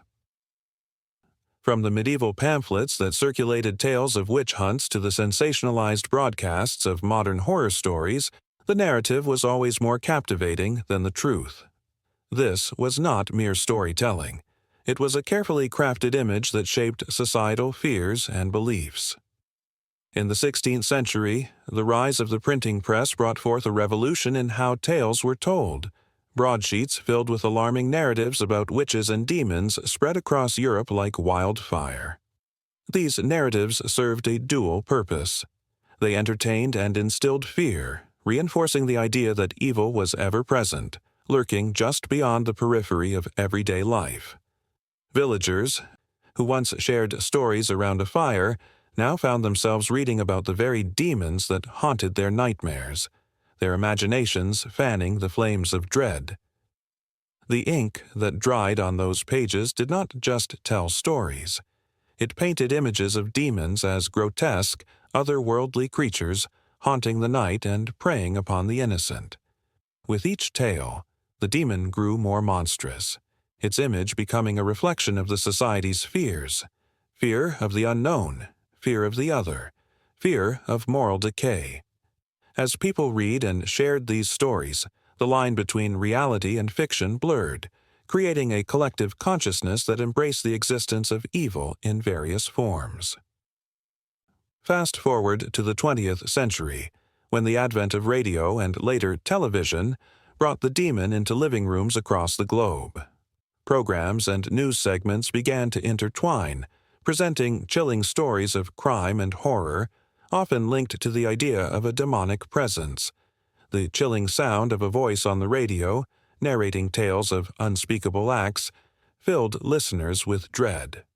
Listeners were simultaneously horrified and captivated, their imaginations igniting with each terrifying word. The demon was no longer an abstract figure. It became a tangible threat, woven into the fabric of everyday life. As the years rolled on, the media evolved, but its role in shaping the demon's image remained consistent. The 21st century saw the rise of the Internet, where myths and legends could be shared at the click of a button. Websites and forums dedicated to the supernatural flourished, allowing individuals to share their own encounters with demons, real or imagined. The demon transformed yet again, now a viral sensation, its image spreading like wildfire through social media, fueled by the collective fear and curiosity of millions. In the shadows of this digital age, horror films took center stage. Filmmakers, equipped with the knowledge of societal fears, created chilling visual representations of demons that haunted their characters and audiences alike. The flickering images on screen were not just horror, they were reflections of society's anxieties.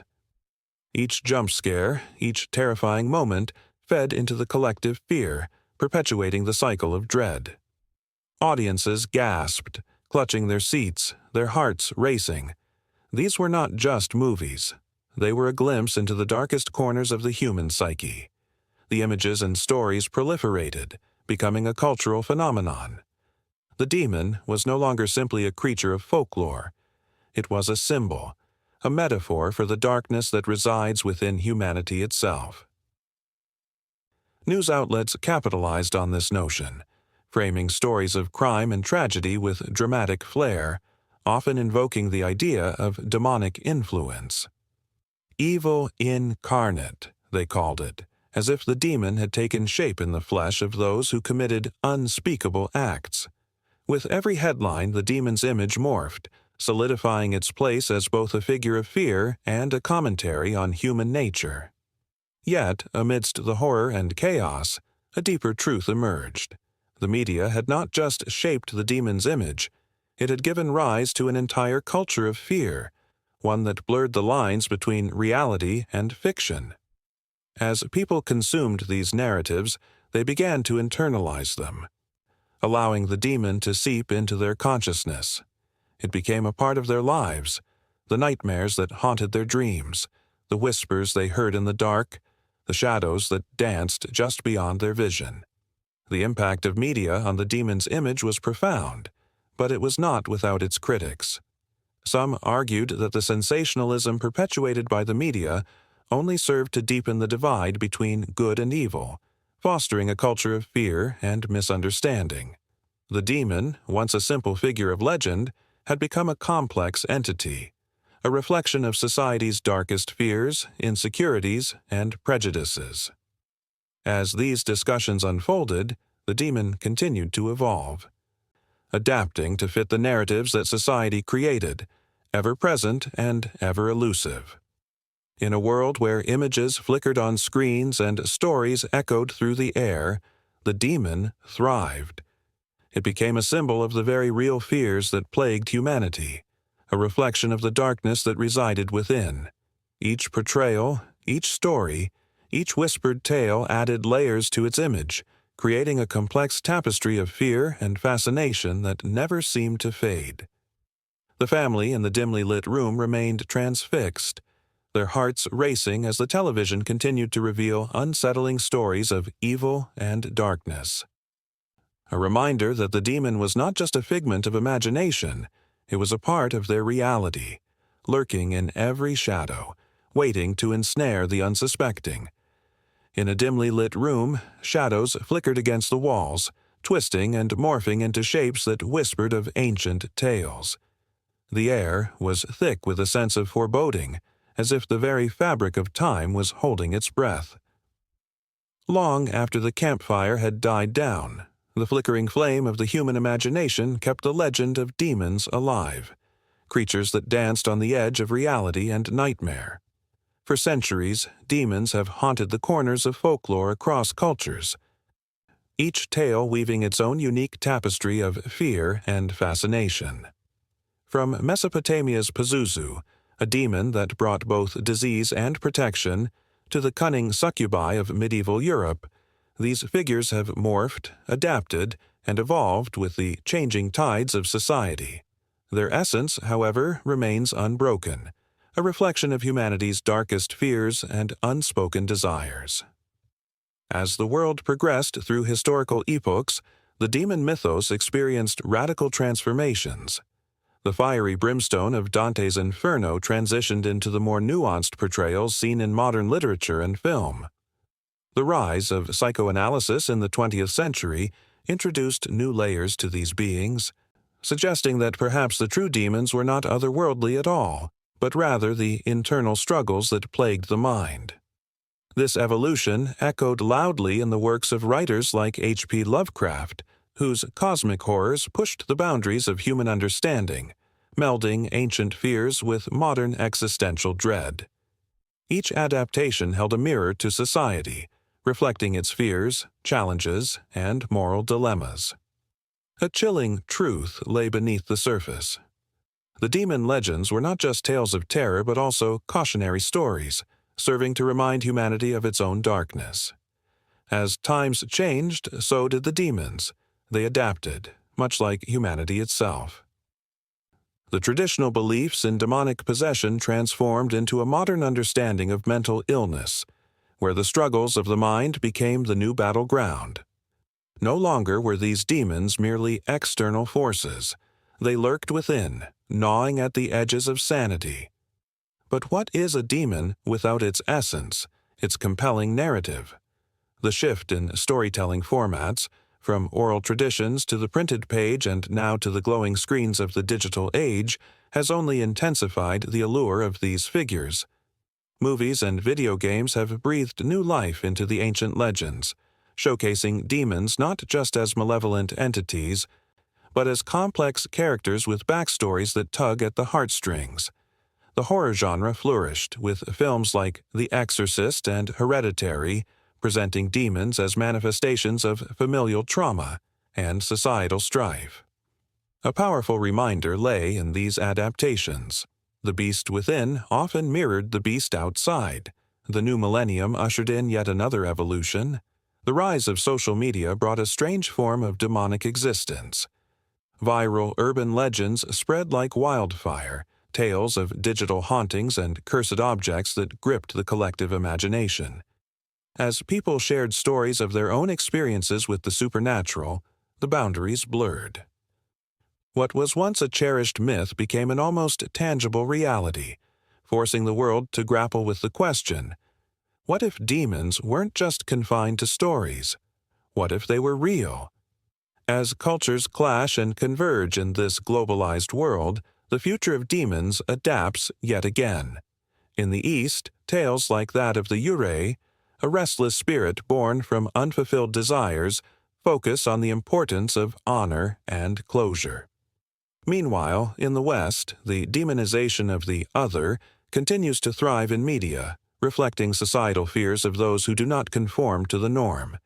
These adaptations of demons speak to an unending cycle of misunderstanding and mistrust that transcends borders. Amidst this evolution, each generation finds a new resonance in the tales of demons. With the rise of the supernatural in popular culture, young adults devour stories of power, revenge, and redemption wrapped in the guise of these creatures. The old fear has morphed into a strange fascination. Fans find themselves rooting for the very entities that once terrified their ancestors. This dynamic plays out in books like The Cruel Prince and series like Supernatural, where demons are often reimagined as misunderstood figures fighting against their predestined roles.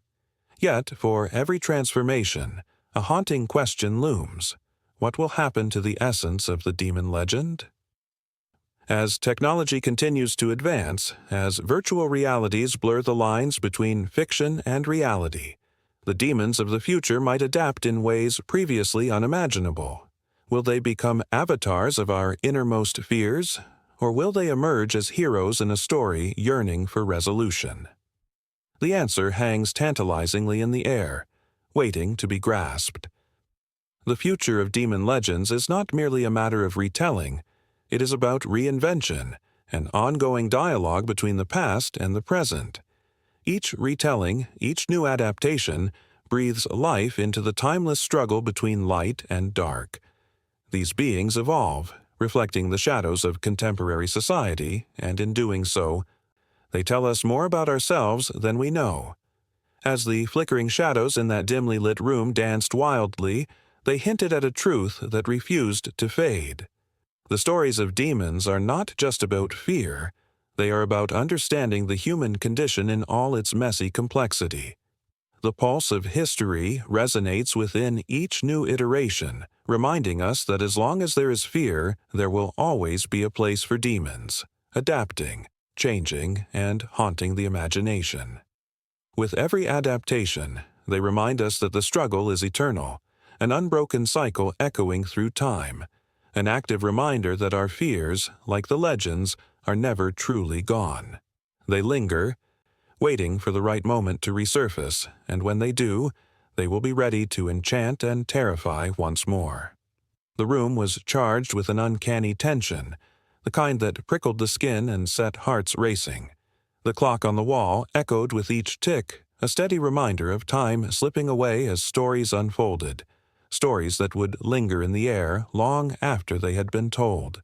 People gathered in a modest space, filled with the scent of old books and the weight of histories untold, ready to share their truths or challenge them. In one corner, an elderly man named Harold sat, his hands trembling slightly as he recounted his brush with the impossible. A veteran of the Vietnam War, he spoke in low, gravelly tones, his voice a hush against the whispers of the room. "I saw something that night," he said, eyes glimmering with a memory that had haunted him for decades. Something that didn't belong in this world. As he described the shimmering lights dancing over the jungle, his voice quivered, drawing listeners in like moths to a flame. The room held its breath, caught in the gravity of his experience. For Harold, the line between belief and skepticism had blurred into a thick fog, one that had followed him long after he returned home. Across the room sat Emily, a young woman with fiery red hair and an irreverent smile. She had always been a skeptic. Arms crossed defiantly as she listened to Harold. "I get it," she interjected, her voice sharp yet playful. "War can mess with your head, but lights in the sky? Come on." Her laughter rang out, bright yet unsettling, as if she felt the need to dismiss what she couldn't understand. Yet, even as she challenged Harold, there was a flicker of curiosity in her eyes, a glimmer that hinted she was wrestling with her own doubts. It was a dance on a tightrope, the delicate balance between belief and disbelief, and everyone in the room felt it pull at their own convictions. Just then, a bustling energy surged through the crowd as Marcus, a middle-aged man with a rugged face, stood confidently to share his own story. "I've seen things," he declared, his voice booming, filling the corners of the room. Not just lights, but figures, shadows that didn't belong. He spoke of a night camping in the desert, surrounded by a vast canopy of stars. His description was rich with detail, evoking the chill of the night air and the crackle of the campfire. As he spoke, shadows danced across the walls, and the atmosphere shifted, thick with anticipation. I wasn't alone. My friends were there too, he continued, his eyes narrowing as if trying to pierce through the mists of time. When we looked up, we were all frozen in fear. It wasn't just a trick of the light. It was real. But as Marcus embellished his story, Emily couldn't help but roll her eyes, a smirk curling her lips. "Sounds like a bad horror movie," she teased, laughter bubbling up within her. The tension in the room crackled, with some drawn to Marcus's conviction while others clung to Emily's skepticism. It was a moment pregnant with possibility, the clash of perspectives igniting a fire that couldn't easily be extinguished. Then came Sarah, a soft-spoken woman in her 30s, who had sat quietly, listening intently to each account.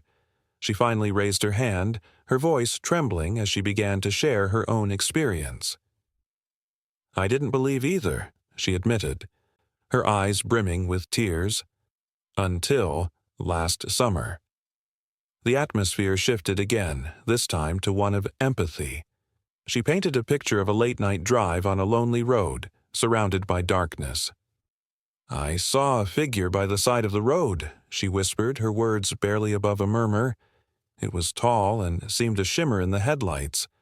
I thought I was hallucinating." Her gaze fell to her trembling hands as if the weight of her truth was too much to bear.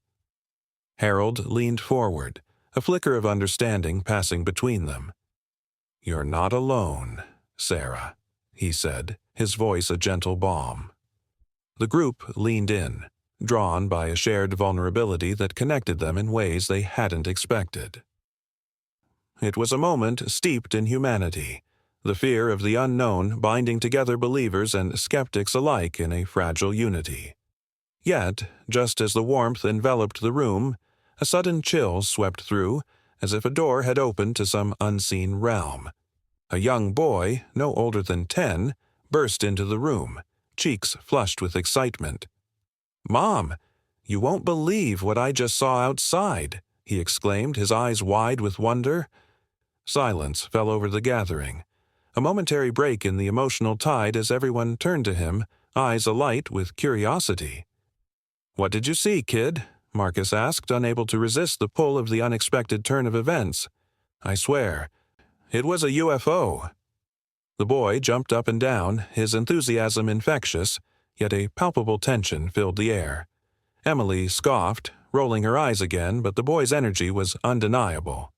It was glowing and flying super fast, just like in the movies. His unfiltered excitement reminded everyone of the innocence of belief, a stark contrast to the weighty skepticism that surrounded them.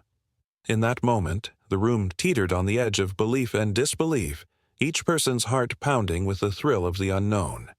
Some were eager to explore the boy's claim, while others held tight to their reservations, each side grappling with their own fears and hopes. The atmosphere crackled with possibility, a charged exchange of energy that was impossible to ignore. As the conversation swirled, the tension between believers and skeptics became a living, breathing entity, swirling around them like a tempest. The emotions ebbed and flowed, drawing them closer to the heart of something profound, something that transcended mere stories. Each narrative, whether anchored in conviction or skepticism, was a thread in a tapestry woven from shared experiences, fears, and the lingering question of what lay beyond the veil of reality. And just as Emily opened her mouth to challenge the boy's excitement, the lights flickered ominously, casting shadows that danced wildly against the walls. Gasps filled the room, hearts racing in unison, an electric charge in the air suggesting that perhaps, just perhaps, the stories they had shared were not as far-fetched as they had thought. The flickering candlelight cast long shadows across the room as the townsfolk whispered fervently, their voices a mix of fear and intrigue. In the corner sat a figure draped in a tattered cloak, eyes glinting like shards of ice in the dim light. The air crackled with a tension that could slice through flesh. This was no ordinary gathering. It was a council of souls haunted by whispers of a demon that preyed on their darkest desires. The tale of the demon was not merely a story of horror. It was a mirror reflecting the shadows of human morality and ethics. In a small village nestled between a dark, foreboding forest and a river that spoke in ripples, there lived a man named Oliver. A humble farmer, Oliver was the embodiment of virtue, known for his generosity and unwavering kindness. Yet, beneath the surface of his virtuous life lay a simmering ambition that clawed at him when the stars shone brightest. Struggling to feed his family and keep his land, he often found himself staring into the abyss of temptation. What would it take to have more? To rise above the struggles of daily life? His thoughts would drift to the stories of the demon, lurking, waiting for an opportune moment to strike. Those tales echoed in the village, tales that spoke of a creature who could grant wishes but exacted a terrible price. It was said that the demon dwelled in the heart of the forest, a place where light barely crept in, and the air was thick with dread. The villagers spoke in hushed tones about how the demon fed on human greed, twisting desires into monstrous forms. It was an alluring promise wrapped in a sinister bow, and many had paid dearly for the fleeting fulfillment it offered. Yet Oliver's heart raced at the thought of what such power could do for him. One fateful night, driven by desperation, Oliver ventured into those shadowy woods, the underbrush crunching underfoot like the brittle bones of the damned.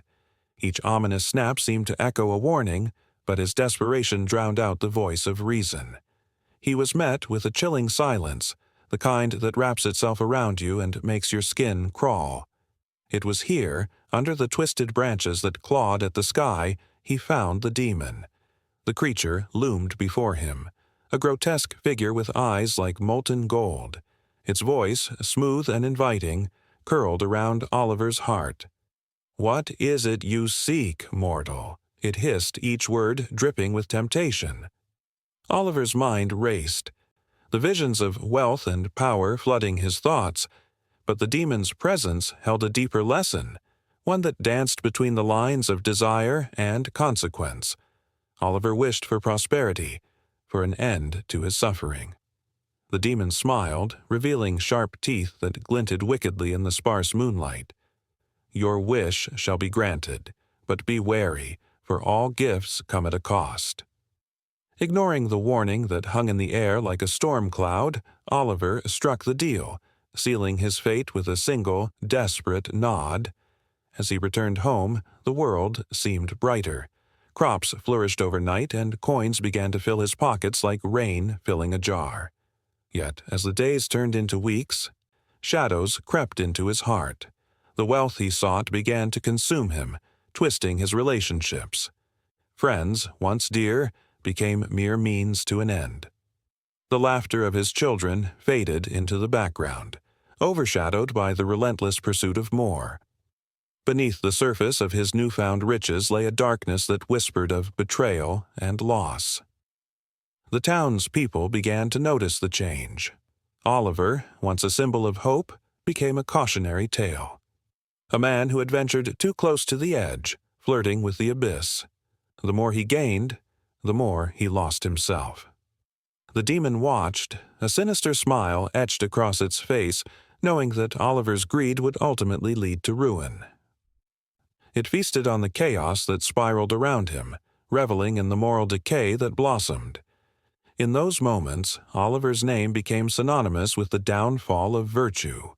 The townsfolk recoiled at his ambition, seeing it as a disease that could infect anyone who dared to tread the same path.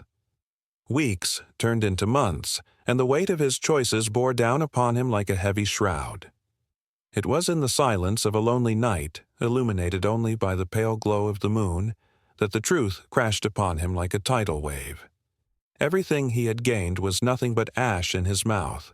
The demon had not just stolen his innocence, it had devoured his soul.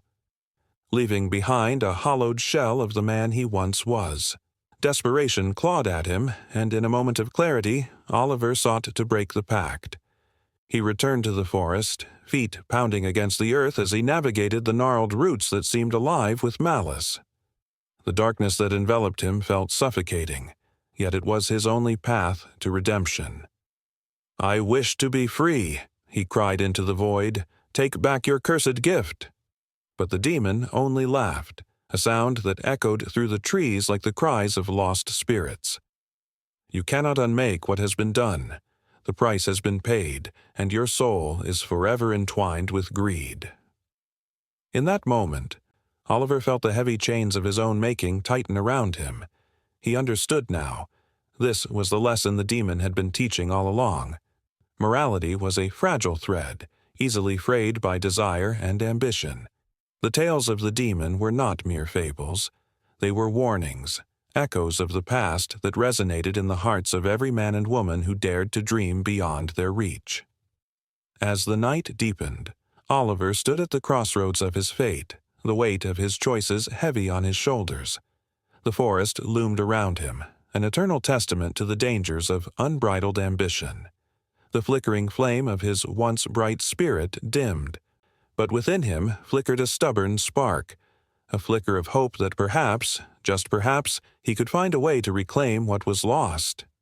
Yet, as the shadows closed in, the demon's laughter faded into the night, leaving a chilling reminder that sometimes the most profound lessons come wrapped in the darkest of tales. The chilling truth was that the line between ambition and greed was perilously thin, and the cost of crossing it could be far greater than one could ever imagine. The sun dipped low over the horizon, painting the desert sky in shades of crimson and gold, a breathtaking backdrop for the legends that flowed like whispers among the dunes.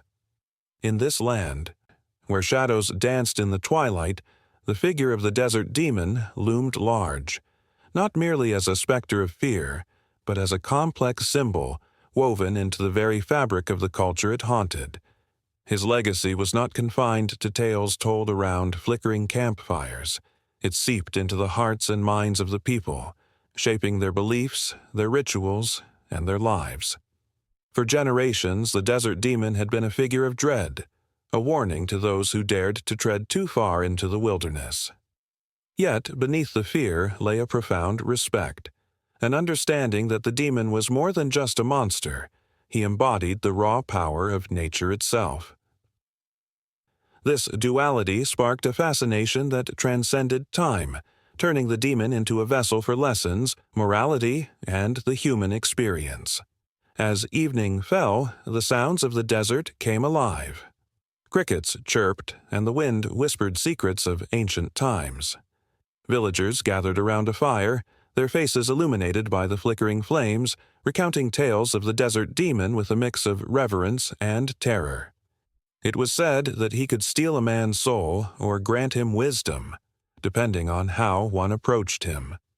The children listened wide-eyed, shivering with both fear and excitement, their young minds absorbing the lessons hidden in the stories. But the influence of the desert demon reached beyond legend. In the nearby town of Al-Miraj, cobbled streets echoed with the footsteps of people who carried the weight of his lore in their daily lives. Artists painted murals of the demon, capturing his fierce visage amidst swirling sands, while poets penned verses that immortalized his power. His image found its way onto pottery and textiles, weaving his essence into the very objects the townsfolk cherished. Every brushstroke, every word, was a tribute to a force that had become inseparable from their identity. In the shade of the ancient palm trees, elders spoke of the rituals that had sprung from the demon's legacy. Each year, during the Festival of Shadows, the community would gather to honor him, dressing in vibrant costumes that represented the duality of fear and reverence. The air would crackle with energy as drums echoed through the night, and dancers moved gracefully, embodying the spirit of the demon. This celebration was not merely a performance. It was a rite of passage, a reminder of their connection to the land and its mysteries. Yet, beneath the surface of these vibrant festivities lay an undercurrent of tension. The stories of the desert demon served as a stark reminder of the fragility of life. There were whispers of travelers who had vanished, swallowed by the merciless sands as they sought to challenge the demon's domain. Many believed that the desert itself was alive, a sentient entity shaped by the stories of those who had come before.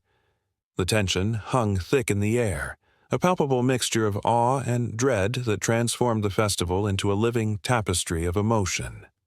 As night enveloped the desert, a chilling wind swept through the camp, causing the flames to flicker wildly. The villagers fell silent, eyes drawn toward the flickering shadows that danced on the walls of the canyon. Was it merely the wind, or did the demon himself stir, watching their every move? The darkness felt alive, charged with an energy that resonated deep within their souls.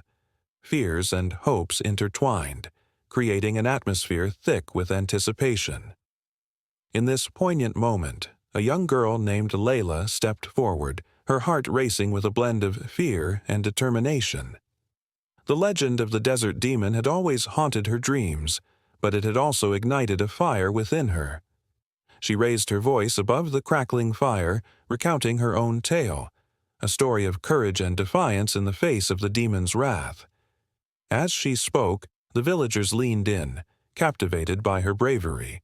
Her words transformed fear into something tangible, a force that could be embraced rather than feared. The elders nodded, their expressions a mixture of pride and nostalgia. They recognized in Layla the spirit of the demon itself, a reminder that power could be wielded not just through fear, but through understanding. Stories were not meant to be swallowed whole. They were meant to be questioned, to be challenged.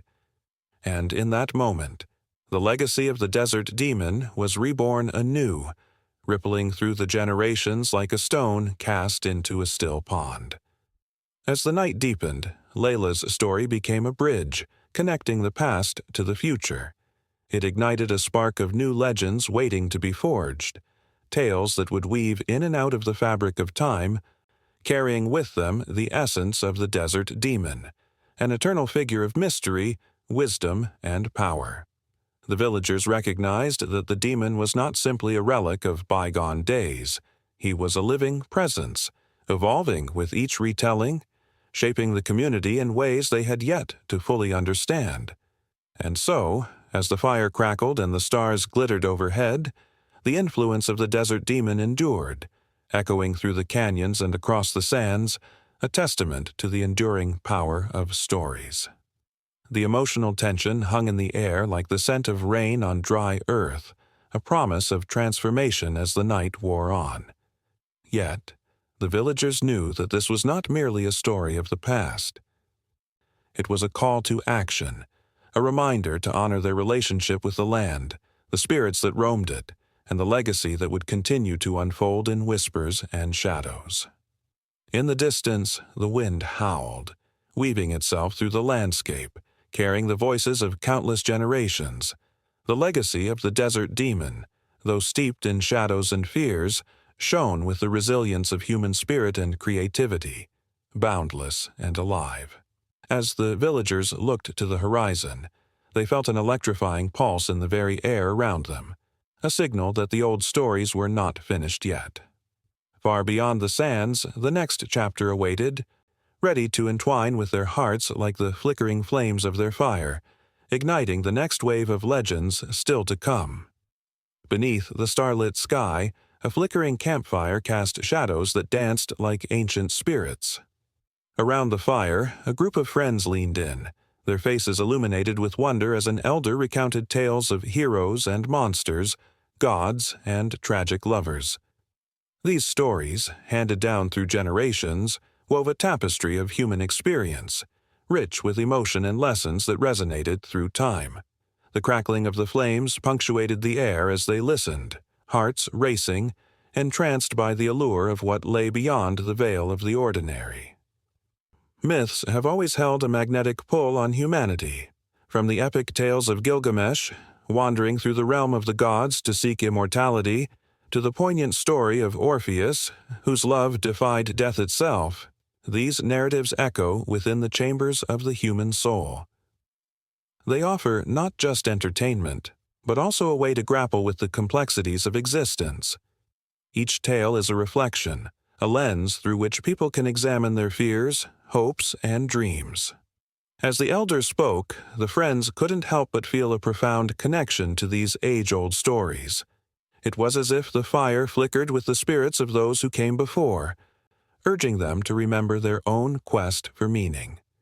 In today's fast-paced world, where technology often overshadows tradition, the stories of yesteryear remain a beacon of solace. They highlight the struggles and triumphs of ordinary people faced with extraordinary challenges. In every culture, myths serve as the scaffolding for communities.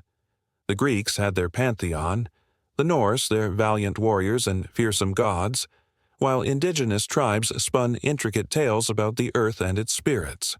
These narratives created bonds, teaching values and morals that shaped entire societies. They were not just stories. They were lifelines that helped people navigate the storms of life.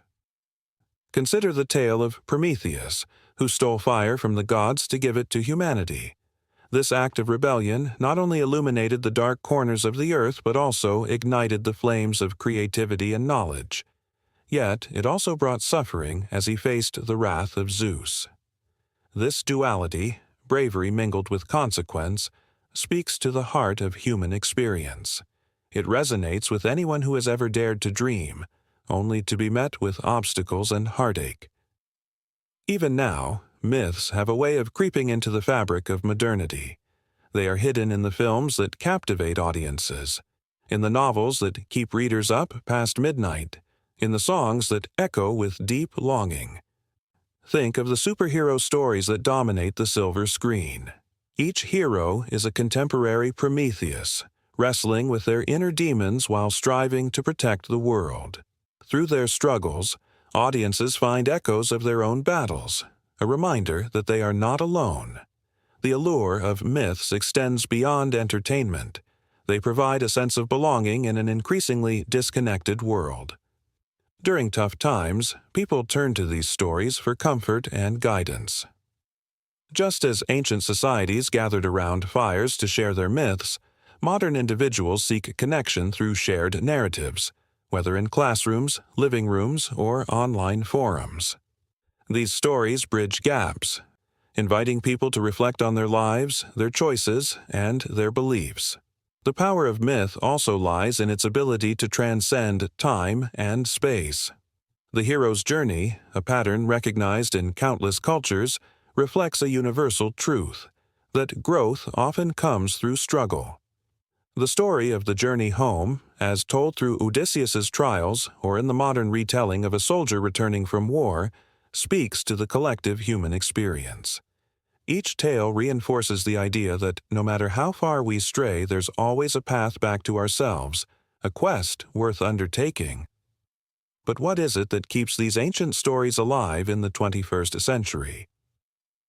Perhaps it's the raw truth they convey about the human condition. Myths do not shy away from darkness, they embrace it. They reveal the fragility of hope, the weight of loss, and the power of love. When a character faces insurmountable odds, it stirs something deep within: resilience, courage, and the indomitable spirit of humanity. In the quiet moments of reflection, one can almost hear the whispers of ancestors urging the next generation to carry forward the torch of storytelling. There's magic in the way myths adapt, evolving with the times yet retaining their core truths. They speak to every heart, every generation, reminding us that while the world may change, the essence of what it means to be human remains constant. As the flames began to die down, the friends felt a wave of emotion wash over them. The stories had awakened something unnameable within them, a drive to grasp their own narrative, to carve their place in the world. They understood that each of their lives was a myth in the making, filled with quests, trials, and perhaps even a touch of magic. They looked at each other, eyes sparkling with possibility, realizing that beyond the tales of gods and heroes, the true myth was their own. They were the protagonists in an unfolding story, and the fires of their own journeys were just beginning to blaze. In that moment, the elder's voice faded into the night, but the essence of the stories lingered, wrapping around them like a warm embrace. The myths, woven into the very fabric of their being, promised new beginnings and the courage to face the unknown. As the last embers of the fire flickered, the friends felt an undeniable thrill, a sense that the adventure was just beginning, not only in their lives but in the collective human experience that binds us all.